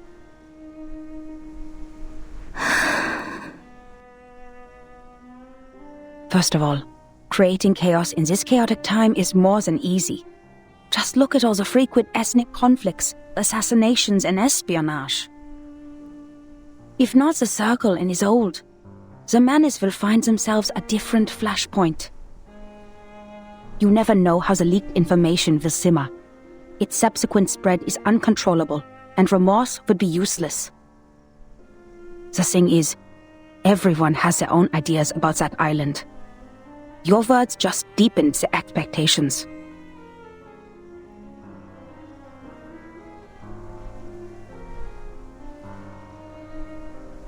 As for your self-assessment, we have all heard it.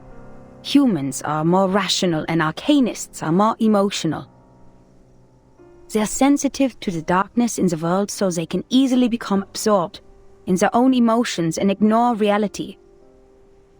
But if we put a human child in the position of an arcanist, who always takes on the world because of his uniqueness, who is never understood for his talents, maybe he too will become impulsive, sensitive, immature, and unstable.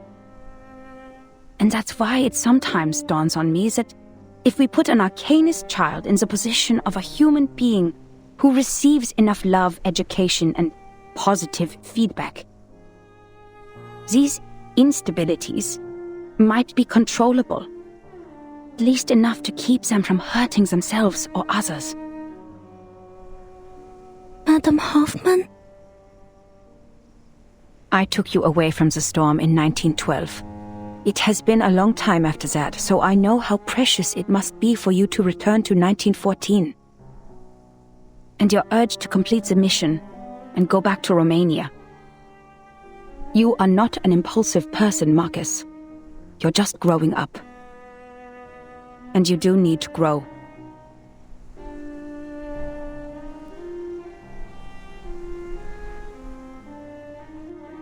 As for appointing you, it was by my own will. Because the age of humans has come to an end. The age of humans is ending?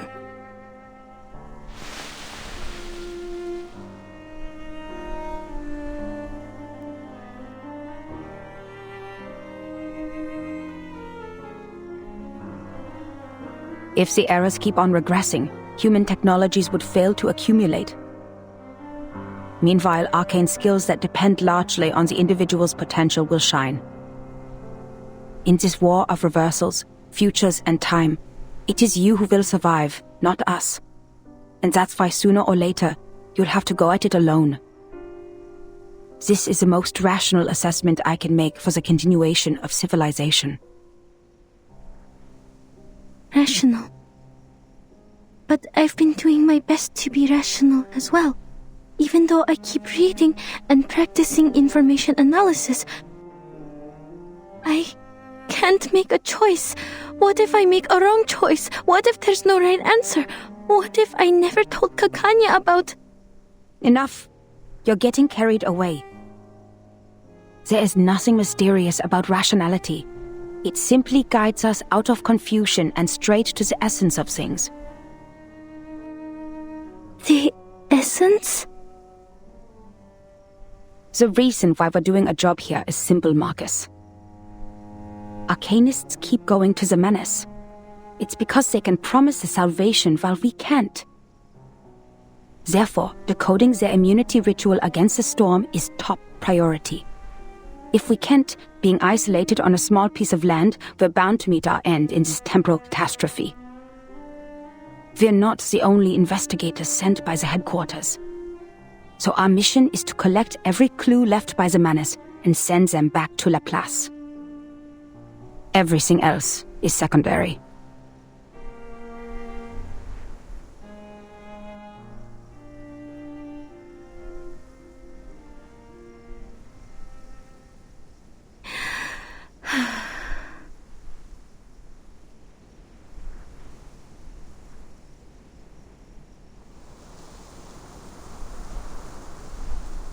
Madam Hoffman, besides finding Miss Kakanya, there may be another way. That painting, the last work of Théophile, the Salvation, something's off with it. When I read it in the exhibition, I felt a familiar afflatus. It was concealed in a clever way, but I noticed the traces of concealment. Manus's arcane skill.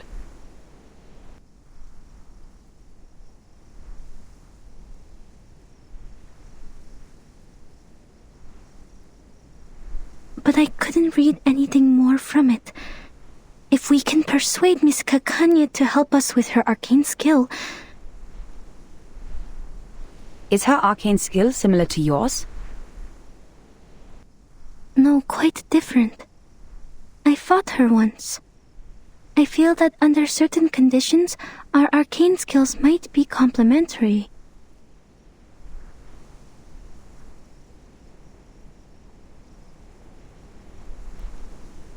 Well done, Marcus. This is something only you can do. The government has a painting now. The field agent squad can retrieve it for us.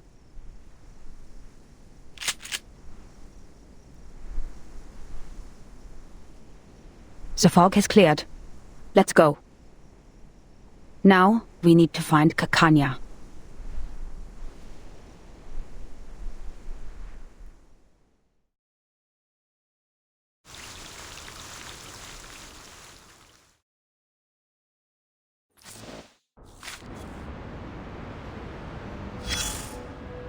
Darling, did you hear that? The sound of a match scraping against the box, igniting in a dark, silent alley. And then... boom!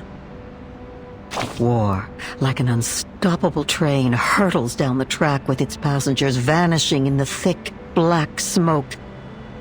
In the train, the elderly tremble in the corner, and the infants babble dreaming. Oh, but the only young man aboard is filling coal into the furnace. Meanwhile, another train is hurtling down the same track, puffing the same black smoke. Alas, the two trains are destined to collide in a war to end all wars. Pay close attention. You'll see the banner reaching out above their train, and the bloodstains on it.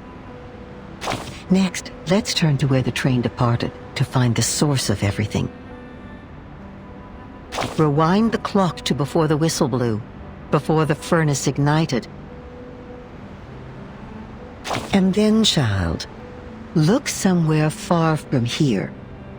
In the Schönbrunn Palace, where the fine gentlemen of Austria-Hungary eagerly plan the extension of their national borders.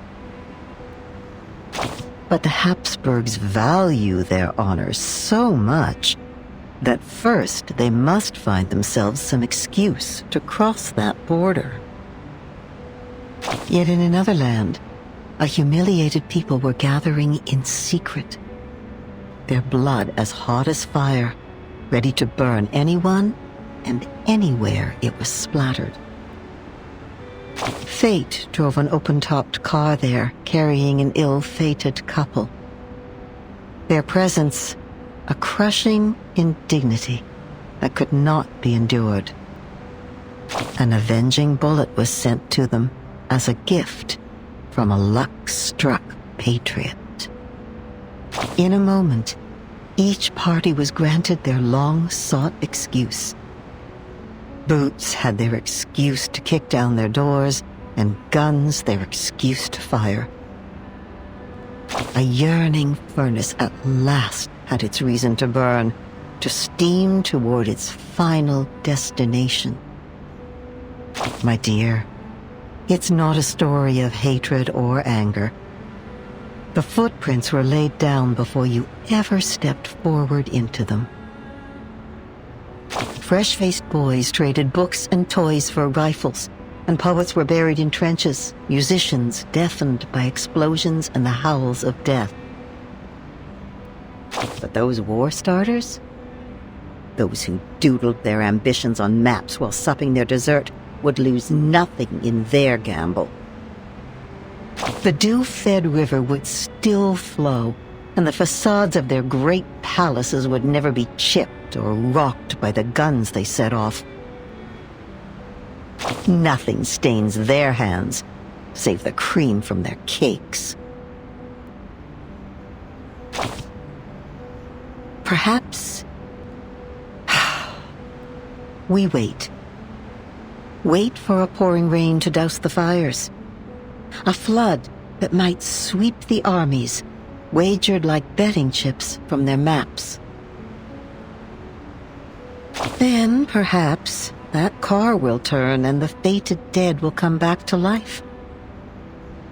But you know that will not be how the story ends.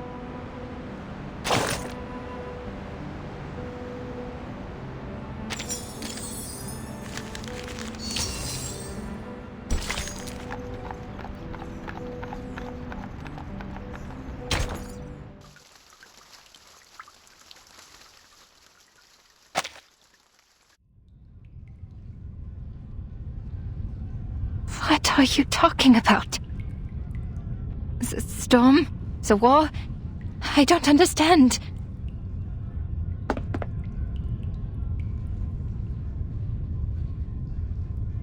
If that's true, then the world we are living in, the era, and the people, everything will be destroyed in the near future.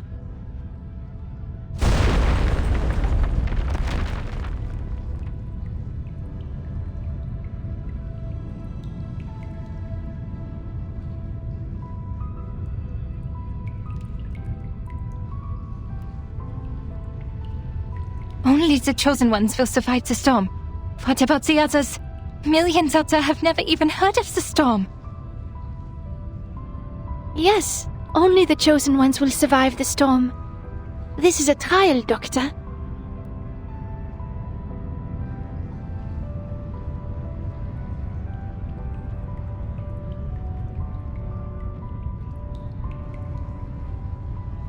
A trial? Then who started it? Who decided the standard? You? Or the so-called guiding one? God? Or the supreme existence? Who gave them the power to decide the fate of others? Who allows such absurdities to happen?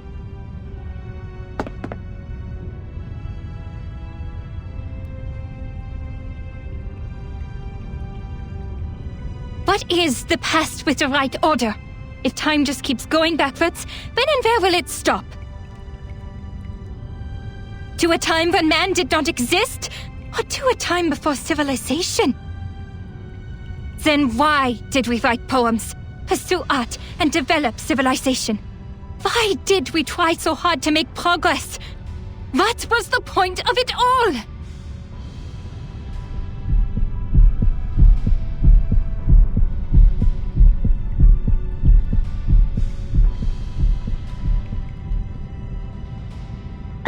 don't understand, Doctor.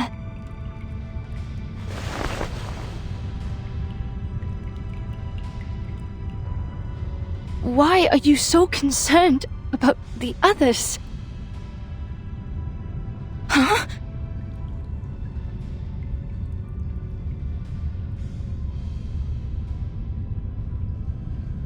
When we reach the new world, we can fully realize your dream. We will create a kingdom of freedom for everyone. As for the embers of the old world, they are like a tumor that should be removed. I care about them. Tumors that should be removed?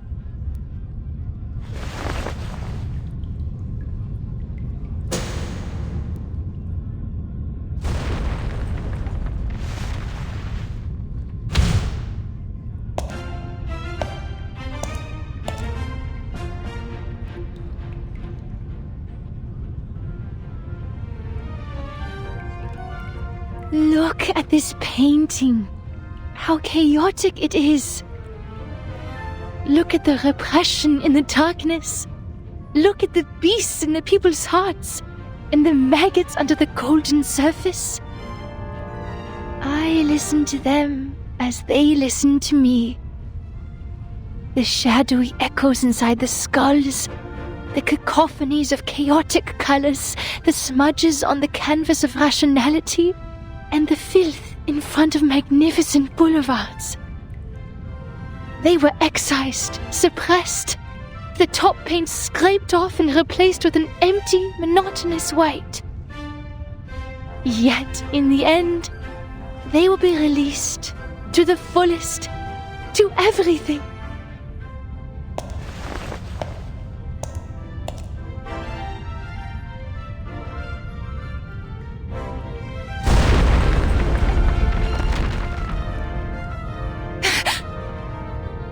Downstairs.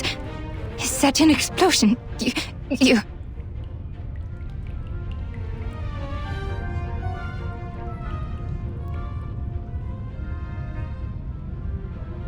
Theophil has left. He shone like a star in the end, just as he wished.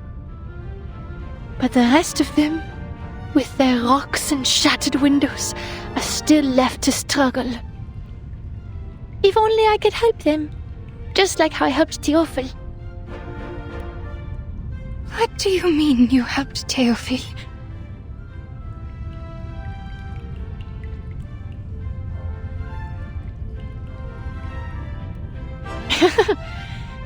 You didn't hear him. You were not there. He ran at me, stuttering my name. Every inch of his skin was ravaged by flame. So much pain. So much spectacle. I need to get water! But he was already on fire. And the only water I found was in his skull and veins.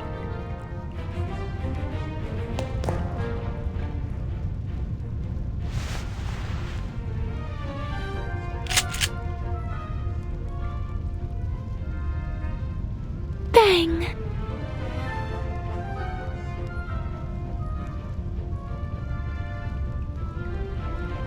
Miss Ditterstoff, so you shot Theophil on purpose?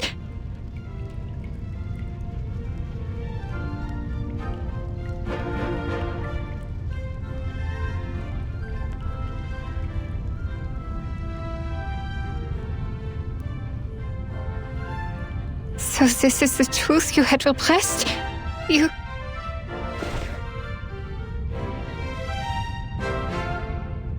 You were right, Doctor. Lifting your repression is the first step to liberation. I am fully cured. Look at me. Did I do a good job?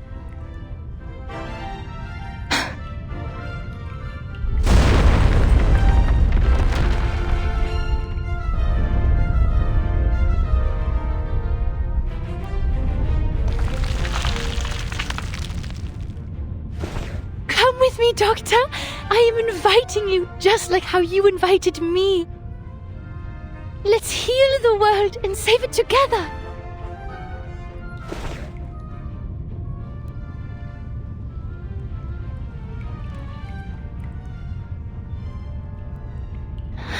Huh? Doctor?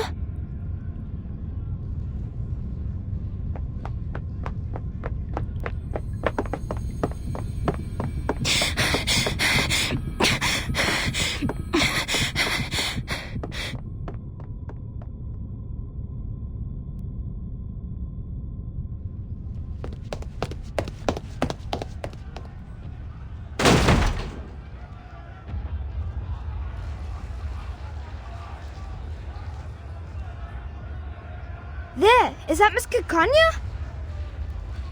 Relax, people. Miss Kakanya is on our side. She's helped us a lot. Ilich?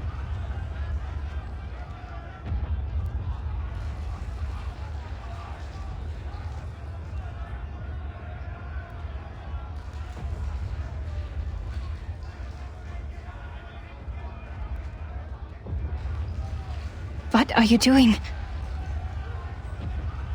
A gentleman from America said we could do something big here, so I gathered everyone.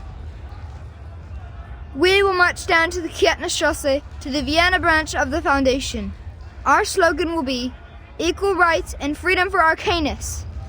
How American is that?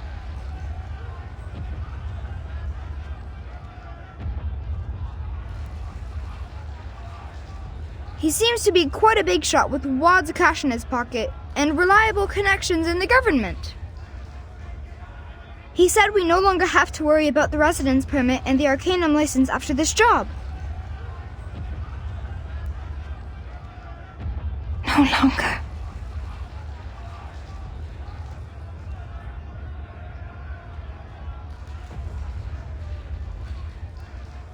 Want to come in with us, miss?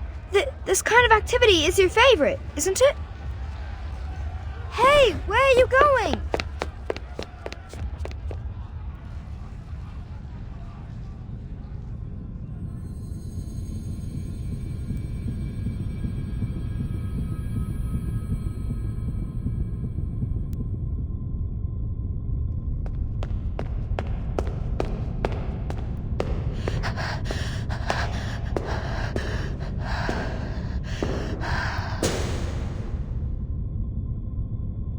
Kakanya, you should be tried and punished. Why? You gave your friends hope, prescribed them treatment, and vowed to stand by their side. But now you're silent and turning away. This is a betrayal. You betrayed your patient. You ran away from your kind. You are unfit to be a psychiatrist. You are not worthy to be a human being. What am I supposed to do then? My patient, I never figured out her true thoughts and feelings. And my fellow kinfolk, they were innocent and unaware of the manipulations of the influential. Even I was in confusion. How could I tell them the truth that I didn't know? How am I supposed to face the overwhelming madness and destruction on my own? So you're just someone who happens to stumble upon the truth? A bystander who happens to be watching from the shore? This is why you are a disgrace. It's a sin to just stand by and watch. It's a sin to promise salvation, but fail to bring them ashore. It's an even greater sin to ignore this tragedy and turn away. Yes, I admit. I'm a hypocrite. I used to be so eager to help my friends, but when they really needed me, I turned my back on them. I told her to release her repressions, but when she actually did, I couldn't face the destructive consequences. I propagated my dream with great enthusiasm, hoping all my kids could live in a free world. But if it's realized in this way, it's the worst nightmare imaginable for everyone. I said I would start the secession of the Arcanists, but what is the essence of this movement? A rebirth? Or a complete betrayal? I'm just like my father, mother, and brother, who tried to shed the label of arcanist selling small wares as soon as they climbed up the social ladder. I'm lost. So please, tell me, what should I do?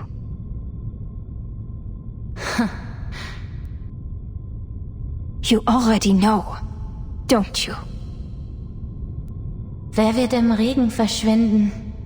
Wem wird das ewige Glück gewährt? Die Gnade von oben.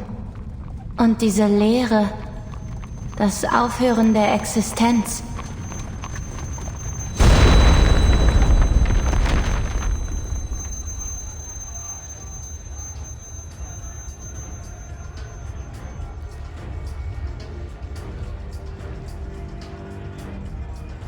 Miss Kakanya!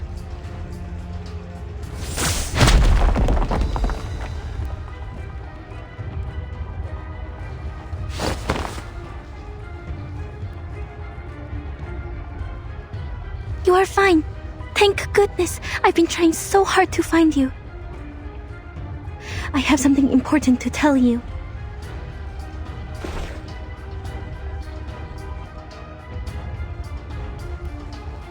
A catastrophe is about to sweep across the globe. But there are still things we can do. If it goes smoothly, perhaps we can save plenty of lives.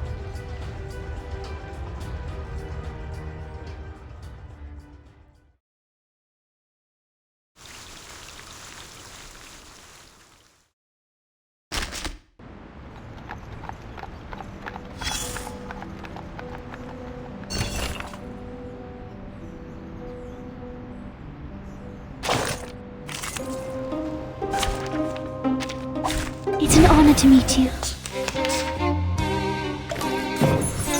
It is here. Could be newly made this year. Tu peux la jeter maintenant. You are La chambre d'opéra. You don't want to miss it. Ouch! Ouch!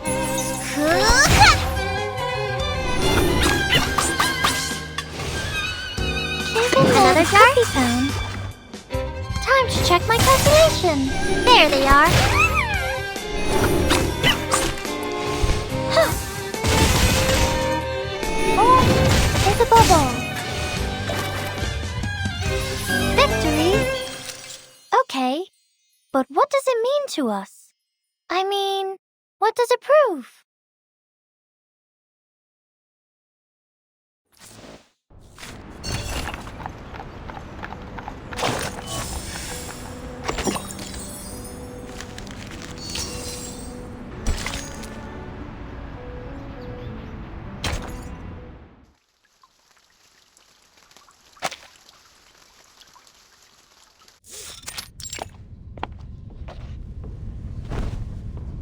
The field agent squad cannot make it this time. They have a more urgent mission. But the Vienna branch already requested support from the army, even though we haven't told them what is happening. They are irritated by the blatant attack. We'd better use the power of the era now.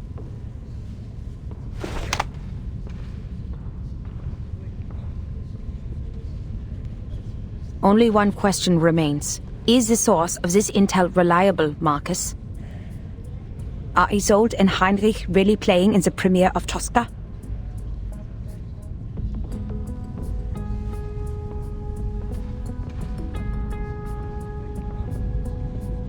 Yes, it may sound a bit absurd, but that is Miss Kakanya's inference. It is you who asked for cooperation. I've done what I can and told you everything I know.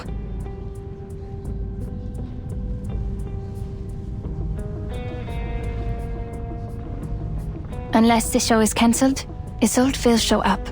She is a perfectionist when it comes to her work. If she shows up, so will Heinrich. Neither of them is under bounty, and the upper class loves her performance, so it's not hard for them to guarantee a show, even in these troubled times. I know her well. She will be there. If I know her as well as I think I do.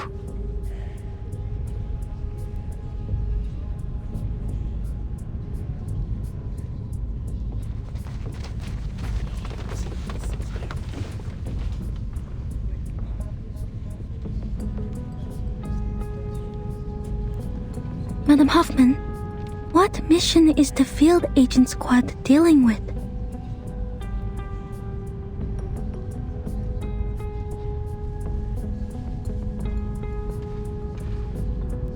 Assassinations. There has been an outbreak in the Empire over the past 3 days. They are sent to guard the important people. We're out of manpower right now, so don't expect any backup. But don't worry. We don't need to capture or defeat the menace, just focus on the original ritual. Put your own safety first. Understand, Marcus?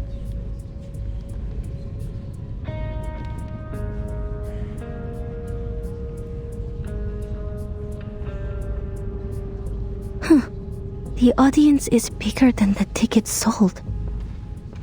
I counted the seats in the balcony and the gallery. There are still too many people in the main hall. Are they all staff of the Vienna branch? No. This could be the doing of Manus Vindictae.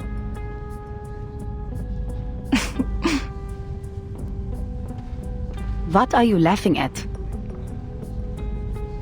That's you, Miss Foundation. You have no idea where you are. This is Vienna, the city of music. And this is Isolde and Tosca. People are crazy about them. I bet they would even stand outside the railings if standing tickets were sold. And when it reaches Act 3, they would fling themselves over the edge, crying, "Oh, Scapia, avanti Dio!"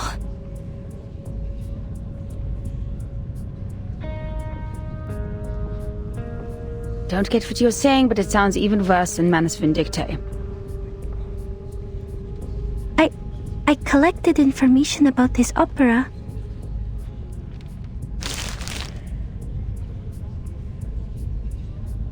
Rome, 1800s. Painter Mario Cavaradossi and singer Tosca are two lovers. Cavaradossi has been arrested for helping the fugitive Cesare Angelotti, former consul to the Roman Republic. To save her lover, Tosca turns to Scarpia, the chief of police. Scarpia has coveted Tosca for a long time, so he proposes that Cavaradossi will be freed if Tosca gives herself to him. Tosca submits to him, but when he tries to embrace her, Tosca stabs him in the heart with a dagger. Oh, for heaven's sake, how did you make that sound so boring?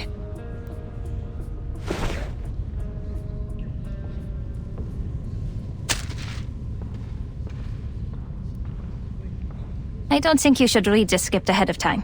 It takes away all the surprises. Just let the singer guide you and immerse yourself in this world. Isolde is very good in guiding the audience. She's the best there is.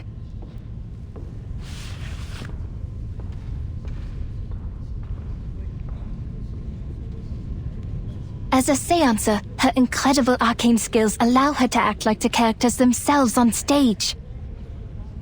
She can do all kinds of voices, even those that seem physically impossible. When she does this, she becomes a completely different person, taking us to a world beyond reality. It'll feel like witnessing a miracle firsthand.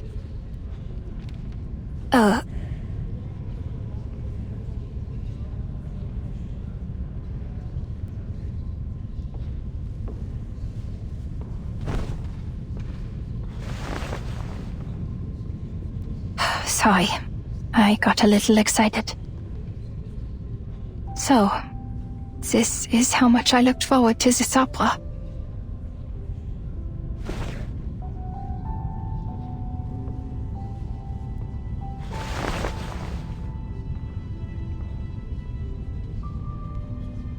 I'm sorry. I know you still see her as a friend. No, I'm just thinking. I thought I knew my friends and my kin, but really I had no idea of what they were truly thinking. Even with this mirror and all the psychological theories. I am like Pandora who opens the box without knowing what was inside. Was it hope or destruction? That sounds dark. But I also think Perhaps we can never truly understand one another. But things won't get any better if I give up because of it.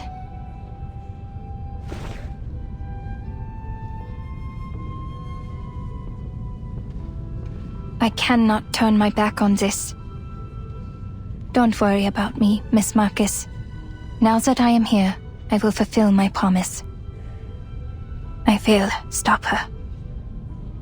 As for the doomsday you talked about, I don't know what I can do about it, to be honest. All I know is, if I don't stop her today, every day of my life will feel like doomsday. No matter what happens from here, the show has begun.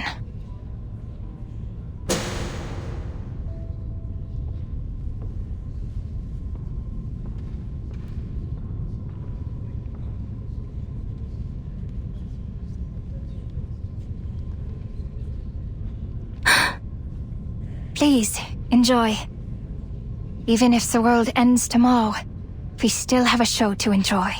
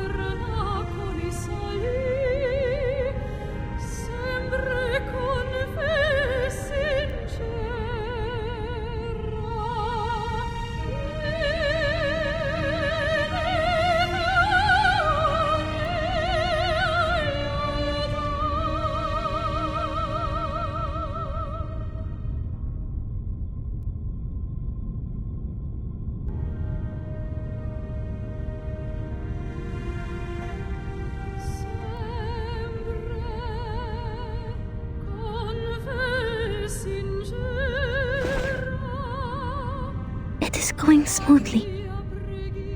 Looks like Isolde is going to finish the show.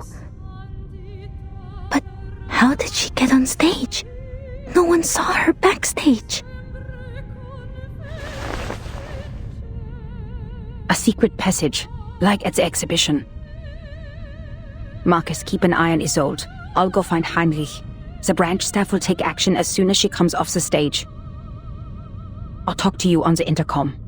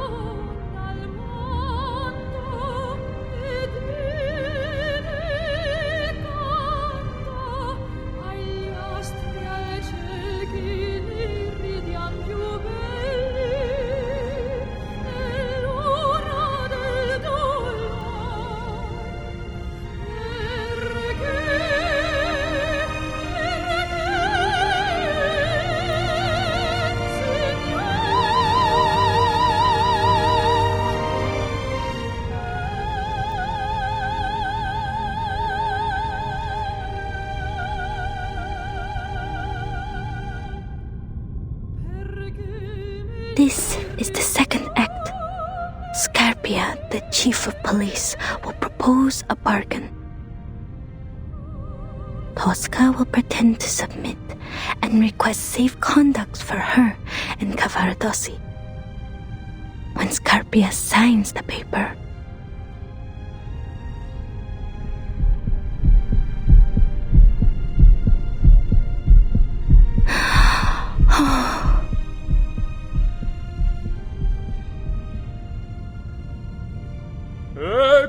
vi scegliete? La più breve. Civitavecchia?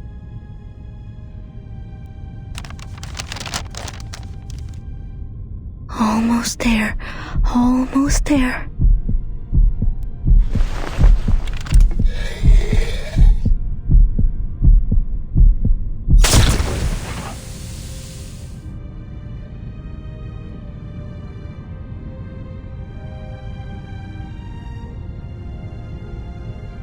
Questo è il bacio di Tosca!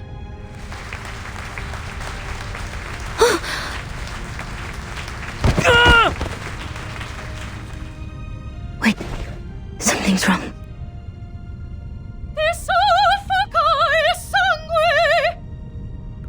The man lying on the ground.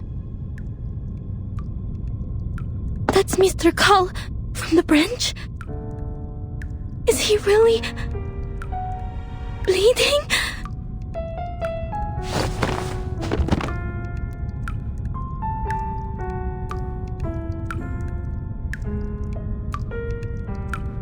What? Are you sure? Definitely Miss Kakanya. He's not acting. That's real blood coming out of Mr. Carl's body. The assassination in the story has become reality. Why is the show still on? Why isn't the audience reacting? What about the branch staff? Madam Hoffman, can you hear me?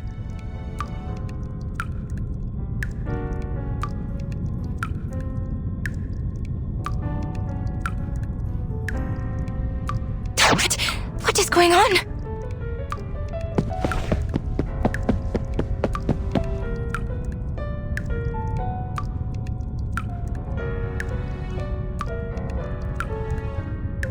It really is Mr. Carl.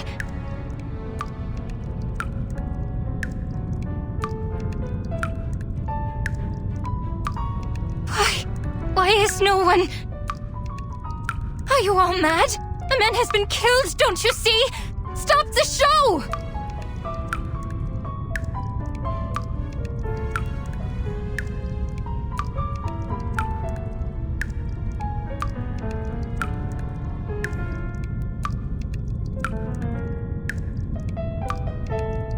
Cavarodossi, have you escaped from jail?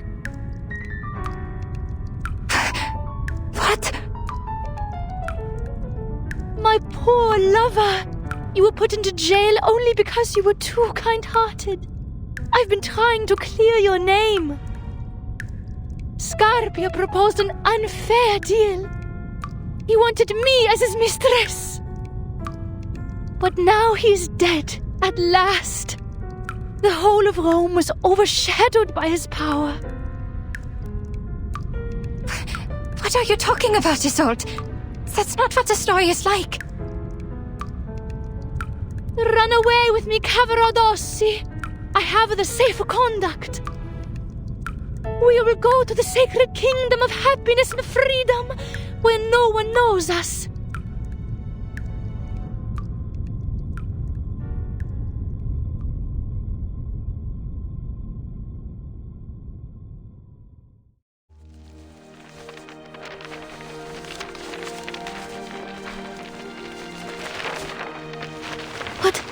What are these? Oscar Bocherak poisoned to death. Resnik shot dead. And Hudnov assassinated. King of Greece assassinated. Archduke Franz assassinated. All these assassinations at the same time?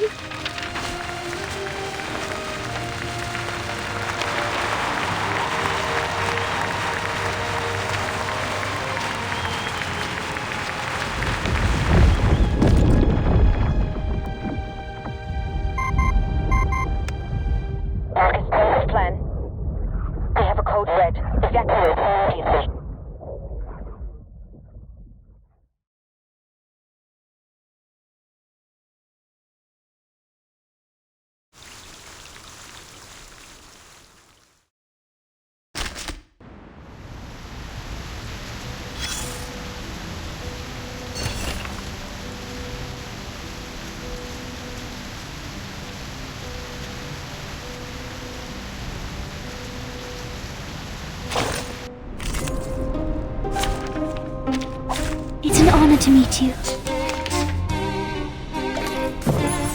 I can hear it. Newly made this year. Let's get it over quick.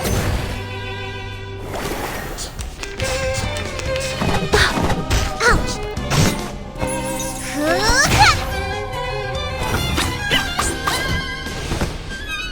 Another jar? Newly made this year. There they are. Form is a bubble.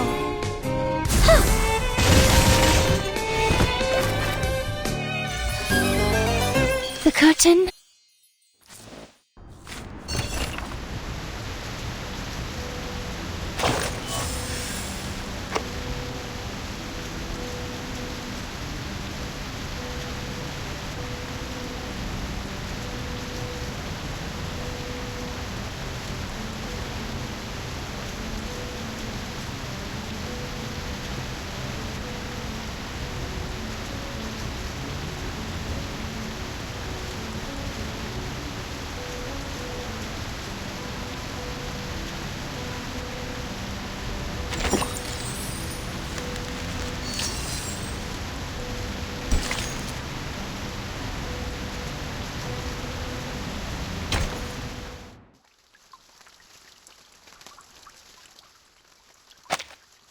Their faces are distorting, like those paintings.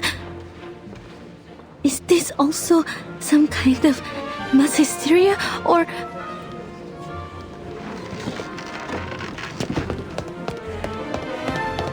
Anyone seen my glasses? Could you pass them to me? Oh, they've grown on my eyes. Don't mind me.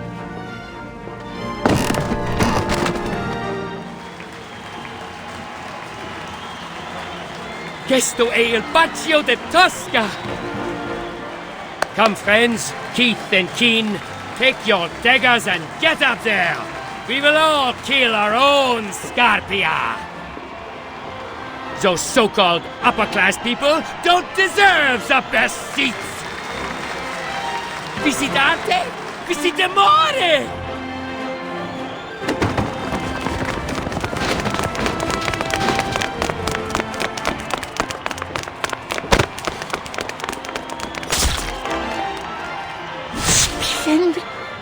I can almost feel the blood splashing on my face. There's no doubt this is art. The way in which reality replaces fantasy. I've never seen a show like this before. Zilla, what happened? Have you got blood on your faces too? Is this part of the show or... Wow.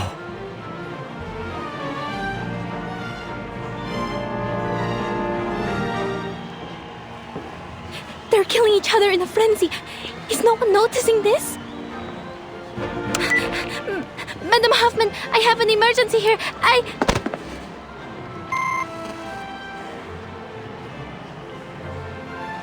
No, I can't hear anything. The crowd won't let me leave. I need to make way myself.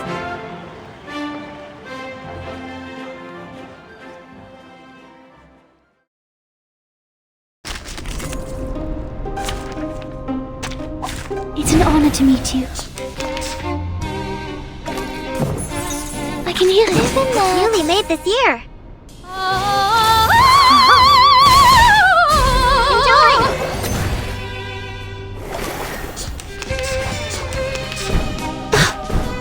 It's wrong!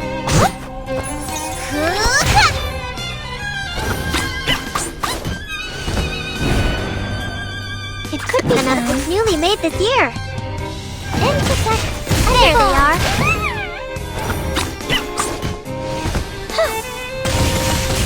You don't want to miss it.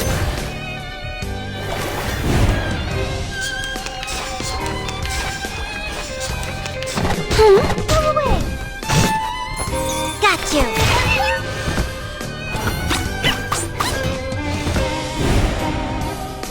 Come in, the maid's flicker. I'll fill the cup for you. Ah!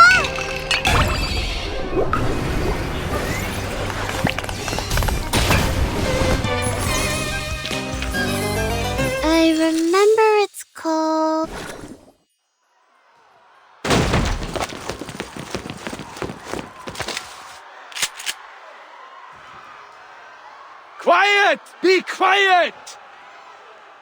Go to hell, you terrorists!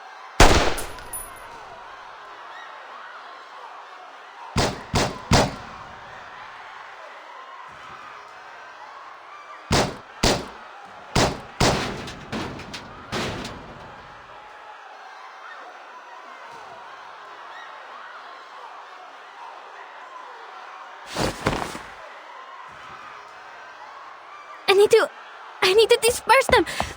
At least open up the exit. Marcus, what are you doing? I said evacuate.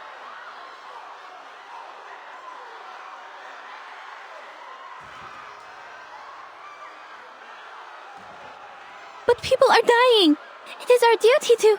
I just got a message from the headquarters.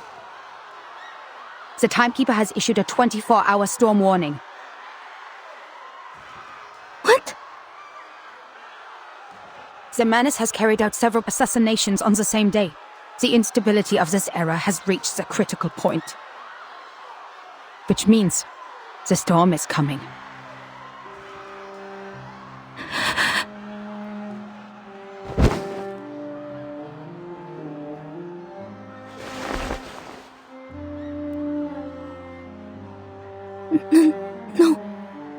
No way. The storm... It was me. It was me who started the chain reaction. It was me who leaked out the details of the island. It was me! Get a hold of yourself, Marcus.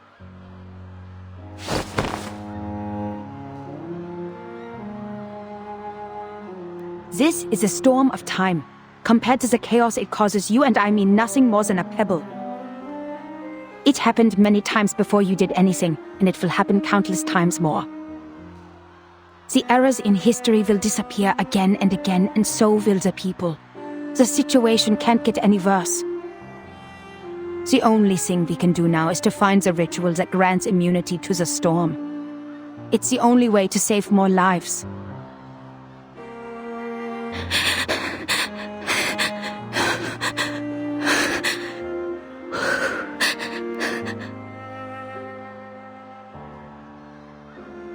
The Foundation has issued the evacuation notice. All staff must return to the headquarters before the storm arrives. The closest evacuation point is Vienna Central Station. They will pick us up there in 2 hours. 2 hours?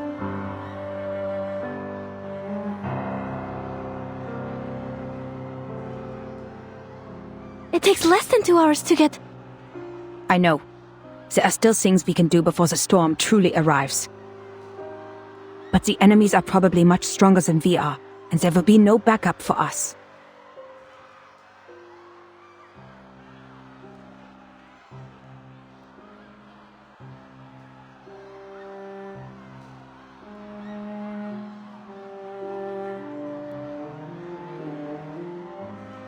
He once told me what really scared you was not a threat to your life, but the possibility of dying ignorant. I think I understand what you mean now. I don't want that either. I don't want to go back to the headquarters without doing anything at all. Well said, Marcus. Let's go. Find Heinrich and Isolde. They might know the ritual or have the clues we need. We can still catch the last train if everything goes smoothly.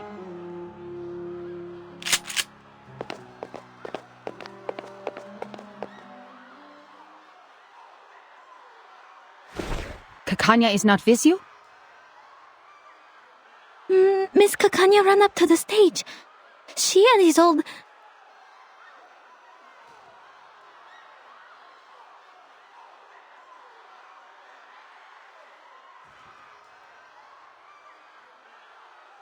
Heinrich has enchanted all the props. There must be a hidden entrance to the secret chamber. I am sure. Miss Kakanya and Isolde are still in this theater. Come here!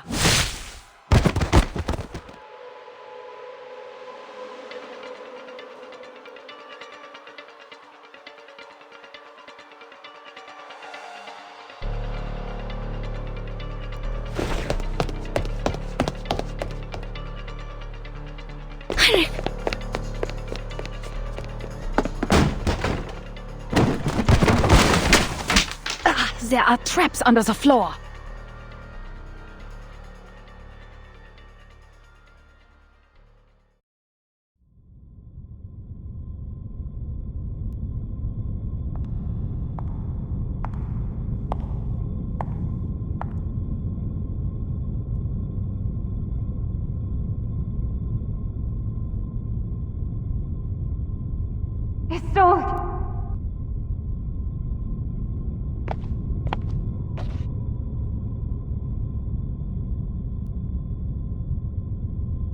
Doctor!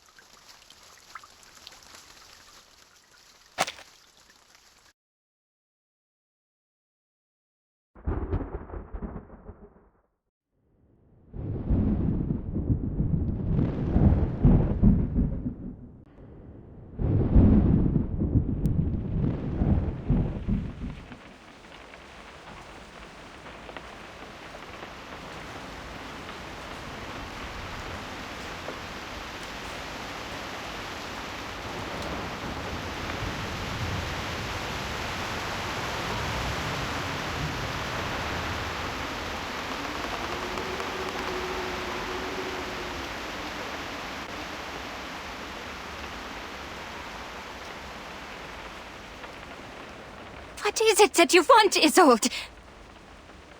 I thought the Foundation was exaggerating the truth, but you are... Are you mad, Doctor? Because I killed Mr. Carl? I thought it would make you happy. Happy? Why would I be happy? Because he was a boastful man. His ideas were at odds with yours, and he contributed to the repression of this era. A bureaucrat you hate the most. He treated us like stains on the wall to be covered up in shame. And he was the kind of man who'd pocket the gold foil whenever he found any. Society is dying because of these hypocrites. Don't you think we should have the surgery and remove them?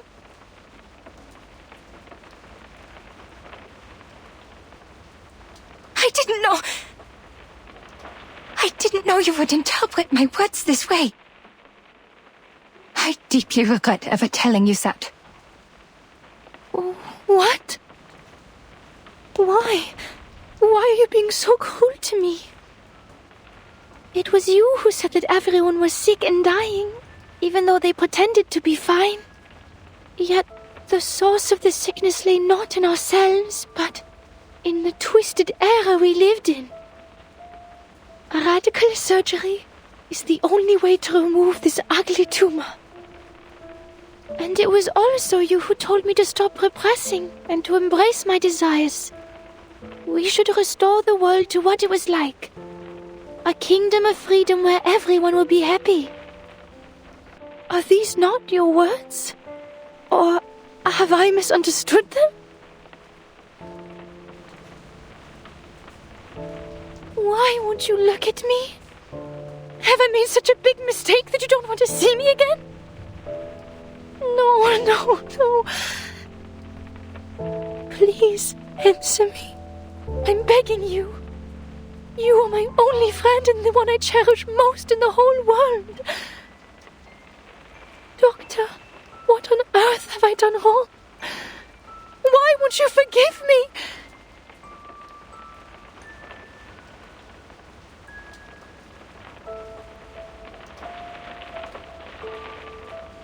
Is it because I'm too stupid to understand your words? Or because I'm also sick with the incurable tumor? If that's the case, please help me. Hold my hands, touch my face, hug me, and talk to me heart to heart like you used to. Doctor.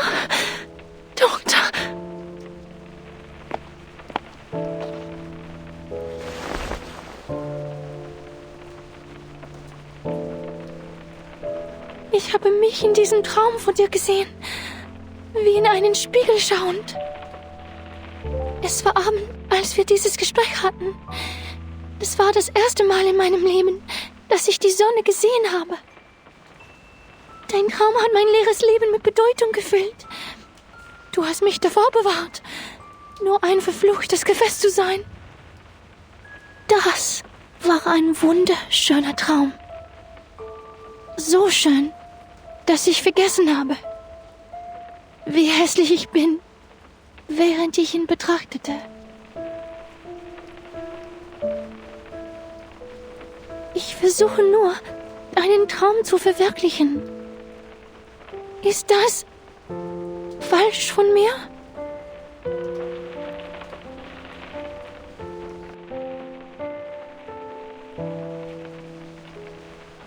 I never thought you would commit a crime over my words. Crime? You mean what I'm doing right now? You don't like it?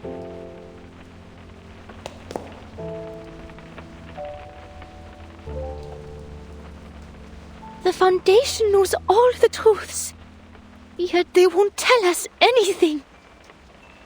That's why we have to release everything they repress. The news, the hysteria, the riots, the chaos. That's what Manus Vindictae told me. Is this not like your dream? Did I misunderstand? What in the world did they tell you?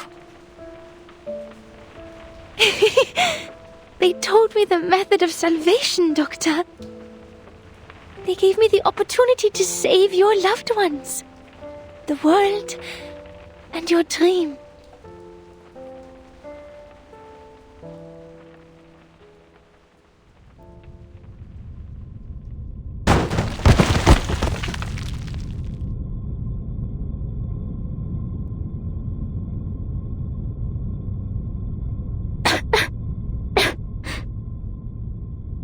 Where am I?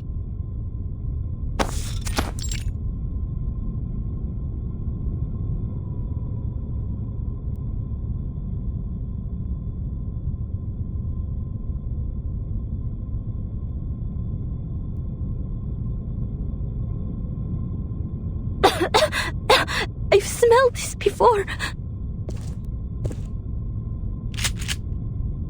Welcome, Angelotti and unknown lady from the Foundation. Welcome to the small beginning of our new world.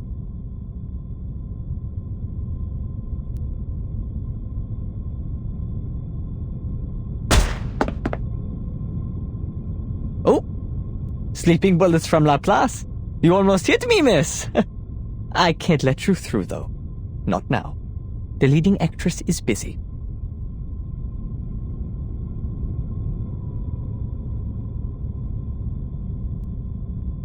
The curtain has been raised, ladies, and the show is about to begin.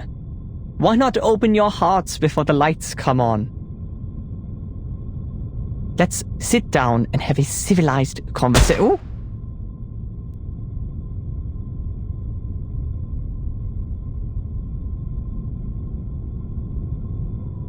There is no need to negotiate with a terrorist. You will have a chance to talk to our specialist after I take you to the headquarters. A terrorist? You wound me. Is it because I wear the mask of menace? Because I revealed the truth you've been hiding? Or because we accelerated the storm and made this era end earlier than expected?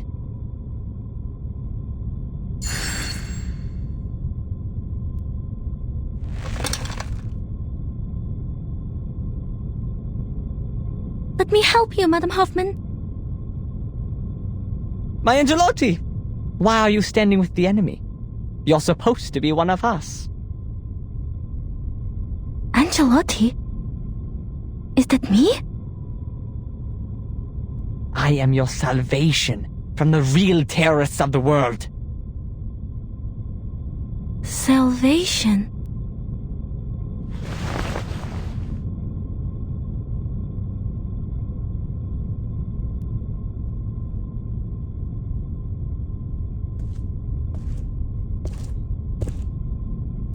Angelotti with a full case of books. Tell me, of all the books you have read and all the documents you have worked with, did any of them mention the catastrophe that suddenly broke out in the summer of 1914? The scourge of the 20th century? The real history?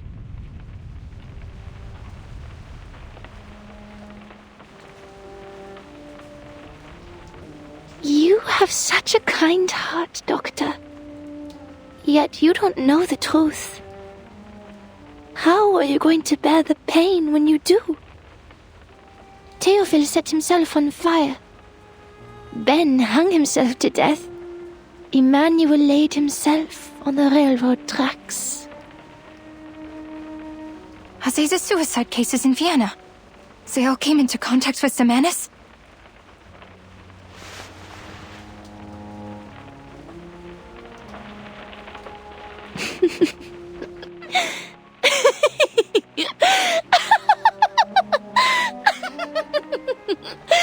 I can see them. I can hear them. The ghosts of future history haunting the city from above. Heads full of holes. Heads covered in shrapnel. Empty stomachs. Even the ghosts of little children. I can see them all. Cities bombed to the ground. And trains full of people headed straight for death. It is coming. It is coming. By then, the guts hanging from trees will be more vibrant than spring flowers. There will be bullets, helmets, scars. Wir haben keine Zukunft, Doktor.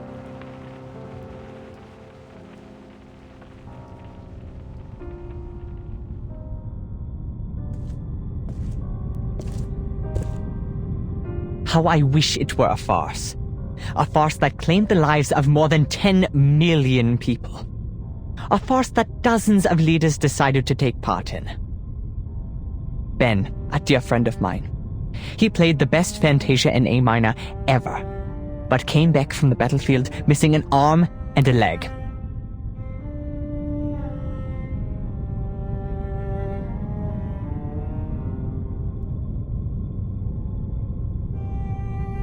and Emmanuel.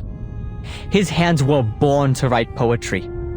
But he was sent to the front and dug trenches until he died of disease.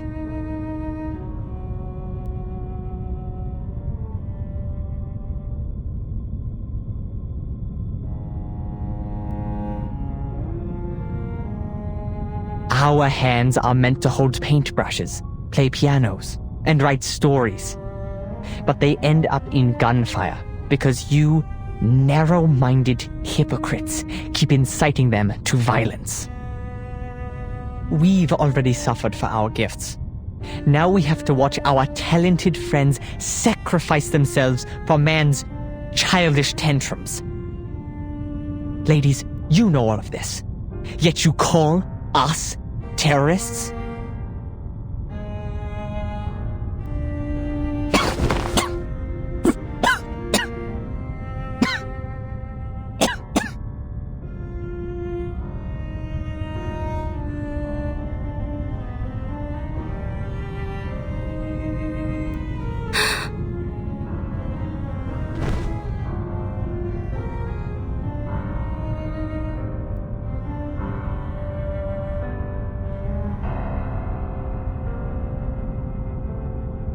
Madam Hoffman? Madam Hoffman!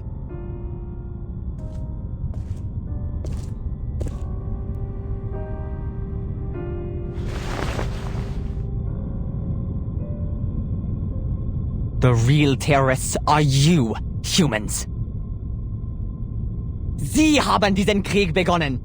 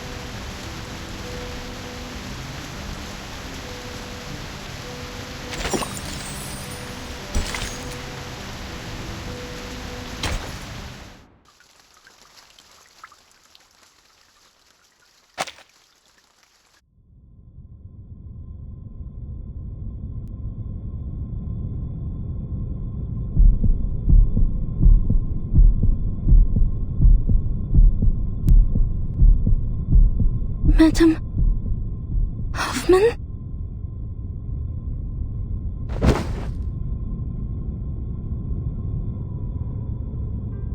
Fortunately, the Guiding One has heard our cries and promised us salvation. The storm will put a stop to this frenetic melody before all of the good, artistic, heartfelt things in life are destroyed before our eyes. It will wash away the unwanted, the unimportant. The creators of this chaos will be severely punished.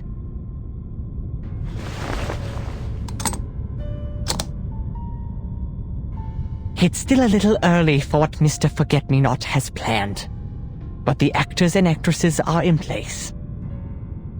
Don't worry, Miss Angelotti. We won't leave anyone behind, nor will we leave any enemy spared. I will eliminate the obstacles for you, and help you better understand yourself. What? What are you talking about?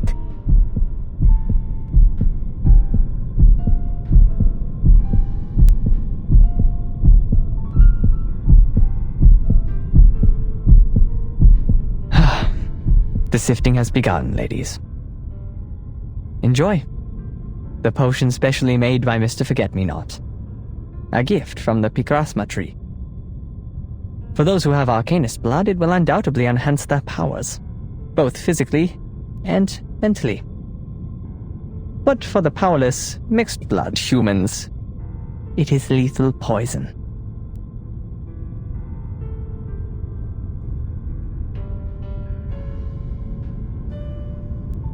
People sometimes forget how different humans and Arcanists are, don't they? Marriages between the two races have been common for some time. The mixed bloods have become the majority of society. Those with less than 1/4 Arcanist blood, some with even less, have blended in amongst the humans because they don't have any arcane power. And so they are seen as humans, both by the public and by themselves. And now the punishment for betraying your own kind. You should have stood with us, but instead you sided with the enemy and watched your own kin suffer.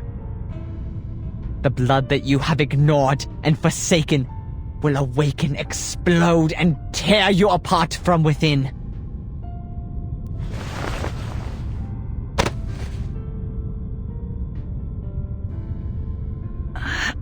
I'm fine. I'm just a bit... I can still stand.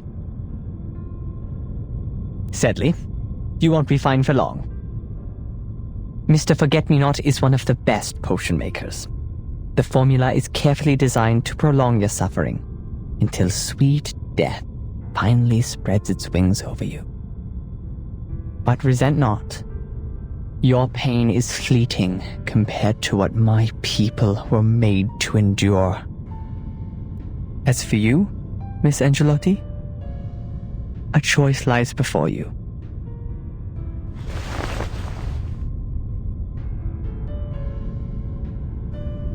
Me? You have been lied to. Humans have whispered lies through their petty, made-up history. There has been genocide, the lengthy, vicious kind, under the banner of high-minded reason. They tried to split the world in two, so that the progressives cannot be stopped by the non-progressives, so that the irrational cannot speak against the rational. When they do, death and destruction follow. You're one of us, an Arcanist child abandoned at an orphanage. You must have heard your heart pounding like a knock on the door. It's the sound of a long-lost soul coming home. It calls to you to rid your shackles of reason, to expose the lies of history, to embrace your primal passions and unleash the powers of your gift. You should be one of us, as you always should have been.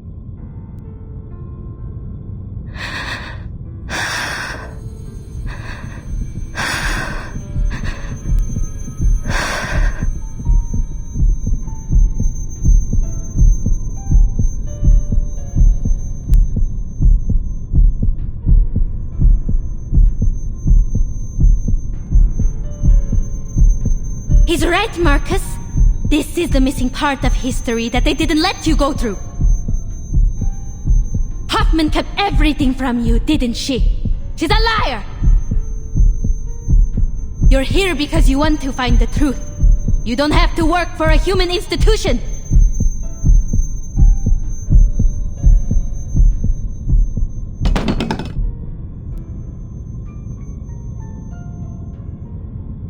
Pick it up. Drive it into your mentor's heart. Show us your resolve. An opportunity has arisen. Take it. A chance to learn who you really are, where you came from, and why you were abandoned.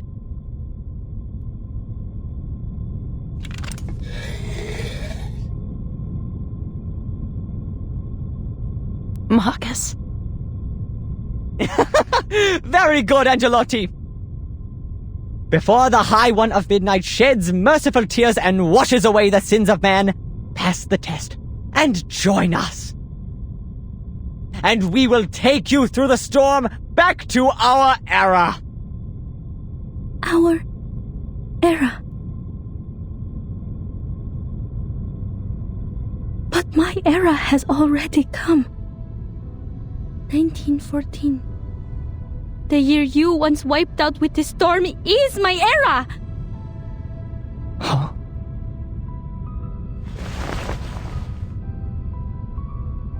I waited in the abandoned lighthouse of that island.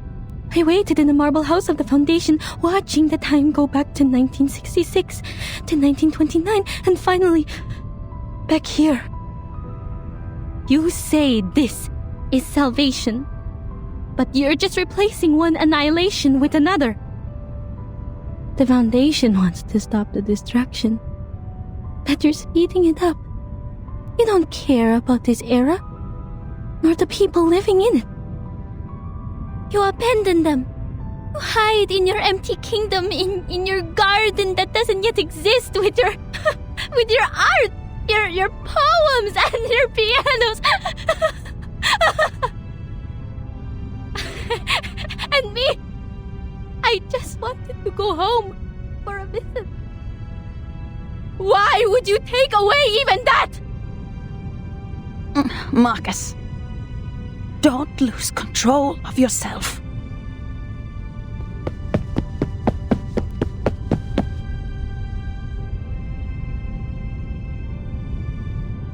I'll kill you, Heinrich!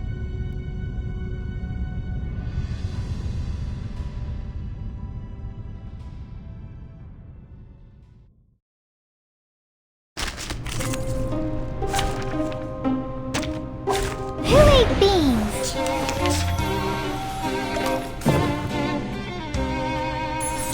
I can hear it.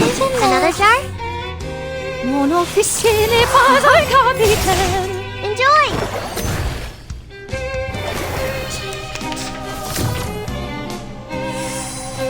Rational.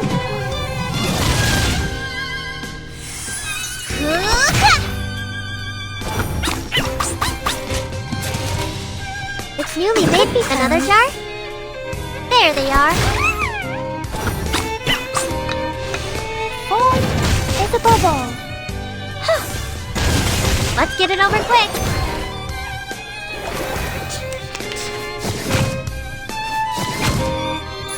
Got you. It's newly made. Another jar? There they are.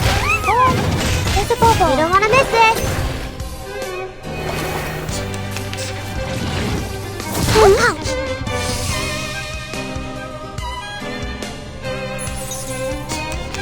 It's newly made this year.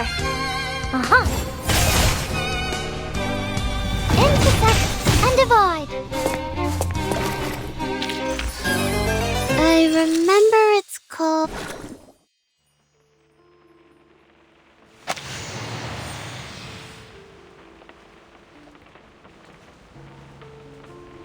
Someone is calling me. Leave here with me, Doctor. Let the rain wash away the old world, so we can build your dream in a new one. I thought we were on the same side of liberating our repression, giving freedom to the Arcanists.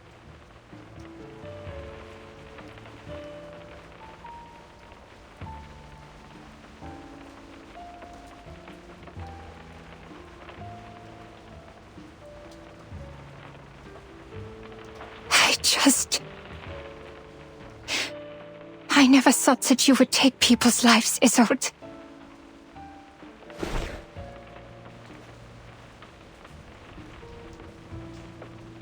Is this why you hesitate? Because I killed a person who shouldn't be killed? A person from the Foundation? After you befriended the young lady? Is it because you made peace with the Foundation, and yet I became associated with Manus Vindicte?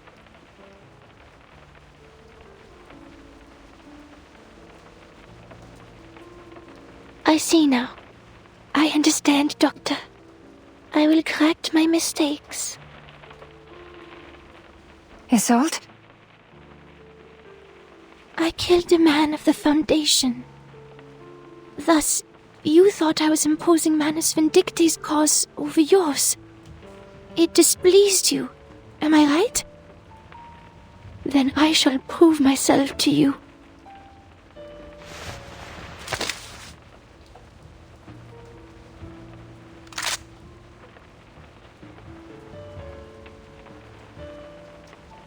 I will take Heinrich's life, for that would make it fair. Please, come with me and witness my commitment, Doctor.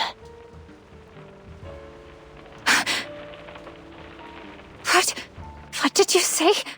You're going to kill... who?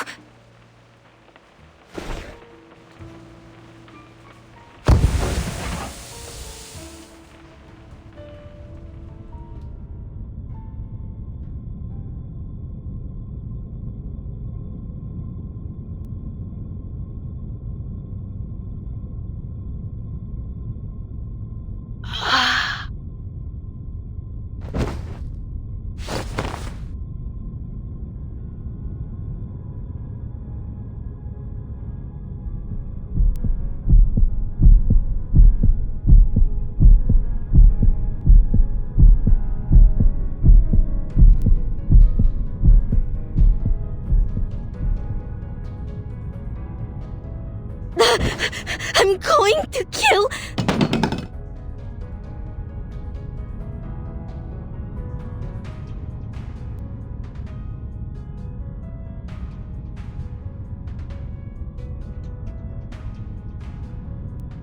Miss Angelotti, if you still don't see the big picture after returning to your true self, you are not one of us.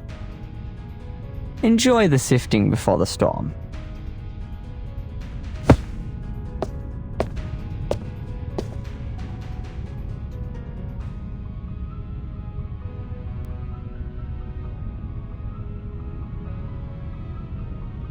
Ah, Isolde, you're just in time. These two are hopeless.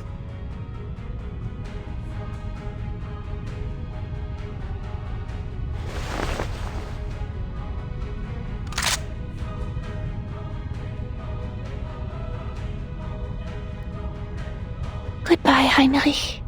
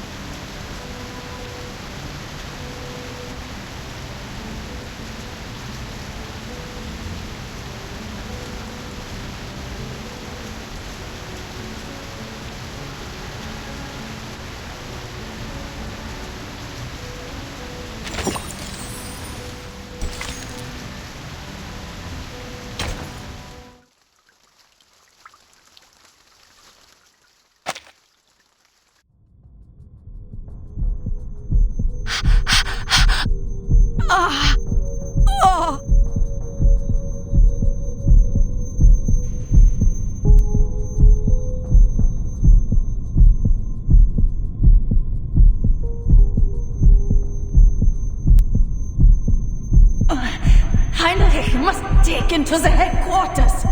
He has vital information. The mission has failed. There will be no backup. The storm countdown has begun. Everyone will be called back to the headquarters. This is the ninth storm. How much longer will we have to wait if we miss this opportunity? Must leave at once. Marcus will have the storm syndrome if she stays here. She is losing herself. Gunshot. Isolde. Why are they here?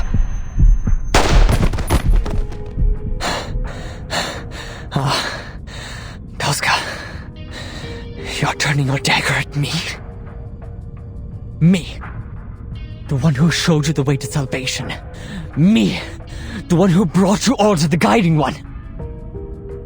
I even pleaded with Forget-Me-Not to keep a spot for Kakanya. For your sake. How could you do this to me?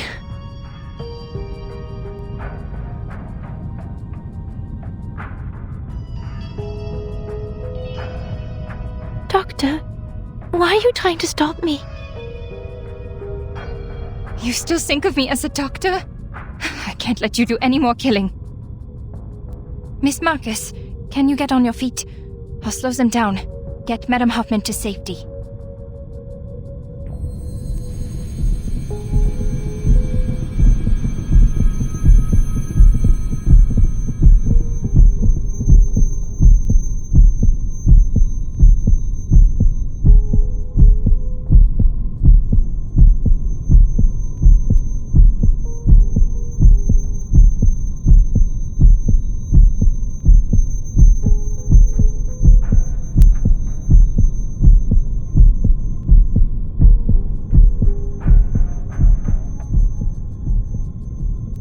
Heinrich, you seem to be in pain. Shh. It's all right. Soon you'll be freed from the pain.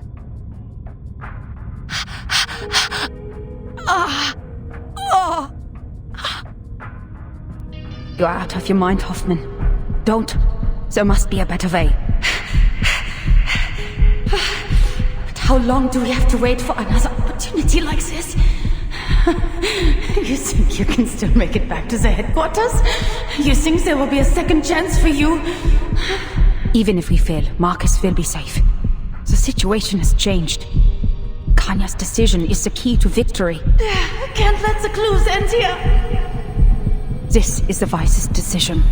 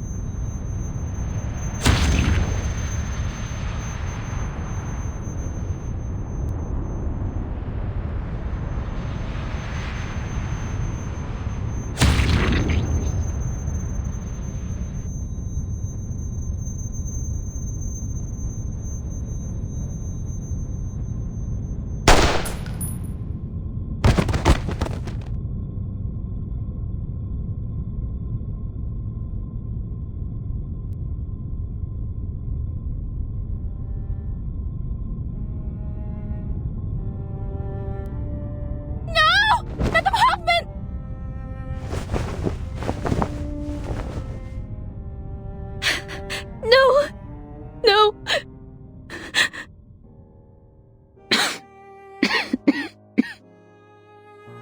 Is Heinrich still alive?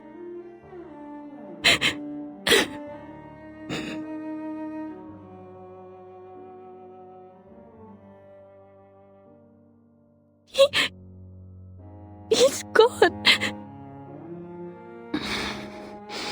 I see. Should have been faster. You must take Kanya and leave. She can protect you from Isolde. She won't side with Manus from what I see. Give him my place in the storm shelter. Her arcane powers will be useful to us. So the both of you can evacuate safely.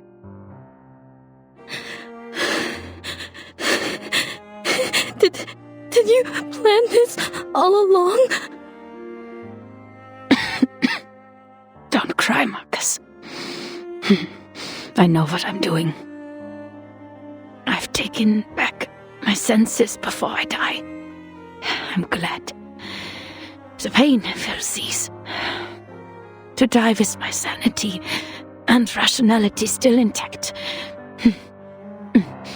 It has been an honor. No! Kanya, can you give her first aid and take her to the station? You'll meet the Foundation there. They'll have better equipment. They'll know what to do. Heinrich is dead, but there must still be clues on him. This isn't over yet. I have to finish the mission.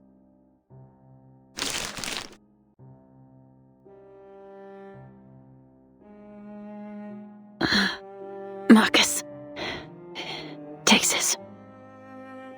The number of that orphanage in Romania. I've had it with me for a while now, but... Please save your strength, madam. This isn't what we need to worry about. We don't have anything else to worry about. The mission is over. Silly child.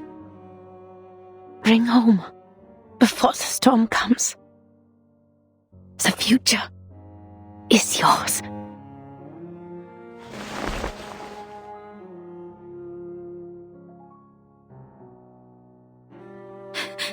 No! There must be something I can do! Everything is a book. Everything can be read. The most immediate threat to her life is that potion, devil's shoestring, belladonna, narcissus, the zeta roots, and the fruits and roots of the picrasma tree. It's the formula made by Forget-Me-Not. The picrasma extract makes up more than 50% of the potion. This is very different from Laplace's formula. Arcanus potions seem to be a concoction of instincts and inspiration. Is there nothing else I can do? The picrasma extract is not a poison in itself, just that humans cannot... there must be a way, madam! Please! She's in pain. Don't give up. Keep reading. I will find a way. Marcus.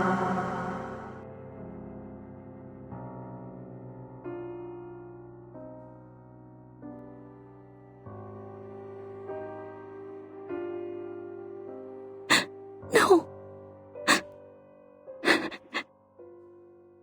Every book has an end, Marcus. There's nothing more on a finished page, no matter how reluctant you are to flip that page and get to the end. You will move on to a new chapter. Forgive me. No, don't turn the page! Stop here! Stop now, please! For all the pain I had to put on you.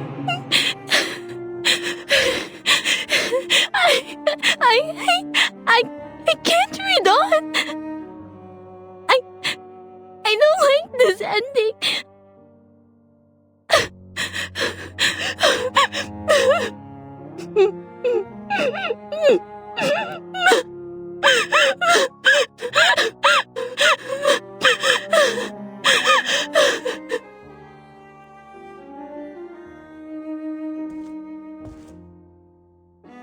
She's gone.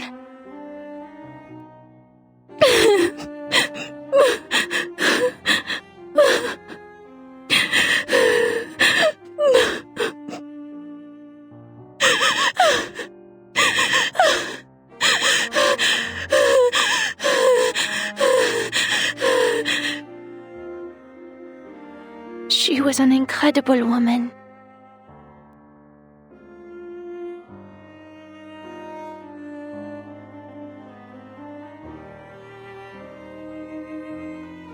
Her suffering ends here.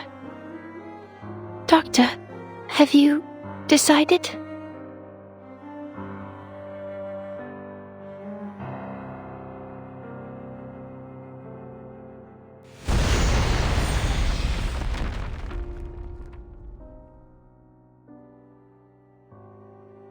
I must leave.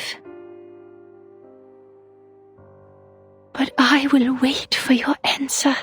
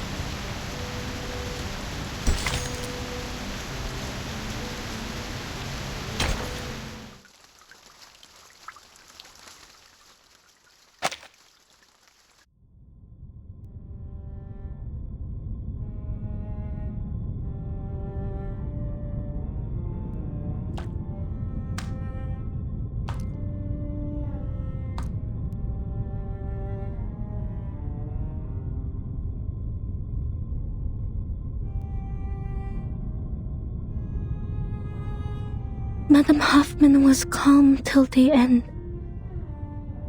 Why? Was she not afraid? No. I just read her fear through her trembling fingers. But she would not show it. She knew it would have frightened me. Repeat. This is the 24-hour countdown to the storm. All personnel must return to the headquarters. Repeat. This is the 24-hour countdown to the storm. Hoffman, this is Semmelweis. You must leave now. Last call. You know we won't wait if you miss it.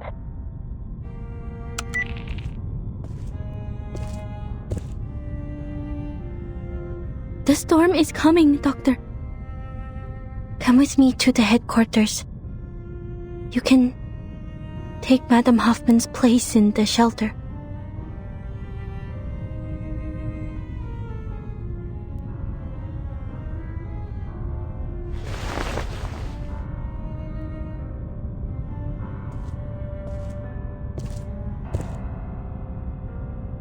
King Midas hunted in the woods, in search of Silenus, the wisest satyr, the companion of the wine god.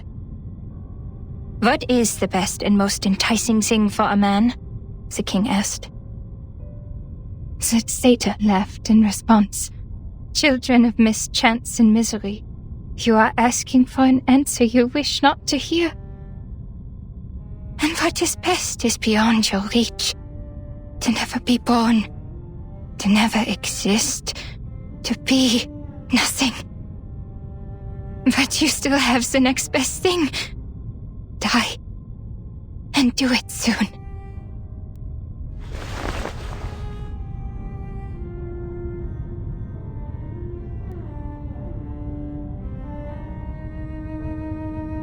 I don't care if I could make it through the storm. My end is already upon me. Doctor. I'd rather die here than spend the rest of my life running from the storm. Get to safety, Miss Marcus. I still have things to do. It's a shame that we won't get to be colleagues.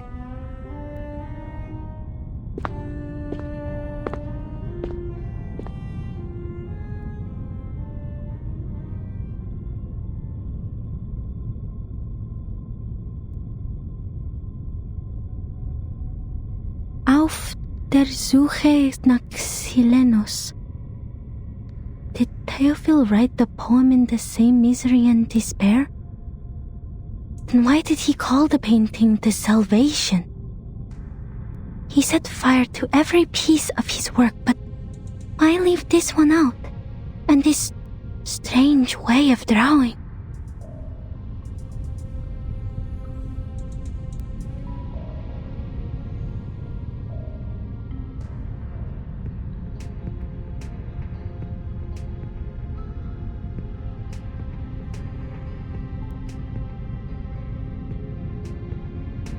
Heinrich said he showed the path to salvation and brought you all to the guiding one. Salvation. Salvation. Could it be...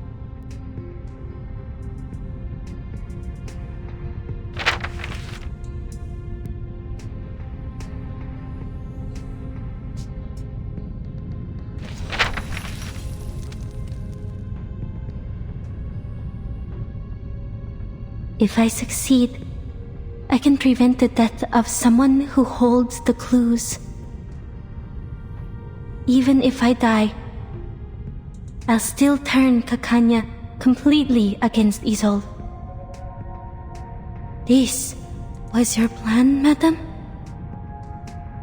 What really scared me was not the threat to my life, but the possibility of dying ignorant. I know what to do now.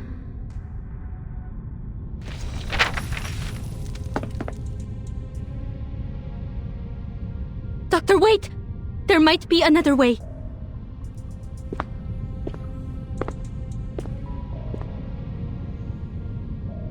Don't fall into darkness.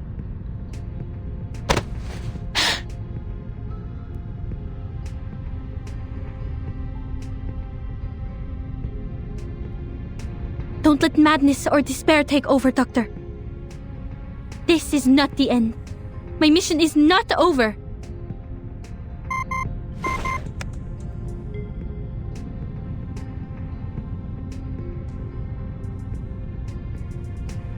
There's still another way to end this. But it can only be done by you and me.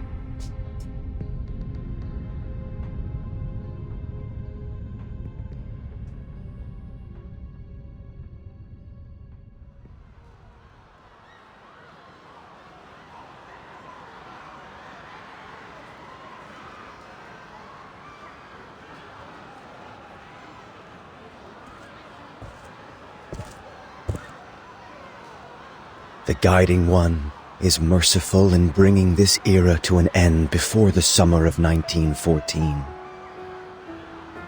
Here, the nationalists, the internationalists, the arcanists, the rationalists, the progressives, the conservatives, the fanatics, the bystanders. They indulge in passion, insisting that it is their ideals that make up the world. Who would have thought that such a progressive and sensible era would end in a barbaric war? Yet in the end, like dust, they'll be swept away and forgotten by time. Only the true believers will survive the end.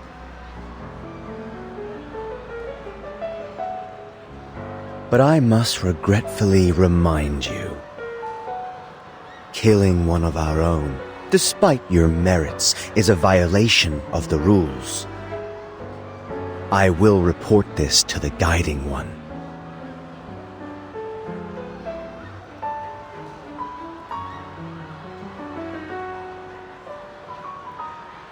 May I have a moment alone, Mr. Forget-Me-Not?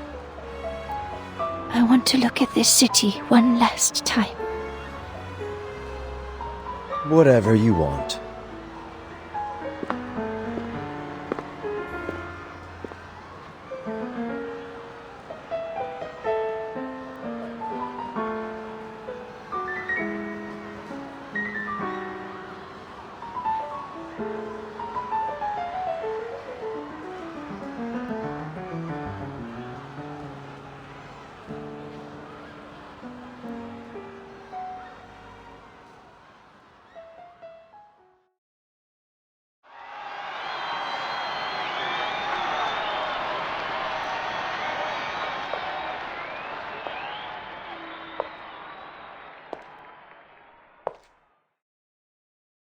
Doctor!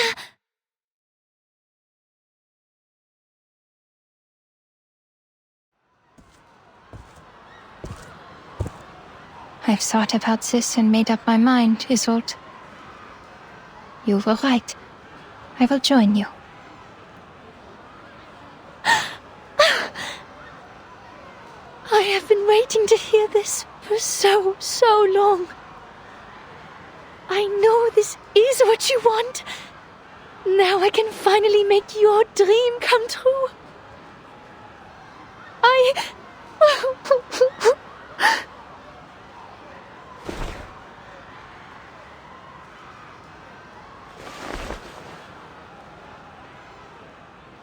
Before we leave, I would like to take one last walk in this world.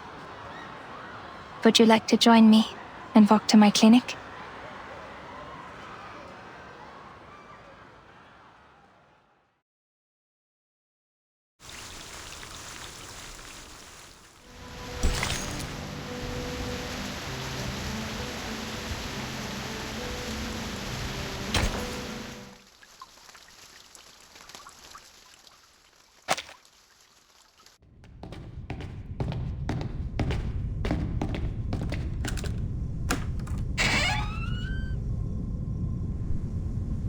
Du hast alles gut durchdacht.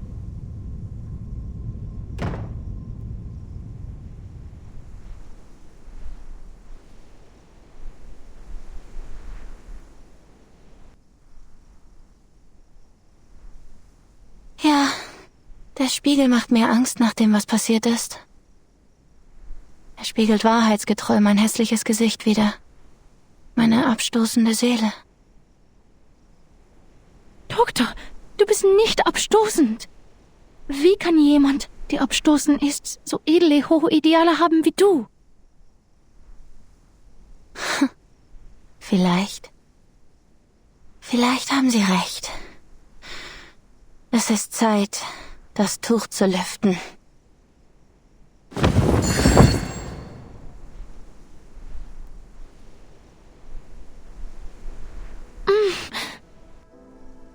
Das Licht tut weh. Hast du die Vorhänge geöffnet? Doktor, ich kann nichts sehen.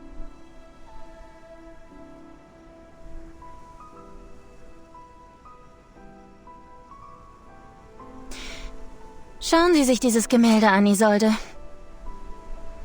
Erinnert es Sie an etwas? Ich kann es nicht deutlich sehen, Doktor. Es ist zu hell hier. Könntest du die Vorhänge etwas zuziehen? Das ist das Gemälde Ihres verstorbenen Bruders. Die Rettung. Wir haben eine einfache Tatsache übersehen, Isolde. Bis Heinrichs letzte Worte uns alle daran erinnerten. Theophil schrieb seine Notiz in Verzweiflung, nannte aber sein letztes Gemälde die Rettung. Doktor, es ist so hell hier. Können wir woanders reden?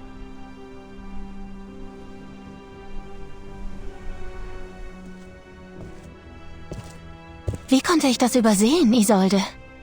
Eine noble Dame wie Sie kann nicht nur singen und tanzen, sondern auch zeichnen. Theophil war ein feiner Herr, aber nur fein.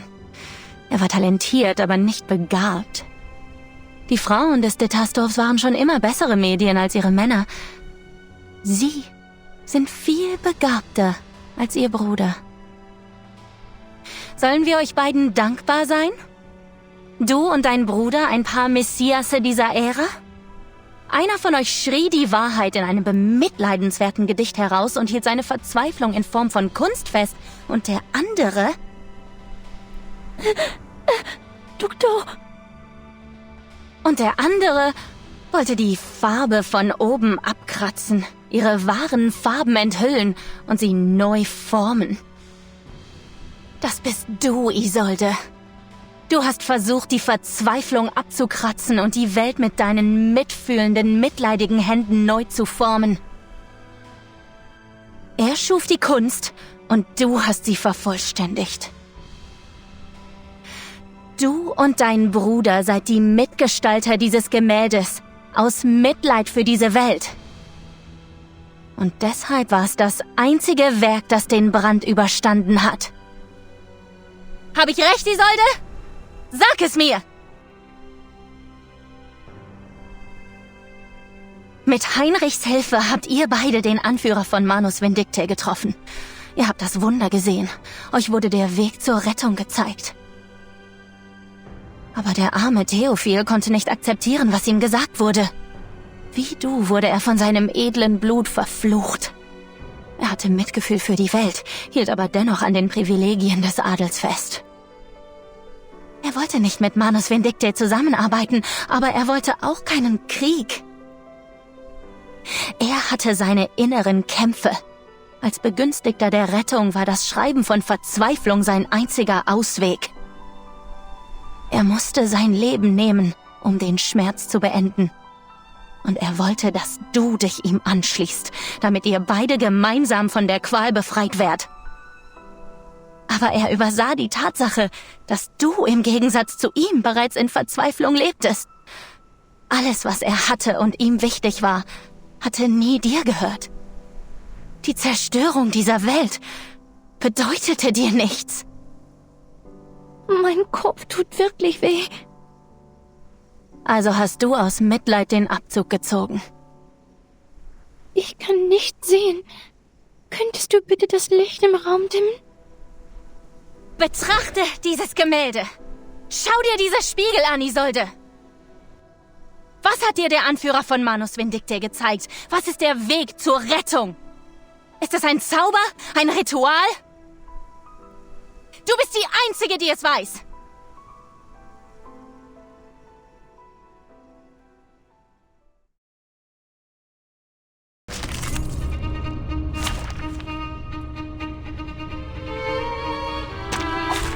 Watch the mirrors, Miss Marcus. I'll guide us all to the memory. If only this would undo my mistakes. You can do this, Miss Kakanya. Ich kann dich nicht sehen. Wo bist du hin?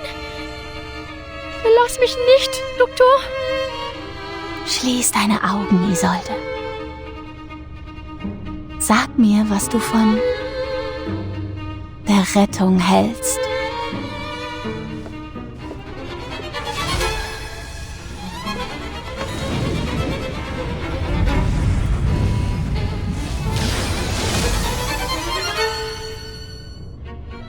Did I start running?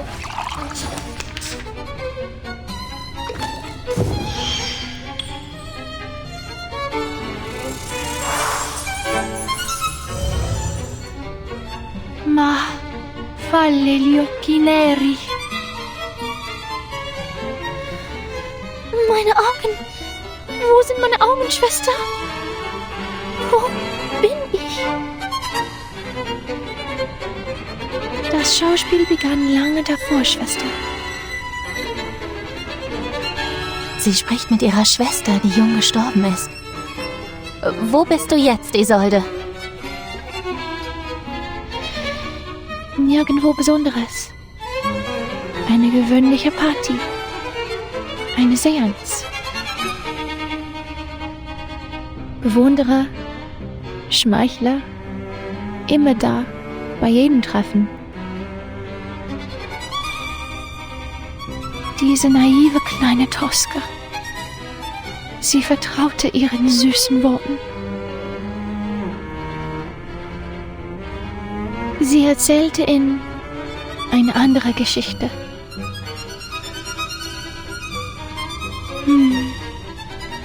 Vorhänge im Wind, das warme Bad der Sonne. Was passierte als nächstes? Schließ das Fenster! Schließ es!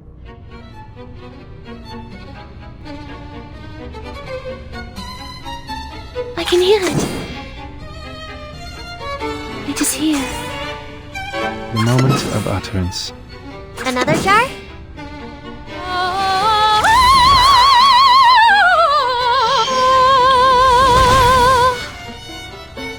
Until the torch is lit. You don't want to miss it.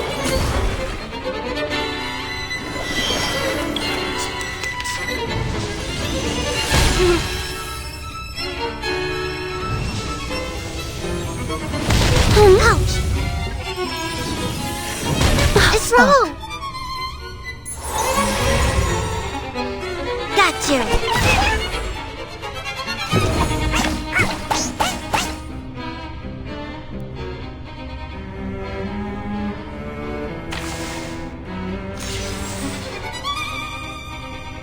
I can hear it. The moment of silence. It's newly made this year. Another jar? Winterstürme wehen den Wundermond.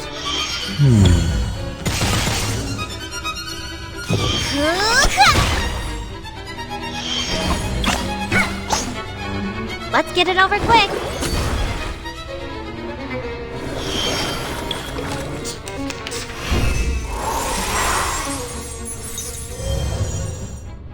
There they are.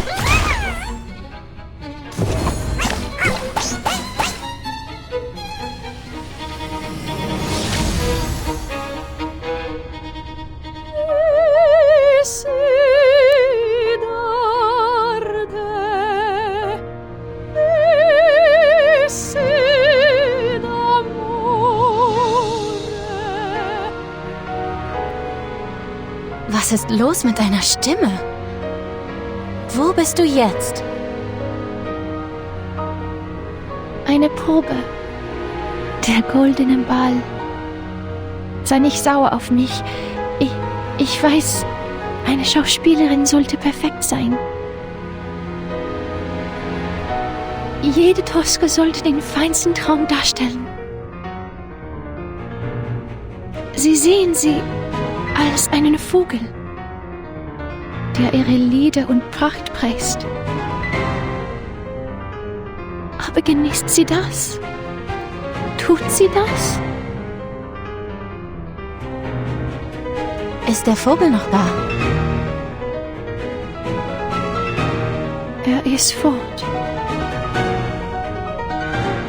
Havrados öffnete den vergoldeten Käfig und er flog.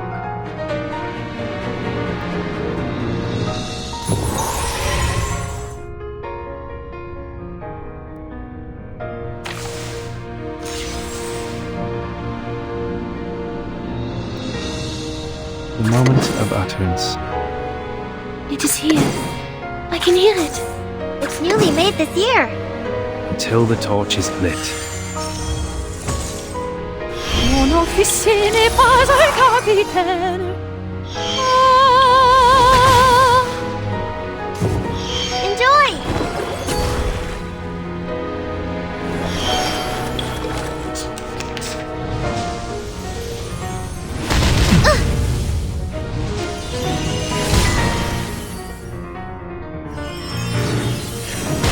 Ouch!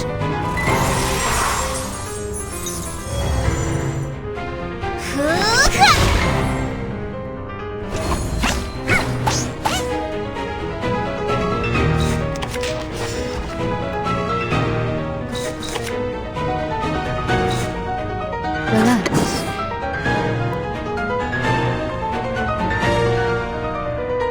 What a tragedy. Another jar? I smell the scent of mint oil. Soffoca il sangue! Soffoca il sangue!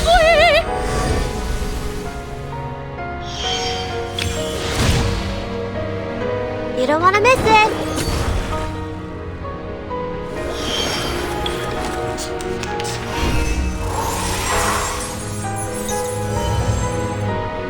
Got you.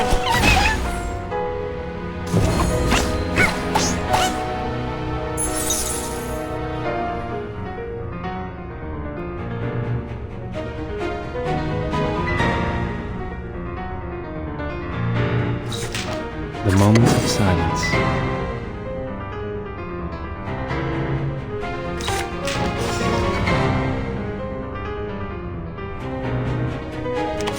No worries. Benefit from reading.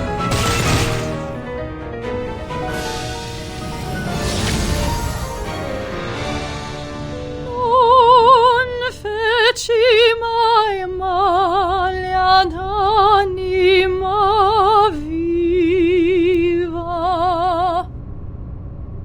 Erkennst du dieses Teil? Das dachte ich mir.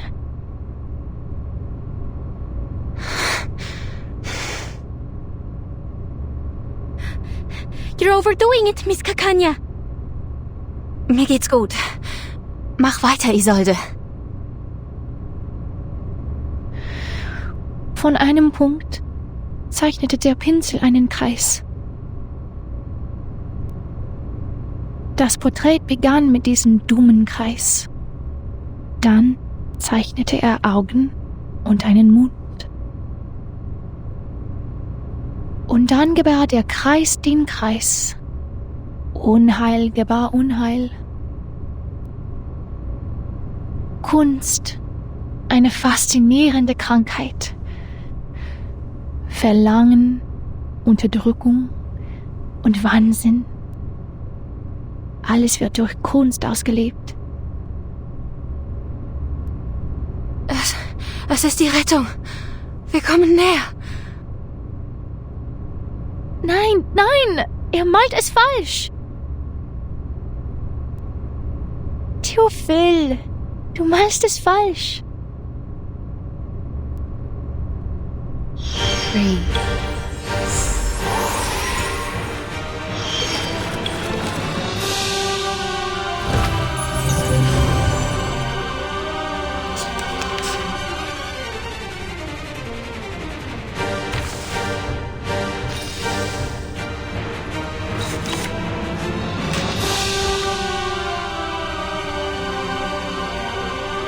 hear it.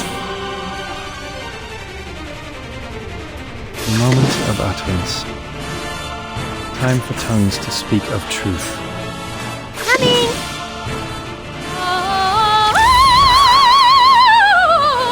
Benefit from reading. The scale of your soul has tilted. The balance needs to be restored.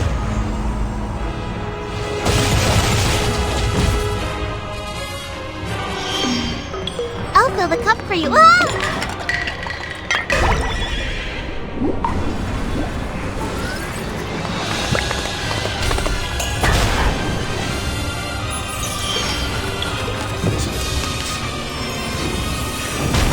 Ouch!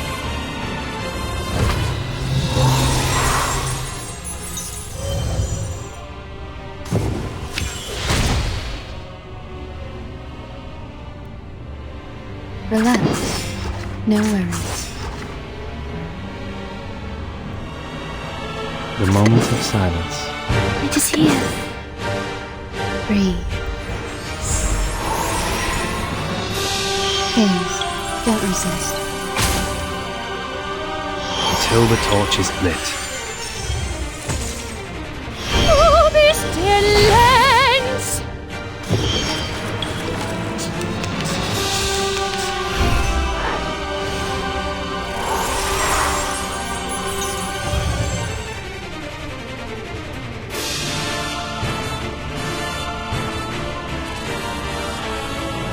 The moment of utterance.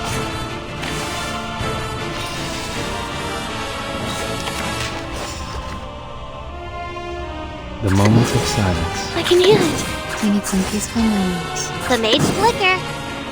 We walk in long nights. Mon officier n'est pas un capitaine.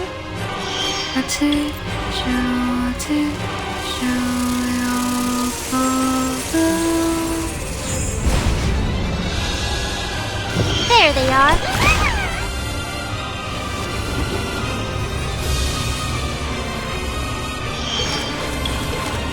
Ti soffoca il sangue!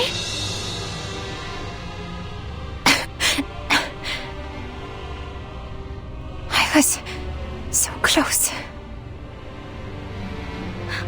Dr. Kakanya! Was passiert als nächstes?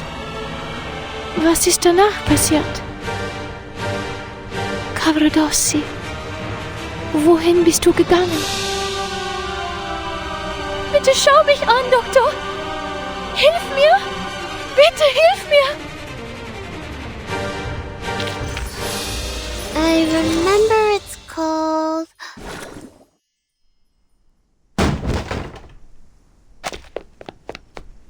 Doctor, you must stop using the mirror. You will both collapse if you continue to force her. I'm running out of options. I have to hypnotize her.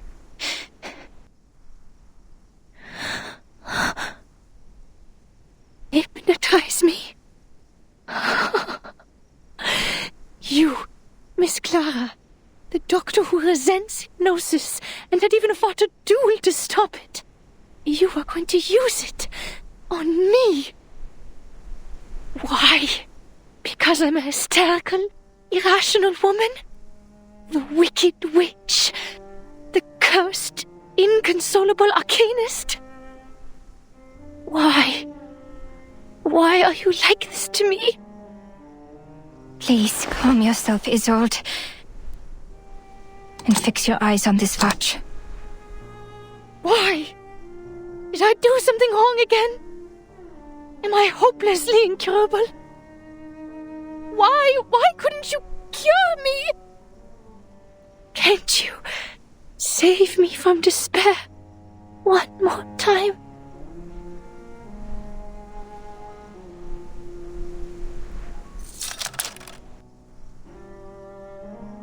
Schlaf, Isolde. Gehe zum Ort des Friedens, zum Heim der Nacht.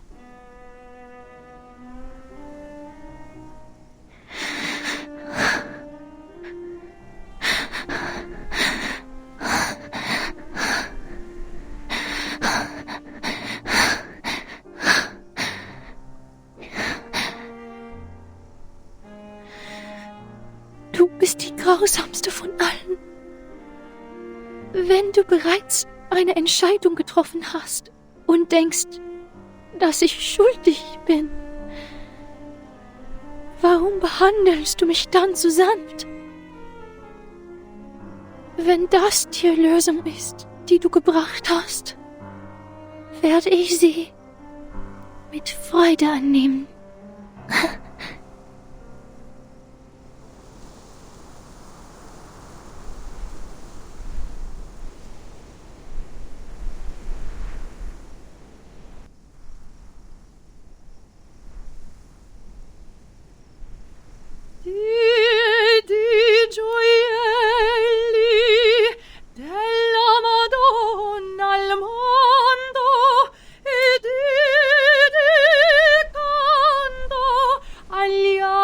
Al ciel che ne radian più belli nell'ora del dolor perché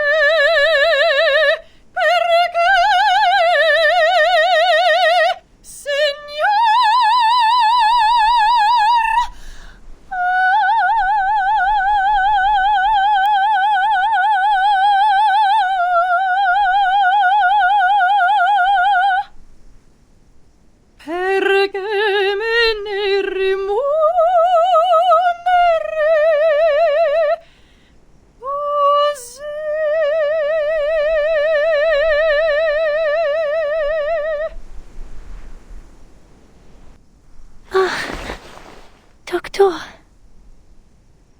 Lucevan Le Stelle.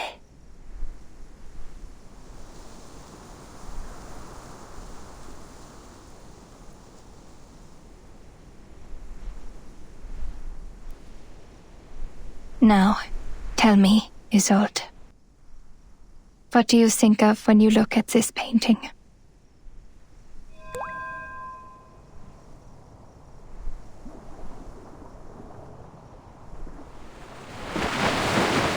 I am intrigued by the name of your little group. The Circle.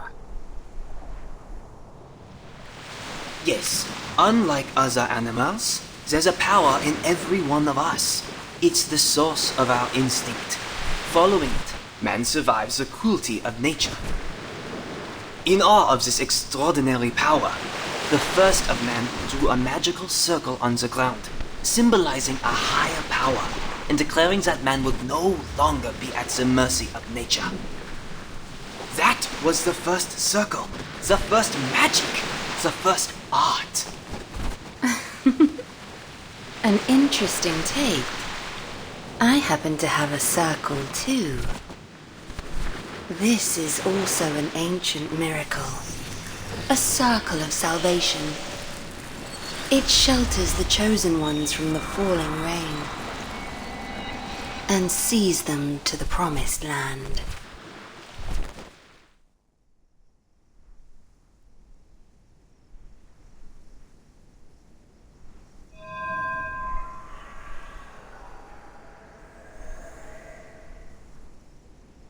Yes! That's it! I saw it! Doctor, I heard it! I read the storm immunity ritual! We did it!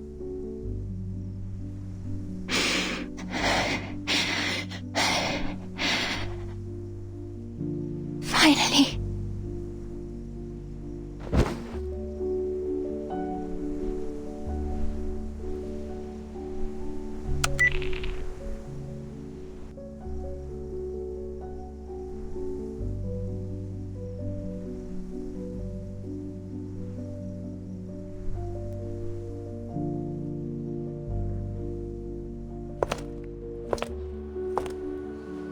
News from the front line. They have sent home the storm immunity ritual. Get to work, people. In the 22 hours before the storm arrives, the whole world is our proving ground.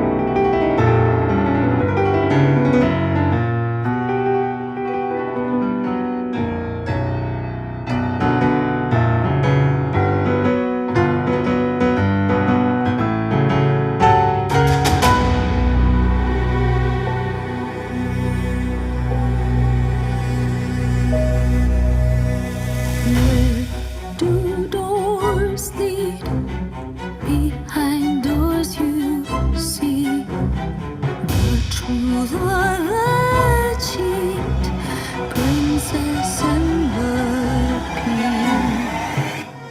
The doors are pressed.